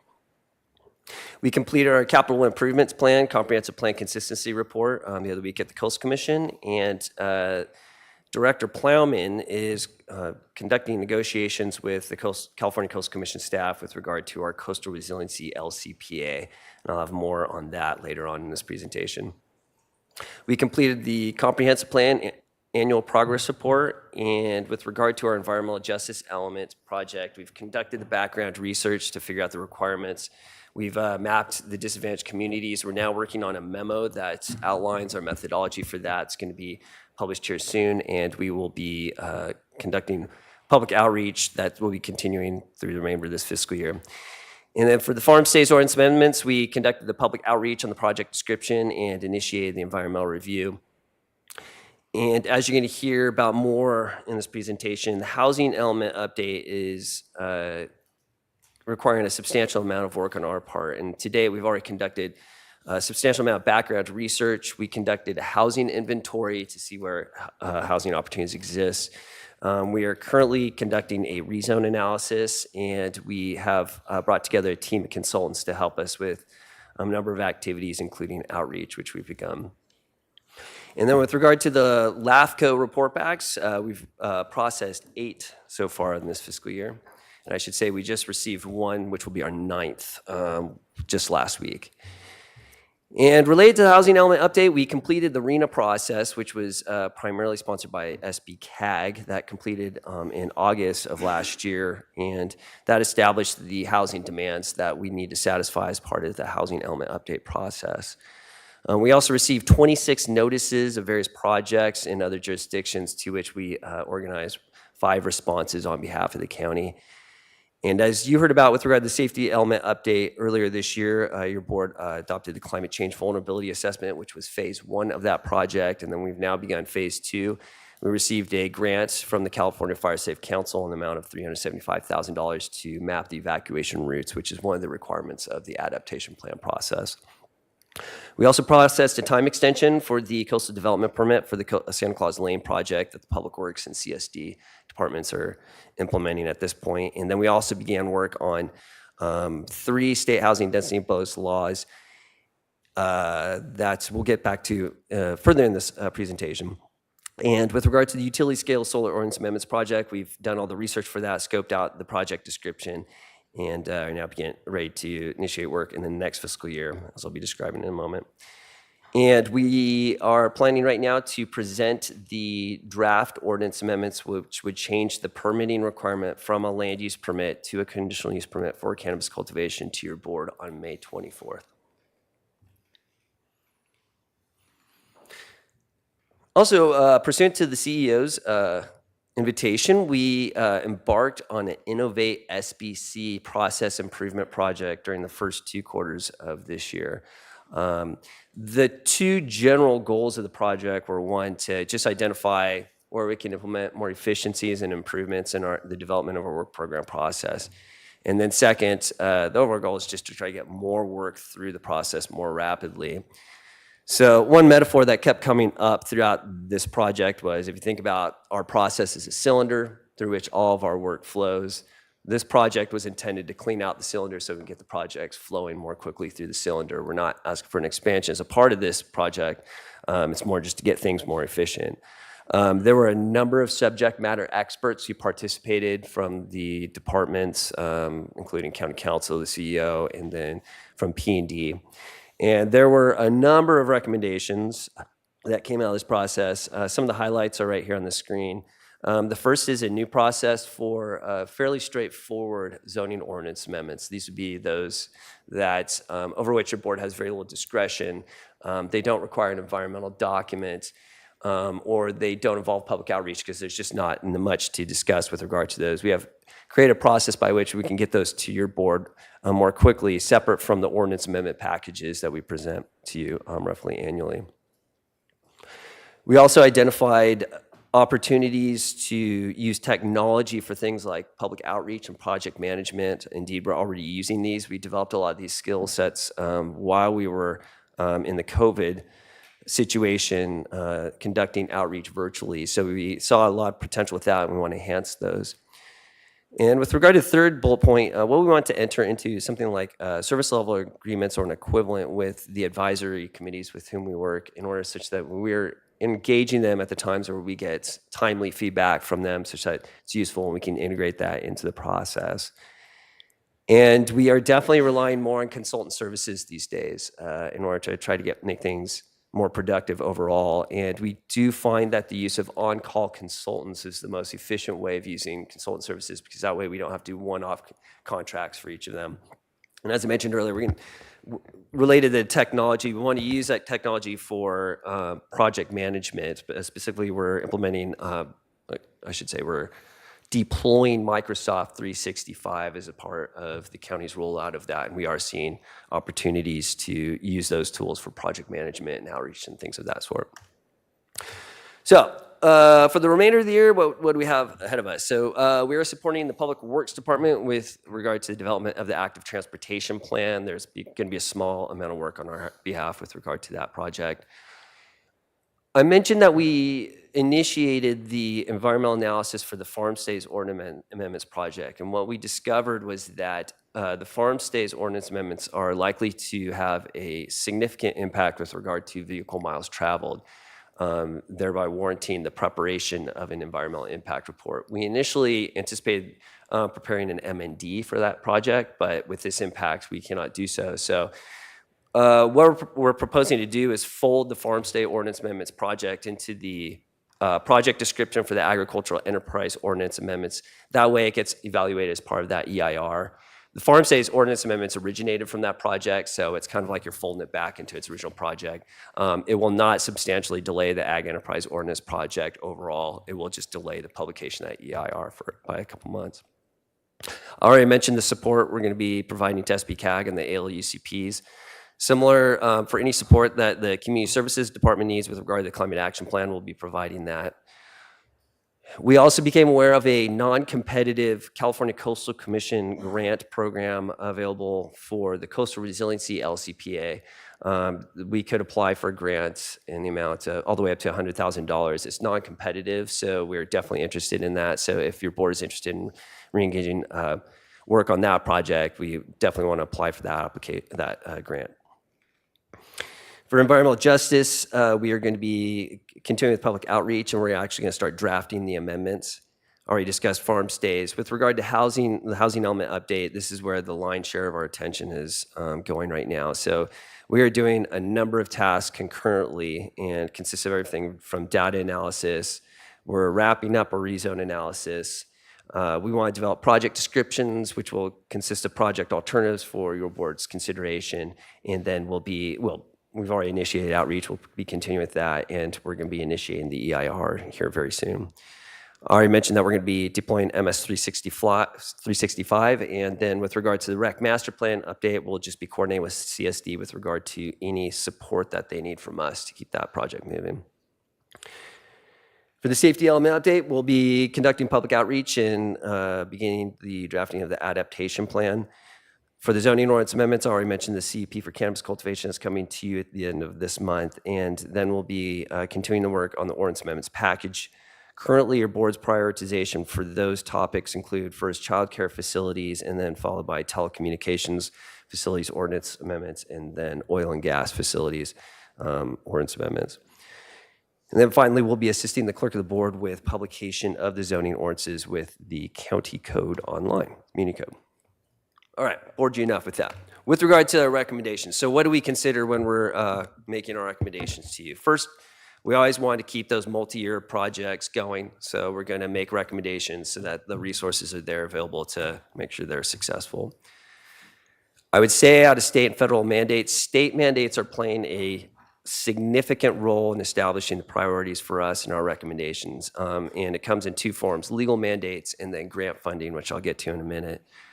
There are a number of programs in the comprehensive plan that are designed to actualize the goals and objectives of those plans. So whenever we see an opportunity to fund those or get those into the program, we will do so. And we always want to support the projects that our colleagues in the other departments are working on such that they're successful, so that we're successful. And there are a number of non-mandated board requested projects, which I'll get to in a sec, in which we're always trying to integrate into the work program once we get capacity. And then ultimately the budget considerations define a lot of what I recommend to you. We're currently staffed with 14 FTEs. That includes myself. We have primarily 4 sources of funding historically. There's a fee on building permits. Mentioned grants. We have in the past received cannabis tax revenue and of course county general fund. With regard to grants, I've been hearing a lot lately about there's been a lot of attention afforded to state mandated programs. So of course the legal mandates establish that as a priority, but also I think it's important to keep in mind that very often when the state establishes these mandates on local jurisdictions, what they also do is they'll concurrently pass a grant program to help fund us meet these new mandates.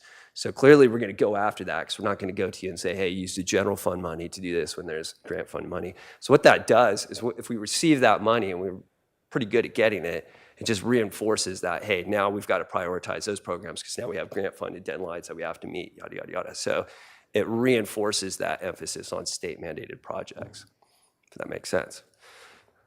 So some other considerations with regards to the budget. Particularly when it comes to staffing, we're always looking at what is the source of the funding. Is it ongoing? Is it going to be one-time funding? And then, once again, those deadlines for grants are very important. So with that said, here are recommendations.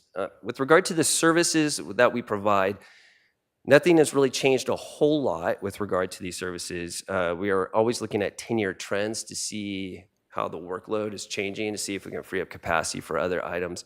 It consistently comes in at just under about 2 FTEs worth of work from year to year. I'd say that each one of these items will fluctuate.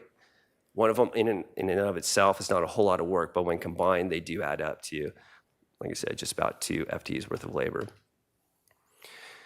Similarly, for our business operations, we have about 3 FTEs worth of work per year. I would say that the majority of that work is actually for me and my 2 supervising planners. The remainder of that time is scattered throughout the remaining 11 FTE. And these are your standard business operations that are that you see in any business. Okay, so what people most often think of when they're thinking of the work program are special projects, and you can dump those in 2 general buckets. And the first bucket would be the mandated and grant-funded projects that you see on this screen, and then there are non-mandated projects, which I'll get to in a second. So with regard to the mandated projects, for the ALUCP consistency amendments, we're going to support that through to completion this summer, and then we'll resume the amendments work in the later fiscal year. For the circulation element update, this is really dictated by Public Works progress on the active transportation plan. So we don't foresee a whole lot of work next year being required on our part. And then for housing bill implementation, we're proposing that we hold on that because there's so much attention being afforded to the housing element update itself, which you can see on the screen. It's about 4.8 FTEs worth of labor with a lot of consultant services to assist us with that. We also are focusing on the environmental justice element to complete it within the next year in anticipation of 2 elements being amended next year, thereby requiring that element to be adopted. And then finally, we have the phase 2 safety element update project activities for which we have received grant funding, which comes into about just a little over 0.8 of an FTE with consultant services. Now, getting to the other bucket of projects, that is the non-mandated projects. For the local coastal program amendments, we are recommending that we hold on those for the next year. For the ADUs LCPA, that was funded by grant funding that has run out. So unless we can find more grant funding, we're proposing to hold on that.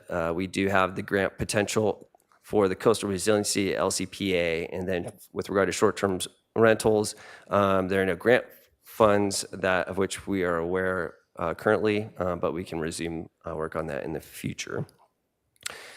To complete the Ag Enterprise and Farm Stays Ordinance amendments, that is the environmental review, submit it to your board for consideration, and then submit the LCPA to the Coastal Commission staff next year. We're looking at about 0.7 of an FTE plus consultant services.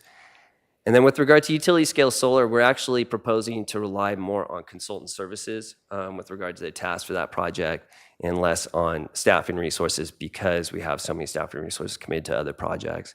And then, as I mentioned earlier, we'll be continuing with the zoning ordinance amendment packages. So when you add it all up, it's a little over 2 FTEs worth of work. Okay, so we were informed that there is the possibility for funding for at least a limited expansion of long-range planning. And in past fiscal years, the planning director has proposed 2 different options. One was a more robust expansion that included creating an entirely new division to take on a number of tasks to a more limited one. And that is what you're looking at here. If there is funding available, we are proposing that we use those funds for this expansion, which would consist of hiring a supervising planner and then relying upon consultant services for a 3-year period to process zoning ordinance amendments. And the amendments would consist of amendments to allow more development and uses with ministerial entitlements.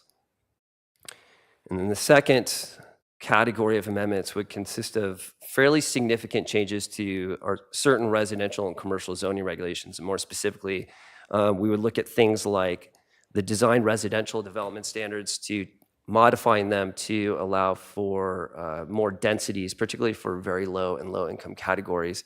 We'd also be looking at allowing more mixed use residential and commercial zones throughout the county. And then finally, we've received a number of requests to modernize our commercial zoning regulations, particularly with regard to our shopping center zoning regulations. So we'd either be doing an overhaul of those or just rezoning them to general commercial and then looking at the sign regulations. So the cost to the county, we're estimating would be $550,000 per fiscal year for a period of 3 years. Okay, I don't expect everybody to be able to see this in this room, but this is the schedule which is provided in attachment 2 to the board letter. I'm not going to spend very much time on this. The point to this is that within the next fiscal year, the majority of our attention will be spent on those mandated element updates. We'll be working on the expansions.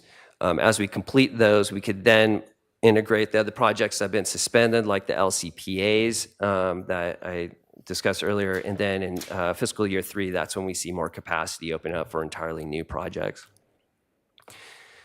So for future projects, we are recommending that you continue supporting the LCPAs, see those through to completion, as well as the active transportation plan related circulation element amendments. There's going to be even more programs that are going to be coming out of these element updates that you could add and continue implementing. With regard to housing bill implementation, there's a lot of attention afforded to SB 9 right now. You'll hear about that in a sec with regard to the commission's recommendations. But there's a litany of bills that exist out there on which we could work.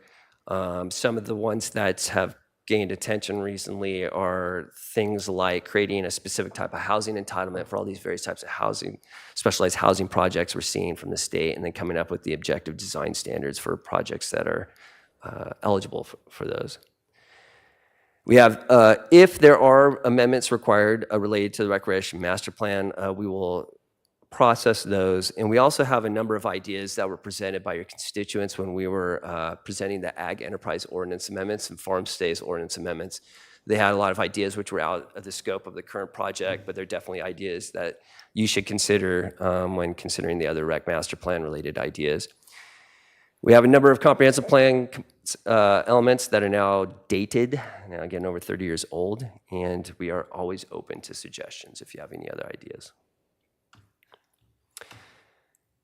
All right, I made a very similar presentation to this one to first the Montecito Planning Commission and then the County Planning Commission. After receiving the presentation, the Montecito Planning Commission had 5 recommendations. The first was that they suggested that your board can create an ad hoc committee to assist the director in her negotiations with the California Coastal Commission. I would say that with regard to this recommendation, they specified ADUs and short-term rentals, but they also intended, I believe, to include the Coastal Resiliency LCPA in the subject matter of the ad hoc committee. They also, with regard to the housing bill implementation project, wanted to elevate SB 9 and 10 in terms of priority. SB 9 is already in effect. We just rely on state law to implement it. SB 10, it's a voluntary ordinance, not required. So for what it's worth. They also want your board, when considering options for a housing, to not look at necessarily increased density, but look at more creative solutions like reusing unused commercial and industrial space. And then number 4, they are not supportive of the ordinance amendments package that would be looking at allowing more development with ministerial entitlements.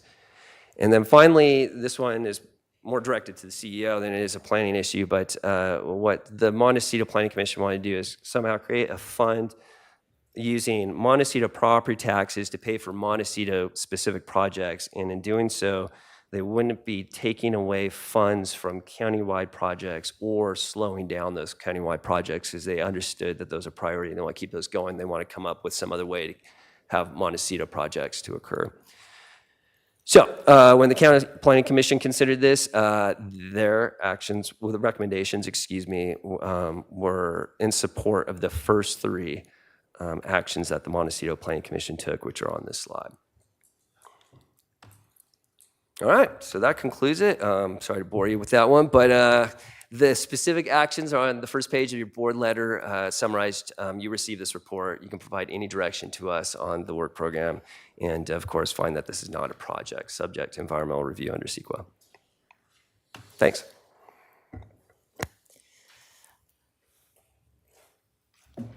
So, do we have any questions for Mr. Clemon? Do, or Director Plowman, does this board have to make a decision about the Planning Commission, Montecito and County Planning Commission recommendations?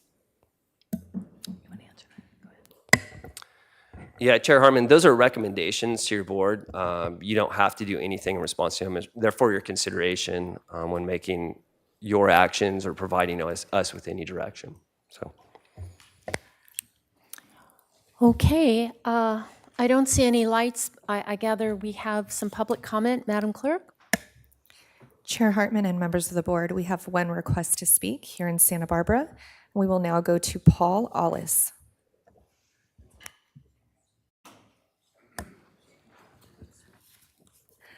My apologies. That is for a different item. We have no request to speak on this item. All right.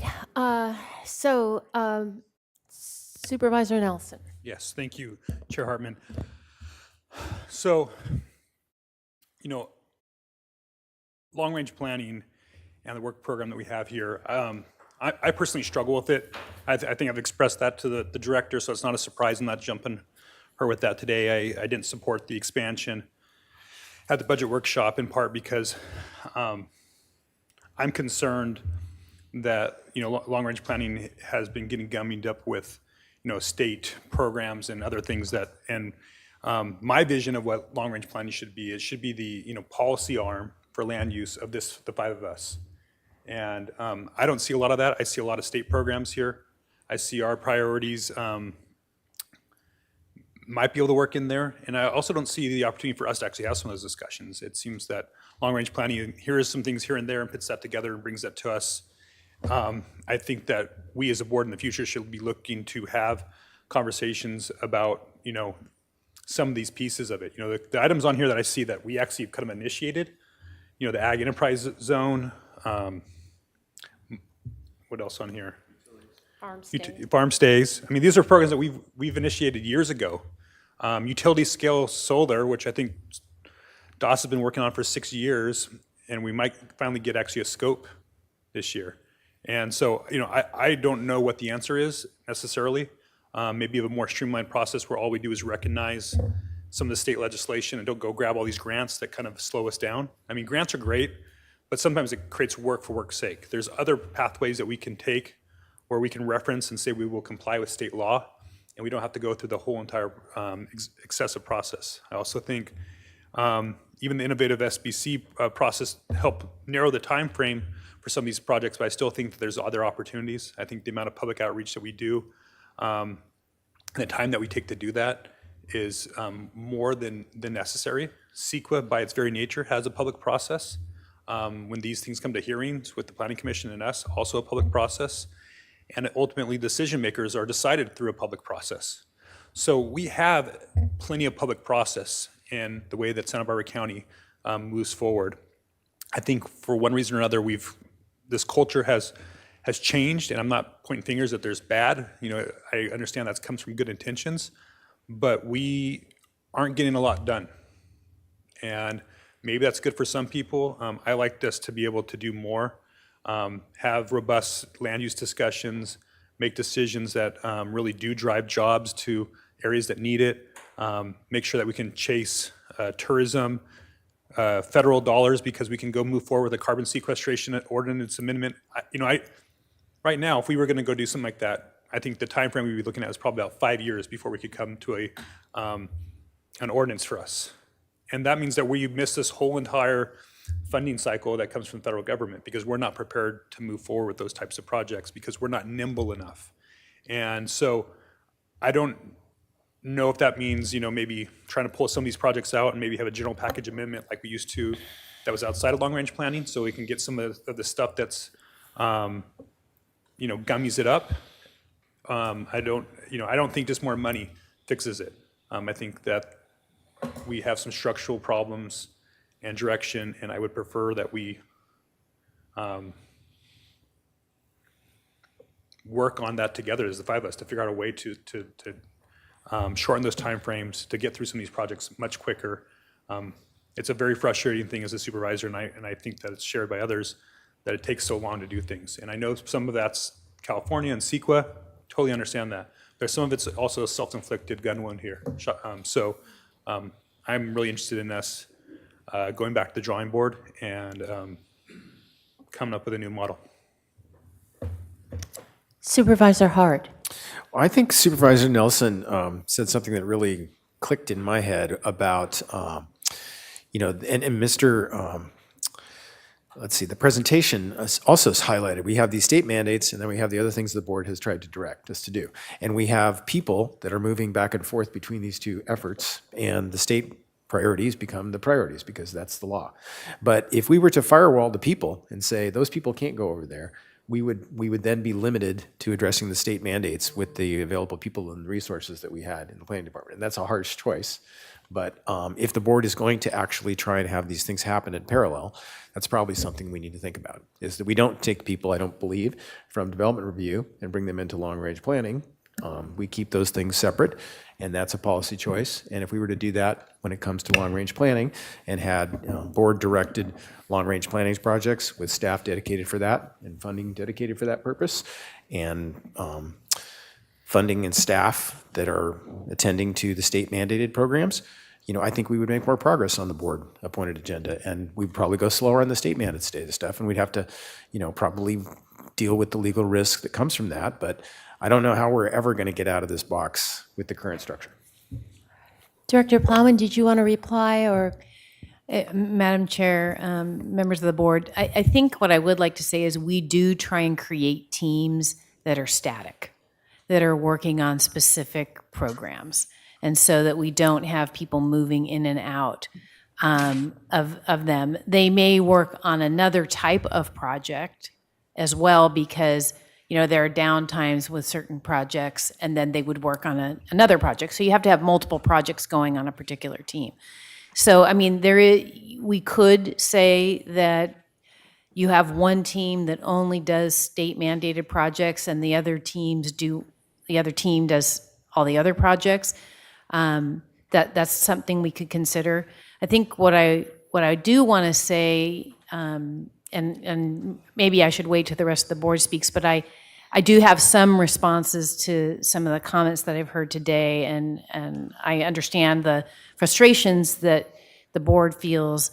We feel it too, because we constantly have things coming from the state that we have no control over.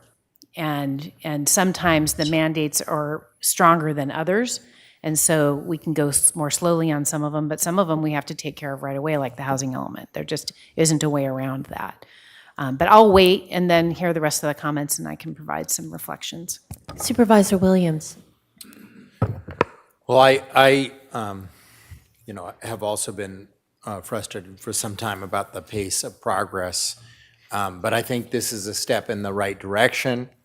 I also think that the department needs to consider, the partnerships that they have with county counsel's office to use all the tools at their disposal to move projects faster, and there are times in which, I'll give you a perfect example, the SB 9 things where the public is more dissatisfied because we are waiting to do public outreach, right? Like that the city did almost no public outreach on their SB 9 ordinance. They just pushed through an ordinance, and in general, the public, at least my constituents, would be far happier if we had pushed through something with very little public comment like the city did. In fact, most of the comments I get from the public is, why don't you do what the city did, right? And so sometimes we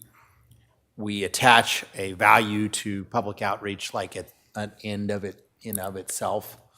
And I don't know if it's a good end in of itself. It's obviously some of these things are sticky enough and difficult enough of issues that it needs to happen, but I think we need to be more judicious about it. Supervisor Lavanino. Thank you. So I'm just kind of curious, how do two things. Well, first off, how do other smaller counties with much less planning resources, how do they deal with these state mandated updates? Madam Chair, Supervisor Loving, while I did attend the county planning directors meeting in February, and I can tell you they are drowning in it, and they are really struggling. So they have had a hard time keeping staff, and they have a hard time keeping up with the state mandates. So it's a problem all across the state of California. Cities and counties are dealing with it, and it's a challenge. It's a challenge. And so you have risk that you can take by not proceeding with some of these things. Or in some cases, like housing bill implementation, we have decided to postpone that. And that basically means, in some cases, that we have to follow the state law and we don't have it in our code. Or in some cases, that new state law isn't in effect in Santa Barbara County until we do adopt amendments to our code. So it just depends on how the bill is written. Some bills, like the ADU bill was written, you have to follow the state law whether you change your code or not. But not all of them are written in that context. And then I was wondering if you could just touch on quickly, because I think it's important for the public to understand some of the reasoning behind moving to more ministerial permits, and if you could just touch on that for a second. Yeah, certainly. We have been talking about this for some time in the county, and when I returned to the county, it was something I had wanted to advocate for, because right now, the way our code is set up, almost everything, except for a limited list of things that are exempt, require a land use permit or a coastal development permit. And those are appealable permits, which essentially makes them quasi-discretionary. And my opinion is that there are a lot of things that we require those types of permits for that really should be truly ministerial. Whether they're a pool or a single-family home of a certain size. And lots of jurisdictions have those ministerial permits for single-family homes. So in my view, I think, creates a more streamlined process for people to get permits. So it's ministerial on the planning side. They still have to get their building permits, of course. But it creates a streamlined process for the public. It makes it less expensive for the public to go through the process. It allows the development review staff that works on discretionary cases to really focus on the discretionary cases that need their attention and allow these projects to move, small projects to move through the process. So I think there's a real advantage to it, and I think it's an important change to our code. Thank you. Yeah. I don't know if, and I think it was Supervisor Hart or Supervisor Nelson, we're talking about a split of folks that just worked on mandates and others that worked on direction from the board. And you know what? Maybe it is a good thing that I know this sounds bad, but that sometimes, like people will talk about how long it takes anything to get through Congress. And I'm like, I think it's built in that way for a reason. Like it's convoluted for a reason so that we don't get these knee-jerk reactions to things, and they happen all the time. That's the way I kind of think about long-term planning. It's like, you get 3 votes up here to send the county off in a certain direction. By the time we get down there, we're like, hey, maybe that wasn't such a good idea. So maybe we should rethink this. So I'm not one of these people. I'm for a slow, steady move towards changing policy in the realm of planning. But you've heard that now from 2 different people. I'm just kind of curious what your take is on that, of having like a dedicated workforce for mandates and then others that work on kind of policy direction of the board. Yeah, Madam Chair, Supervisor Love, I feel like I need to give that a little bit more thought. My gut reaction is I'm not sure it will make a significant difference. But I need to analyze it a little bit more. Because like I said, we have a housing element team. Now we have had to draw people in from other teams because it's such a heavy lift within the time frame that the state is requiring. We can no longer get extensions to extend the process for that.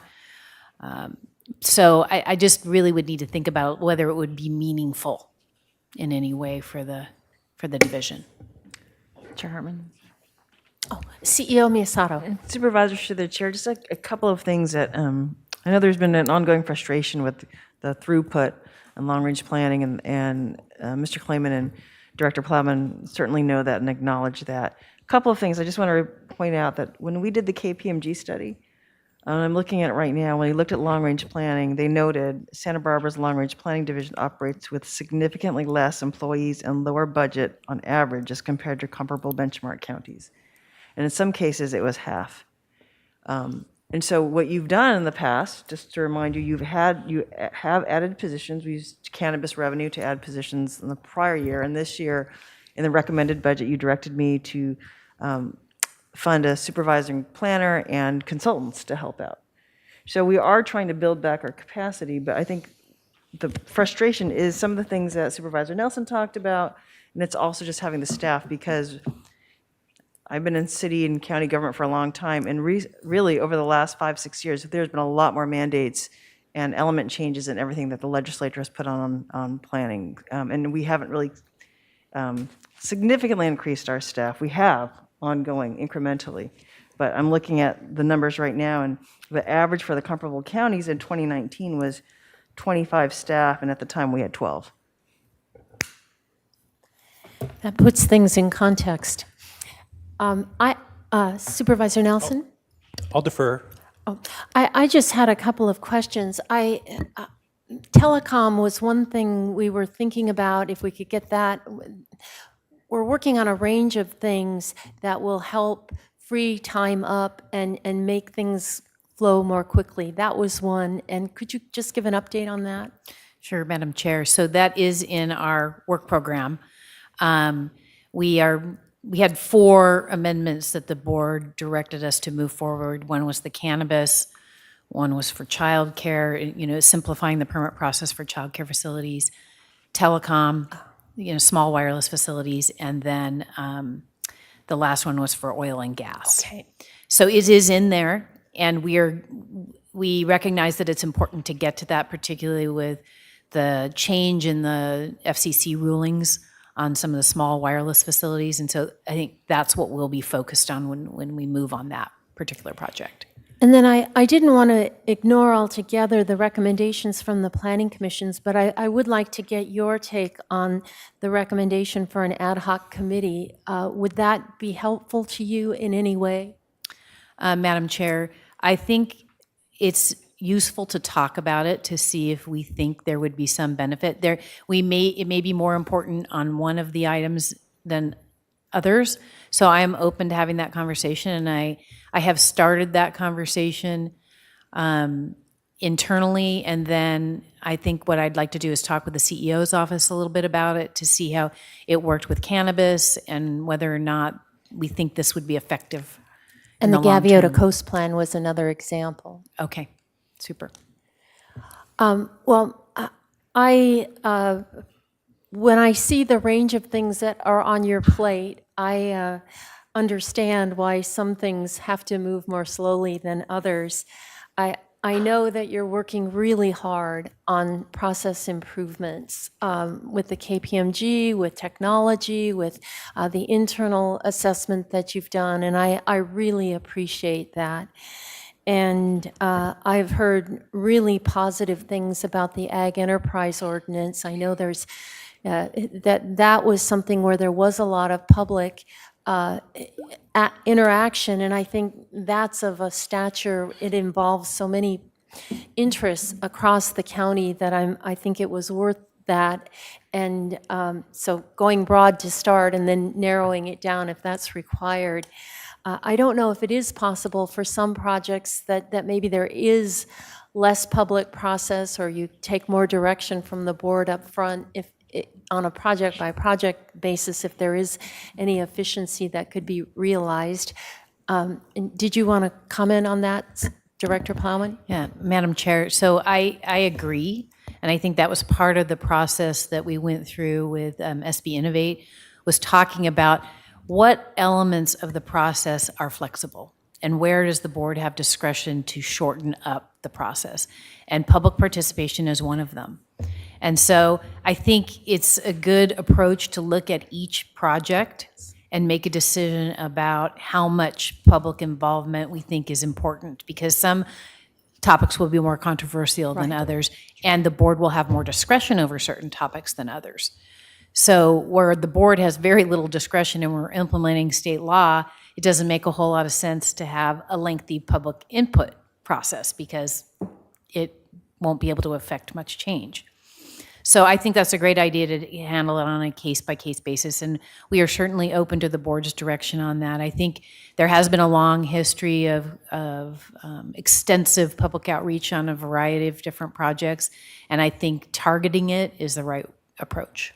And perhaps you can come back with ideas about how we could do that better, how upfront you could get some read from the board. There are things where we have a lot to learn from the community, and there are others, as you mentioned, where it's pretty well already determined, and so it's really a futile exercise. Right. Supervisor Nelson. Yes, thank you, Chair Hartman. I think you're right. I think it's trying to find that balance and how we can help you. And I know you meet with us all on a regular basis, so we kind of give you individual feedback, but I think sometimes also collectively, these check-ins with the board might be helpful. I want to get back to another piece that Supervisor Williams mentioned, was utilizing other legal resources to see what's the proper dose of planning, right? I think, I don't know if it's appropriate to have a board legal opinion on every single item, but it does seem like a menu of, hey, this is what a short, we're going to go write this over the next month and bring it back to the board. Or, I've seen other counties write it mid-hearing ordinances.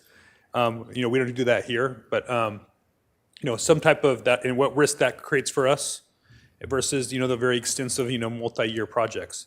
Supervisor Lavanino talked about, yes, things go slow, and that's a good thing for, gridlock's always not a bad thing, especially somebody who might be on the sometimes ideological minority. But at the same time, it takes away our ability to be innovative and take advantage of things. And I'm not asking or desiring a process where we get things done in just a couple months. But I do think it's reasonable that an ordinance can get done in a supervisor's term. So to me, that seems like to be the complete longest possible. I mean, if it takes 4 years to get through a process, I think we need to take a look in the mirror and imagine a better way to do it. So anyways, thank you. So, Madam Chair, I just had a few, unless there are other questions, I just had a few reflections on what I've heard today. I think SB Innovate was a real step in the right direction of answering that question about where we can cut out process and how we can shorten things, and where it's appropriate to shorten things. So that was quite a bit of work that went into that, and so I really want to acknowledge the staff for putting in so much effort when they had a full plate. And so, and then all the contributions from the other divisions and county council and the CEO's office, it was a lift, and they did a great job, and they came up with some recommendations that I think are meaningful. So we will be implementing those. So we hear all of the board's thoughts about that and take them seriously. I just have to say this. The division has a lot of work.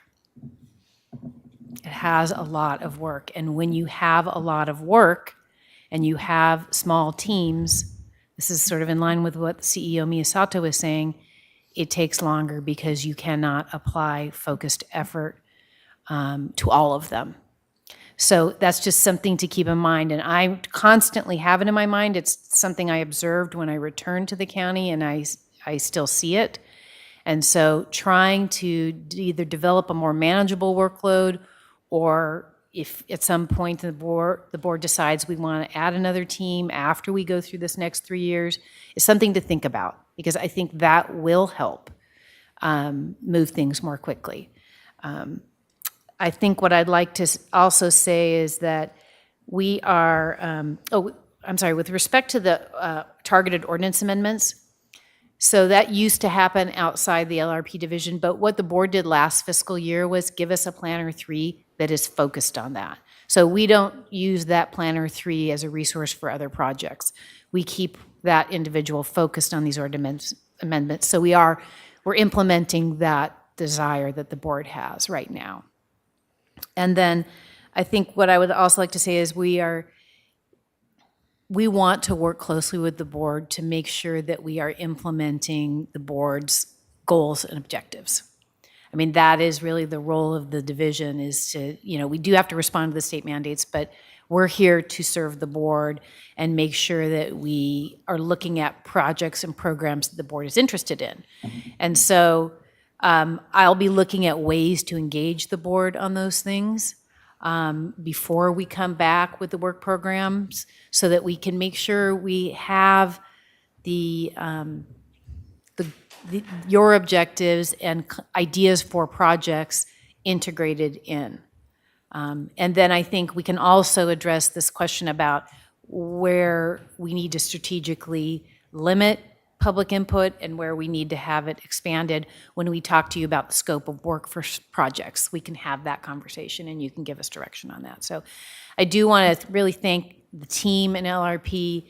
They work very, very hard and they've got a heavy lift in front of them this next fiscal year with the housing element, and I greatly appreciate everything they do. I'm happy to answer any further questions.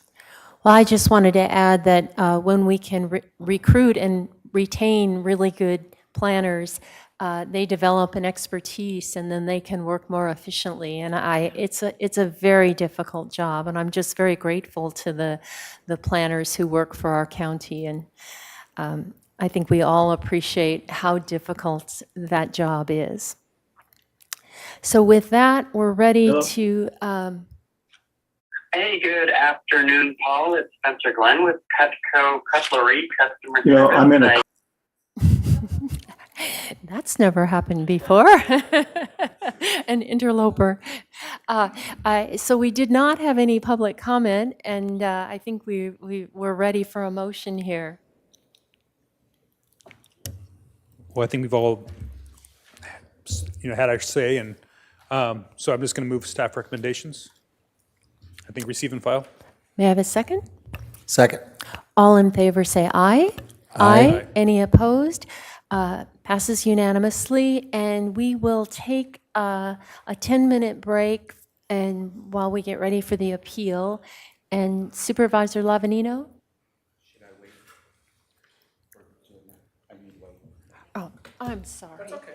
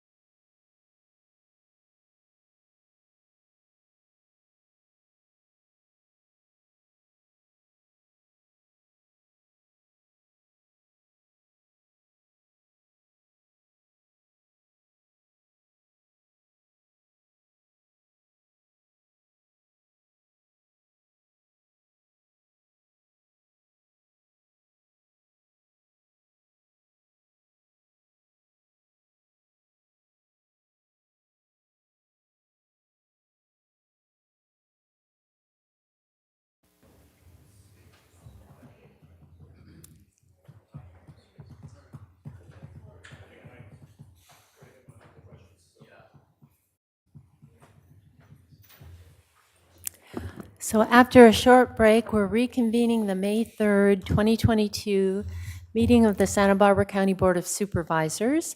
We're turning to departmental item number 6. Madam Clerk, would you please read that into the record? Chair Hartman and members of the board, departmental item number 6 is from Planning and Development Department. It is a hearing to consider recommendations regarding the PR Investments, LLC, and Far Western Liquor, Inc. appeal, case numbers 21 APL 62 and 21 APL 63, of the Planning Commission's approval of the Orchid Gas Station Development Plan and minor conditional use permit, case numbers 18 DVP1 and 18 CUP1, and this is in the 4th District.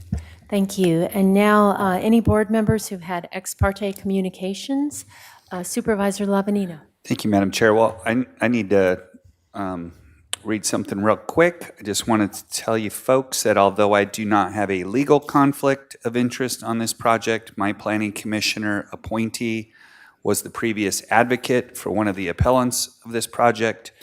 To avoid any appearance of bias, I'm going to recuse from hearing this project today. And Supervisor Nelson.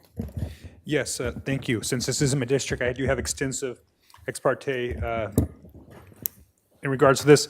So I've met with the applicant or their planner to discuss this project on multiple occasions. December 6, 2017, in the 4th District office at the Better Behavior Government Center. Same location on July 15th, 2019, as well as June 30th, 2020. I've also met with the appellant, Paul Prather, and his partner, Dan Ringsmeyer, on November 10th, 2021, and February 7th, 2022. Discussed the location, some of the challenges. I've also had a meeting, which will come into play later on, with the City of Santa Maria to discuss that intersection and the interplay between county, Caltrans, and the City of Santa Maria with regards to traffic. And Supervisor Williams, have you had any ex parte? We went through our schedule and we didn't have record of any. Supervisor Hart? And I do not either. So with that, we're ready for staff presentation. And Director Plowman, would you introduce your team? Madam Chair, members of the board, today, as Ms. Carbajal announced, we do have the appeal of the Orchid gas station. It's been through a long process. It first went to the zoning administrator and then was appealed to the Planning Commission and now been appealed to the board. We have with us today Gwen Byler, who is the planner on the case, and she will be presenting. We also have Joe Dargo, who is her supervisor, and Travis Seawards, the deputy director for the division. With that, I'd like to turn it over to Ms. Baylor to be able to make the presentation. Thank you, Director Plowman. Good afternoon, Madam Chair and members of the board. My name is Gwen Baylor, and I will be presenting the Prather Investments and Far Western Liquor Appeal of the Orchid Gas Station Development Plan and Minor Conditional Use Permit. As Director Plowman mentioned, the appellants filed an appeal of the zoning administrator's approval. On October 6, 2021, the County Planning Commission granted approval of the project. On October 15th, the appellants filed an appeal of the Commission's approval. The 0.82 acre property is located at 3616 Orchid Road in the Orchid Community Plan area of 4th District. The site is about 1 mile west of Highway 101. Highway 135 Orchid Expressway is west of Orchid Road and the project site. The parcel is vacant and is surrounded by commercial development to the north, residential development to the east and south, and Lakeview Junior High School to the south, and agriculture and commercial in the City of Santa Maria to the west. The subject property is zoned neighborhood commercial, and service stations such as the gas station proposed are an allowed use in this zone district. Here are photos of the site that were taken recently from 4 different locations along the sidewalk. The site is located on the corner of Lakeview Road and Orchid Road. These photos show a concrete masonry unit wall on the east and south edges of the property. The project includes construction and operation of a service station consisting of 5,054 square feet, 23-foot tall commercial building, comprised of a convenience store and an 851 square foot general retail space. A detached 2,814 square foot, 19-foot tall fuel canopy will have 4 fuel dispenser islands underneath. Hours will be from 5 a.m. to midnight. Grading will include 440 cubic yards of cut and 430 cubic yards of fill. There will be 10,092 square feet of new landscaping. On this site plan, the commercial building and retail space is outlined in orange. The loading area is outlined with a red dashed line. The existing concrete wall to remain along the south and east property lines is shown by a yellow dashed line. The fuel canopy is outlined in pink, and the 4 fuel dispenser islands underneath are shown as small black rectangles. A trash enclosure is outlined in green. The locations of 3 underground fuel storage tanks are outlined with a purple dashed line, and 3 stormwater retention basins are outlined in a blue dashed line. Access to the site will be from 1 driveway from Orchid Road and 1 driveway from Lakeview Road. Here are the north elevations of the commercial building and fuel canopy. The design is in keeping with the Orchid Community Plan design guidelines, with elements drawing from the Old Town Orchid design standards. The landscaping will be planted along sidewalks and retention basins with some trees and shrubs planted near the parking area. The proposed trees will provide shade for pedestrians and visual relief for the corner lot. The project, including the landscaping, has been reviewed by the North Board of Architectural Review, and final approval will be required prior to permit issuance. A mitigated negative declaration has been prepared, noticed, and circulated, and comment letters from a community member, Caltrans, and the Air Pollution Control District were received. Mitigations were identified for aesthetics, air quality, cultural resources, fire protection, geologic processes, hazardous materials, land use, transportation, and water resources. All mitigations in the final M&D are included in the conditions of approval. The appellants raised 3 appeal issues. Staff responded fully to these issues in the board agenda letter, and here I will summarize the issues and staff's responses. For appeal issue 1, the appellants allege that approval of the project was inconsistent with the Land Use and Development Code, was an error and abuse of discretion, and was not supported by evidence. In response, the project meets all LUDC requirements for and is consistent with the comprehensive plan, including the Orchid Community Plan. The Planning Commission approved the project with a 5-0 vote at a fair and impartial hearing. The project is supported by evidence in the record, including the project plans, mitigated negative declaration, condition letters from other departments and agencies, staff report, and board agenda letter. All findings for approval of a development plan and minor conditional use permit can be made. For appeal issue 2A, the appellant argues that traffic will exceed the acceptable level of service. The project is inconsistent with the Orchid Community Plan circulation policies and standards, and staff attempted to amend the Orchid Community Plan. In response, the applicant will be required to pay into the Alternative Transportation Fund in keeping with the Orchid Community Plan, which allows projects to exceed the level of service with the contribution to the fund. The project is consistent with the Orchid Community Plan. No amendments to the Orchid Community Plan have been initiated. Instead, analysis by Planning and Development and Public Works staff clarifies the project's impacts to circulation.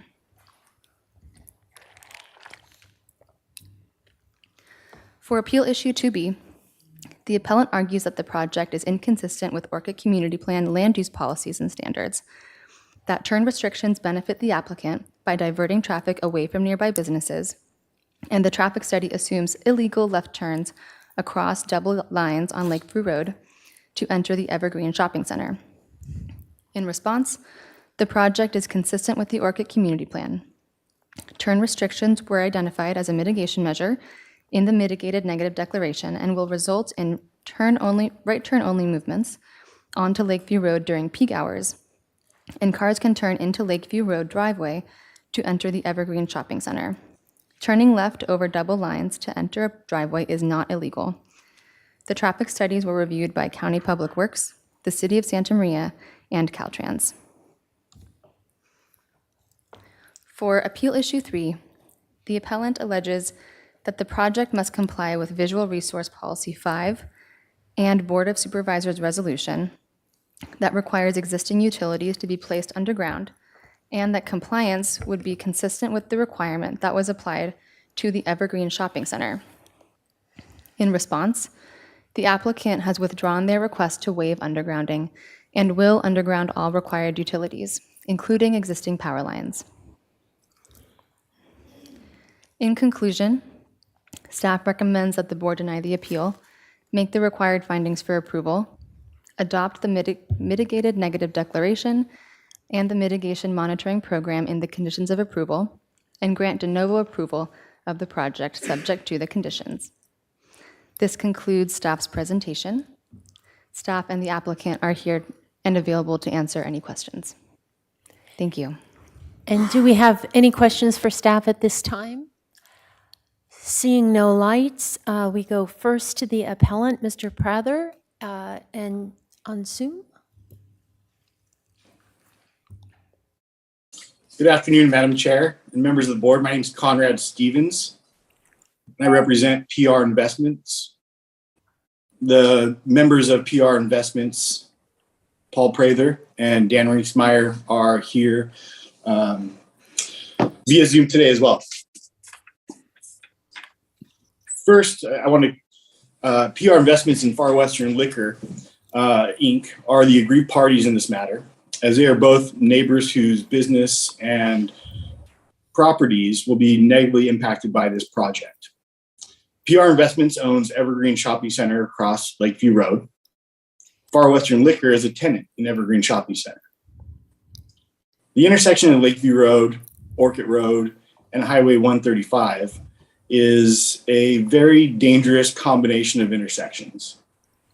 And it is not going to become any less so with the development of this project and the actions recommended by the mitigated negative declaration. This project impacts 3 different jurisdictions. On Skyway Drive to the west, it is under the City of Santa Maria jurisdiction. As you traverse and move through Highway 135, that is Caltrans jurisdiction. And once you get to Lakeview, it is under the jurisdiction of the county. Here, without all the government entities involved, the proposed conditions only create more traffic and safety problems.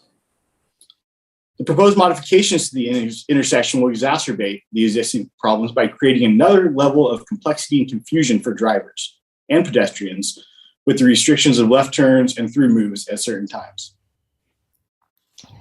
Moreover, if the left turn restrictions are a part of the project, it will result in Spencer's and the project parking lots becoming ways to bypass the restrictions by drivers turning into and out of those properties in order to gain access to Lakeview, Skyway, and Highway 135. As the Lake Commissioner Dan Blau said at the October Planning Commission appeal, this is the worst intersection he has to drive through. He also recommended not creating the turning prohibitions. Turn movements and contravention of the signage and the rules that are being put in place is going to occur. As detailed in the written appeal, the project is in violation of the Orchid Community Plan for at least 2 reasons. Orchid Community Plan Policy LUC-0-5 states, all commercial and industrial projects shall minimize impacts to adjoining residences, businesses, and open space. This project does not. Policy CERC-0-3 of the Orchid Community Plan states that the county shall maintain a minimum level of service, C or better, on roadways and intersections within the Orchid planning area, except that minimum level of service shall be D for Lakeview Road and Skyway Drive intersection, among 3 others. Orchid Road has been unilaterally changed from a secondary to a primary road without an amendment to the Orchid Community Plan and in violation of the Orchid Community Plan. The final mitigated negative declaration states that the project will generate traffic that exceeds the design capacity of Lakeview Road. In particular, it states, the Orchid Community Plan states the project will be inconsistent if estimated traffic volumes will exceed the roadway design capacity on secondary roads. According to the Orchid Community Plan, Lakeview Road is a secondary roadway, which is designed to carry 10,500 average daily trips, and currently estimated to carry approximately 10,300 average daily trips. The analysis concludes that the project will be inconsistent with the Orchid Community Plan because the project will generate 254 average daily trips to Lakeview Road east of the project site, therefore exceeding the 10,500 average daily trips design capacity. However, the county's Department of Public Works has deemed the Orchid Community Plan incorrectly classifies Lakeview Road as a secondary collector roadway. The county's Department of Public Works, and I quote, deemed that the Orchid Community Plan incorrectly classifies Lakeview Road as a secondary collector roadway. However, in order to do that, to reclassify Lakeview as a secondary to primary, that requires an amendment to the Orchid Community Plan. I'd like to take this opportunity to open the floor to Mr. Prather and Mr. Rinksmeyer at this point to make comments. Mr. Prather? Yeah, thank you, supervisors. My partner Dan and I are the owners of the Evergreen Shopping Center. We purchased that about 18 years ago, and we had 78 conditions of approval in regard to getting our project approved and completed. We're not against development. That's our bread and butter. However, we're against development that penalizes existing businesses who've made major investments so that another business can enjoy access and take that access away from our property. And basically, and that's what this is going to be. It's going to be a taking. And the concerns that we have to do with access and ease of use in regard to commercial property. One of the things that I'm very concerned about is in regard to the two driveway cuts of 40 foot that is proposed is a queuing concept. And when we have major time events, i.e. the start of school at Lakeview and the end of school at Lakeview, along with the 5 o'clock crush in regard to normal commuters, both in AM and PM, you're going to have several vehicles in front of these access points on both on Orchid Road and on the turning movement of vehicles coming into the service station, as was cited to you that it's not illegal to go across these double yellow lines. So you're going to have cars wanting to come into this service station and get out of it. Well, if you have queuing, if you have vehicles in front where they can't exit or they can't enter, it's going to block traffic up even more and create all kinds of problems. Also, one of the solutions is that you can go around and go through the Spencer's parking lot on his two drives across the street. Well, one of them is a blind drive right next to a residential fence that you have to poke your nose out very, very slowly so you don't get clipped. And it's not a highly used entrance. Potentially it's used as an exit, but very rarely is it used as an entrance. That leaves one more entrance that comes straight into John Spencer's parking lot right behind the tire store. And it's just going to exacerbate a very, very bad traffic and congestion situation that presently exists. So that's the reason we feel that the Planning Commission made a mistake. Dan Blau recognized the severity of this flow here. And we've had conversations with our supervisor and talked about it at length. And what is the solution? We've attempted, when we first built this shopping center at the county's behest, to negotiate with Caltrans to install a D-cell lane exit into our property further to the north. The shortest meeting I've ever had in my life. We went down to San Luis, talked with the Caltrans people, And the statement to us was, we will never, ever grant a decel lane off 135. And by the way, we've never seen the Orchid community plan. That fiasco cost us well over $100,000 in drawings, planning, engineering, et cetera, And our planner, John Zarovich, was one of the folks that insisted that we go down and try and get this as an accomplishment.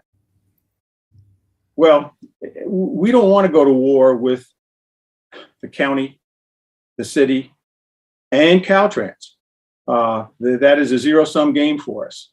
But we don't want to be penalized for making major investments in regard to creating a very tax-friendly, job-friendly, service-friendly shopping center that caters to the needs of the local community. And that's our feeling.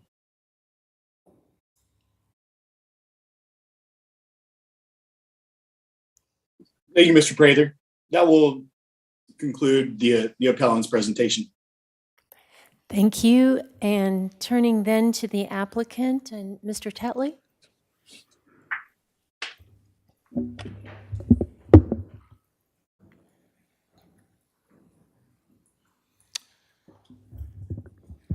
Good afternoon, Madam Chair and Supervisors. Thank you. I'm Brian Tetley with Urban Planning Concepts, the land use agent for the owners, the proponents of the project. Realizing as I do, as I stand between the board and dinner and adult beverages, I'll try to be as brief as I can. We're pleased to represent the applicants for the Orchid Fueling Center, Ms. Fadel and Mr. Mawas in the audience today. It's been a long, arduous process for them, and we're hoping to a satisfactory outcome today. I would like to take this opportunity to thank county staff, who's been very helpful in getting us to this point in the process. Mr. Will Robertson with Public Works, and especially to Ms. Byler with Planning Development. And I'd like to echo what the chair said earlier in the hearing, that the county planners do work extremely hard for this county. So the first slide, I just wanted to set the stage for what this project really represents for Orchid and for the owners. It's the reestablishment of a previous over 30 years land use as a service station on a prominent corner in Orchid zoned for commercial uses. I was talking with Commissioner Farini about it, and he said, I really miss that gas station. They had the best coffee. I had to go there every morning. The site would serve a community need for a nearby source of gasoline, and I'll show you a map that shows the existing situation there. Additional revenue to the county. Nearby gas stations are all located within the city of Santa Maria. And really relieve a blight of an empty lot that stood this way for over 20 years since the previous gas station was demolished. And it really truly represents an independent, locally owned business, so not being one of the major oil company outlets. It'll be an independent gasoline station run by locals. Quickly, this is just a rundown of the timeline of the project. I mean, the basic summary of this is that we've been at this since January 2018.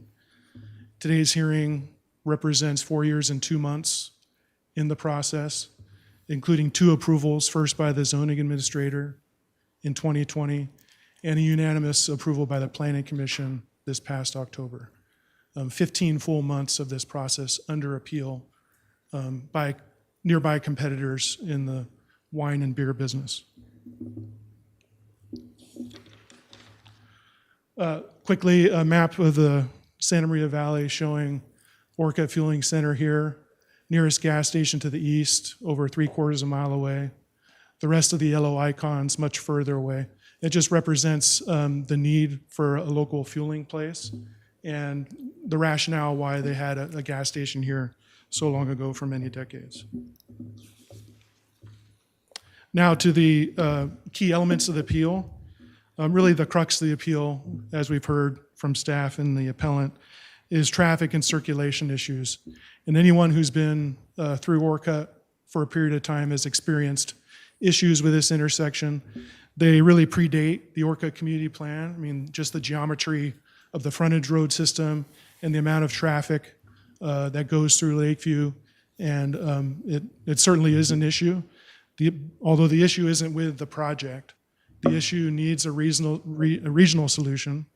It's the confluence of City of Santa Maria, County of Santa Barbara, and Caltrans jurisdictions, and there's nothing the applicant can do other than satisfy the policies that are in place, which they've done, to improve the situation.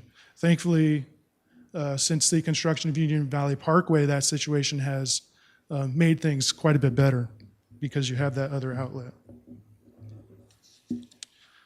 And this was really recognized by late Commissioner Blau when he continued our hearing to the October hearing in order to try to work with the jurisdictions, seeing if there was a way to get improvements outside of the project scope in a reasonable amount of time. Having proved futile, Commissioner Blau voted with the rest of the commission to approve the project. And the other issues wasn't mentioned by the applicant today, but utilities undergrounding is one of the requirements that the project is agreeing to. Those existing overhead utilities will be undergrounded.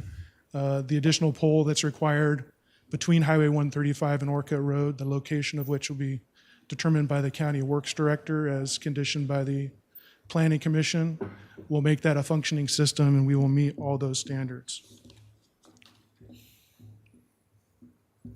So in summary, the proposed project meets all the policies and development standards of the county, including the Orchid Community Plan, meets all provisions of the Land Use Development Code, and we certainly recommend denial of the appeals, again, by nearby competitors in the beer and wine industry, and grant de novo approval of the project. And the entire team is here in the hearing room or on Zoom if you have any questions. Thank you. And that concludes your presentation. Okay. Supervisor Nelson. Yes, thank you, Chair Hartman. I have a question, Mr. Tetley, about the undergrounding. So that was something you guys were asking originally to not have to do, but now you guys are going to go ahead and take the responsibility on that. I think originally the problem was there might be a requirement to have the undergrounding happen from all the way across 135. Is that still what's going to take place, or has there been a modification to that? Yes, so in the evolution of the project is recognized that there's a large number of utility poles that cross Highway 135, and Caltrans is adamant that they will not allow touching those or boring for underground utilities under the highway.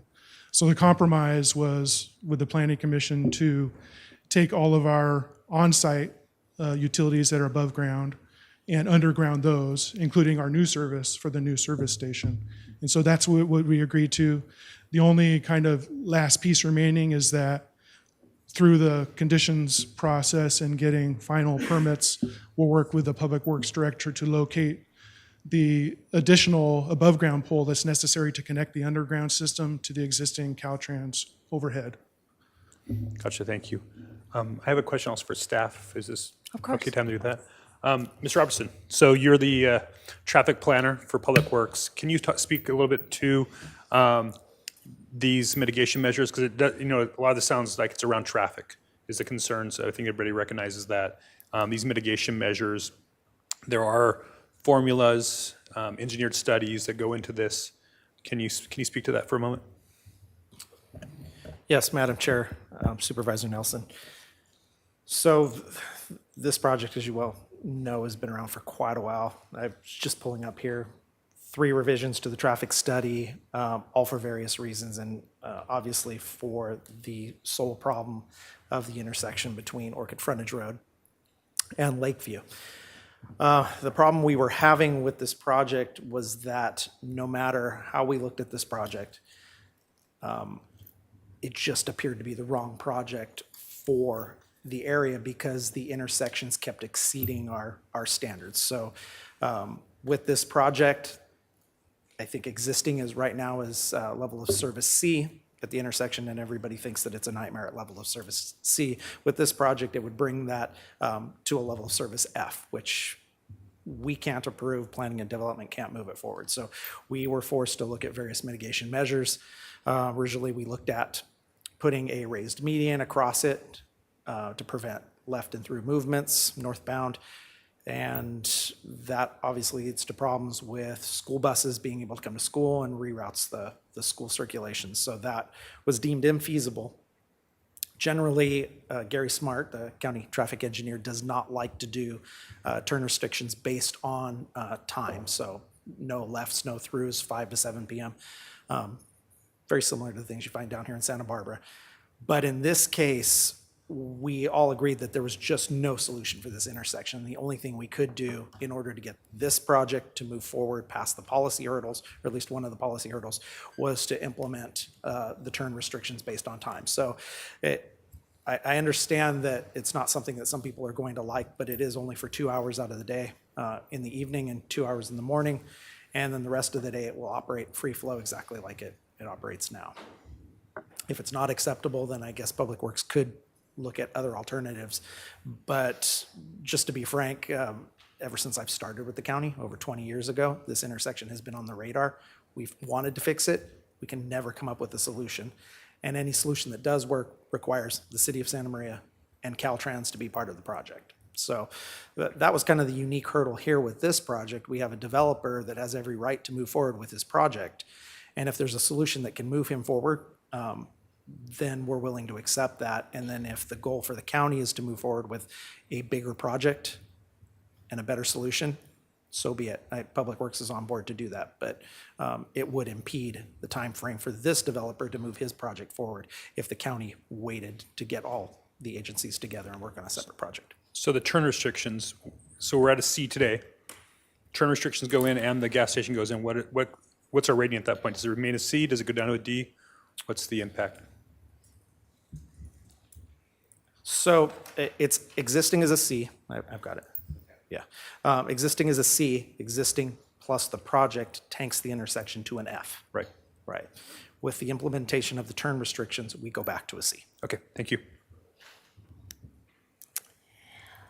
Seeing no other board members with questions, do we have any public comment, Madam Clerk? Chair Hartman and members of the board, we have one request to speak here in Santa Barbara, and we will now go to Paul Ollis. Mr. Ollis?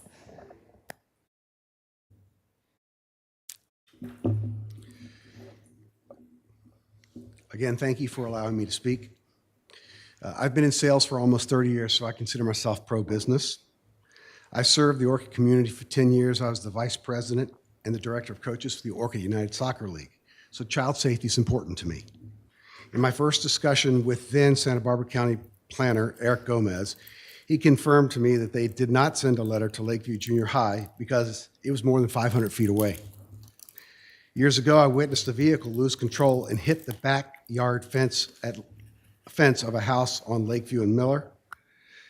The driver was texting. After witnessing the accident, I called the Santa Barbara County Traffic Engineer Hotline. We spoke about a number of things, but at one point, something came up about a pedestrian crossing light.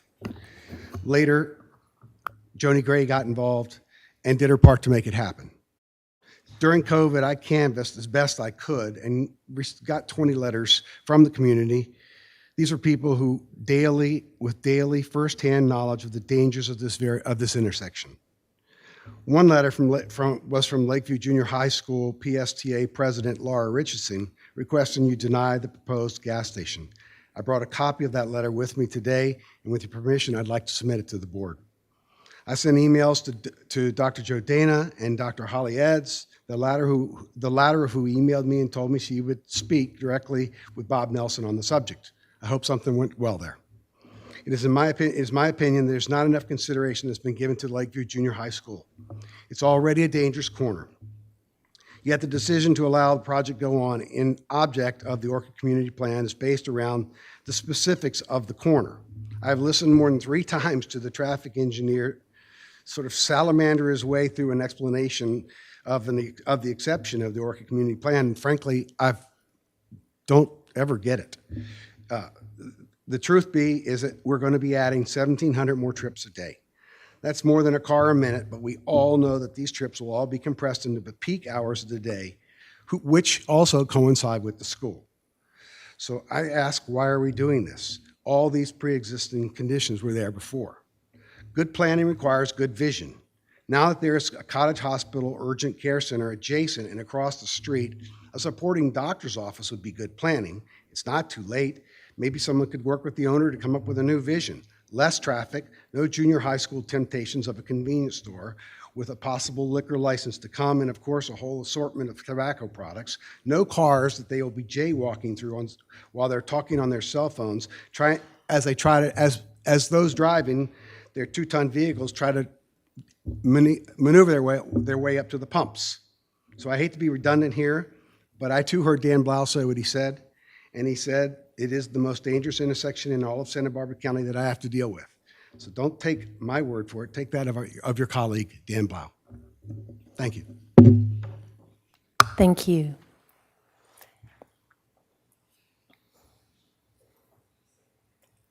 And that is our final speaker. Thank you. So going back then to appellant rebuttal for 5 minutes, Mr. Stevens or Mr. Prather?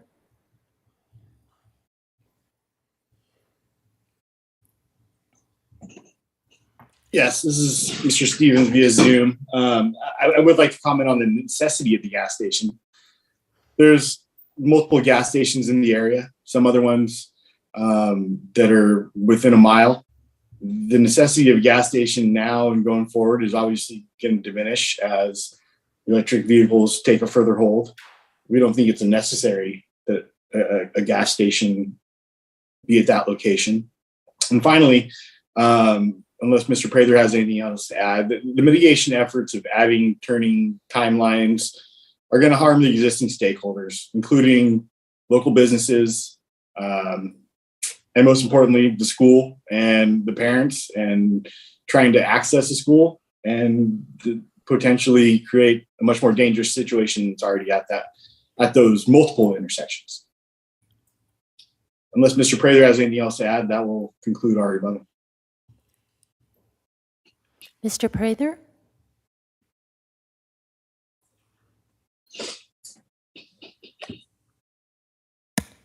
I hope you can hear me. In terms of what the planners have presented as far as this being a hometown business, we are also a hometown business. I've been an Orchid resident since 1982, and my partner's been an Orchid resident since 1989. We're St. Joe's, Rigetti, Lakeview. We have all the DNA of local residency in our veins. And what we have created, I think, trumps what the service station is going to add to the local area in regard to tax base, number of jobs, services to the community, et cetera, et cetera. So I want to make sure that we're not viewed as outsiders, if you will. We are Orchid people. Thank you. Thank you. So Mr. Tetley, you have 5 minutes. Thank you, Madam Chair. I think we're going to be here for questions for the board, but I think the key thing we heard about the traffic is Mr. Robertson's testimony about the traffic analysis starting at level of service C and with the proposed mitigations by the county ending up back at LOSC. And the fact that the proposal will bring this kind of blighted site back to an operating commercial center, I think is only positive for Orchid. Any other result, I think, would be a detriment to the area and the community. Thanks so much. And board members, are there any questions for staff after what you've heard? Seeing no lights, Supervisor Nelson? Yeah, thank you, Chair Hartman. I've got a lot of history with this site. My story is well known. I grew up in Orchid. I ride my bike on a regular basis to the shopping center that Paul and Dan now own. I went to Lakeview Junior High. So much of my misspent youth, to borrow a term from Supervisor Adam, was spent in right around where this was at. This has a challenging intersection. I am a father of 3 young drivers, and and this is something that I have to traverse on a regular basis. So I take it all really seriously when we look at this. This isn't an easy decision. I have heard from some members of the community that are concerned about traffic and the safety at this intersection. But when we come forward with this project, there's different criteria that I use to make my decisions, and especially on a land use project, because what we're doing here is using, again, our judicial hat, not legislators. We're going through this and taking a look at the project and seeing, does it fit? And there are various criteria, and there are things that can be circumstances that can lead to a denial. But we first start off with the zoning, and this zoning is consistent. This was a gas station previously. I'm not exactly sure if the gas station went away during the middle of the Orchid Community Plan process. That's right about the same time frame. But there would have been an opportunity at that point to rezone it. The property set empty for many years. The county had an opportunity to purchase it. They chose not to. So it does check the first box that it's an appropriate use on that corner. So that satisfies that part for me. But the next part comes to, what about the impacts, right?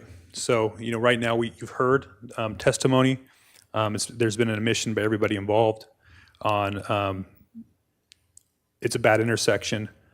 But at the end of the day, we listen to the engineers and the experts that say it's a C now, and there are mitigation measures that are being put in place with this project that would allow it to stay a C.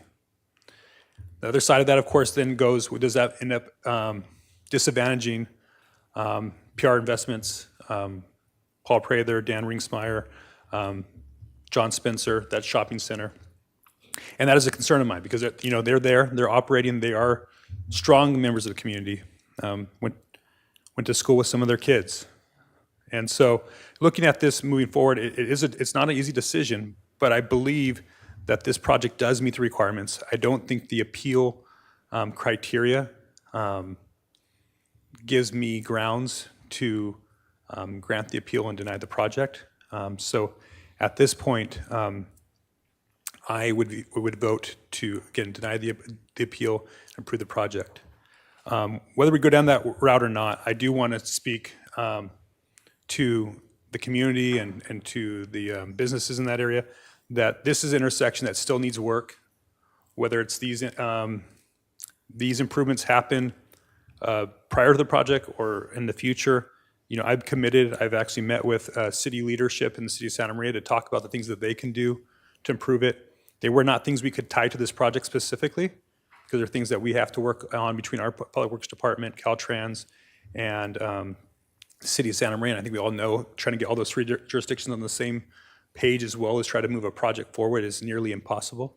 So I'm satisfied that the applicant has gone through the proper process to make their project approvable, and I'm comfortable with approving it, but I'm also making the commitment to continue to work on making sure that that intersection is as safe as possible for the future. Any other board members have anything to add? Supervisor Hart. Well, I agree with Supervisor Nelson, and I appreciate his commitment to working with the community and all the different agencies to try and find some global solutions to what's a challenging traffic situation. But, there was a gas station there before. It is zoned for that purpose, and the transportation staff and the public works staff are saying that this proposal, meets our zoning criteria. So I will be supportive as well. Supervisor Williams.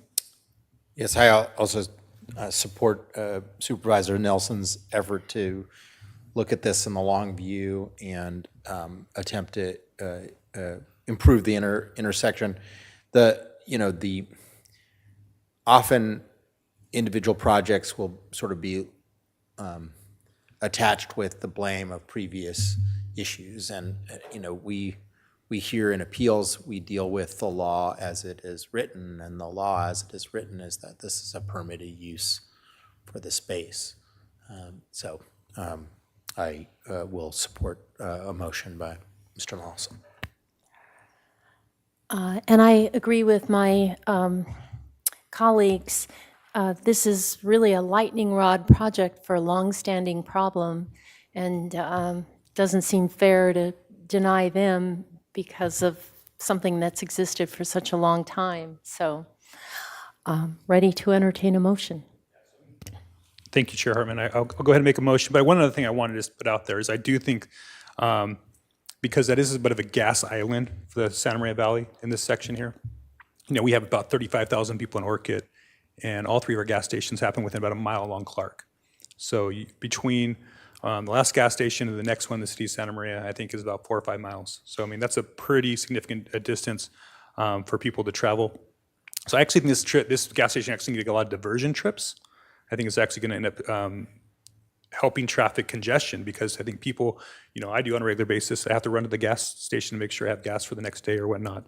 So I do think that this is ultimately going to lead to better services provided for the community of Orchid, South Santa Maria, as well as, it's my hope that it actually drives traffic to the Evergreen Shopping Center in Spencer's. Many people choose to do multiple shopping trips at once, trying to get things done. And I think that might be create some synergy. And, I understand the concern, but I have hopes that in the end, it will be a better outcome for everybody. So with that, I make a motion to deny the appeal and make the required findings for approval, adopt the mitigated negative declaration, and grant the de novo approval of this project. May I have a second? Second. All in favor say aye. Aye. Aye. Any opposed? Motion passes 4 votes. So with that, we are adjourned for today. We meet again next May 10th in Santa Maria.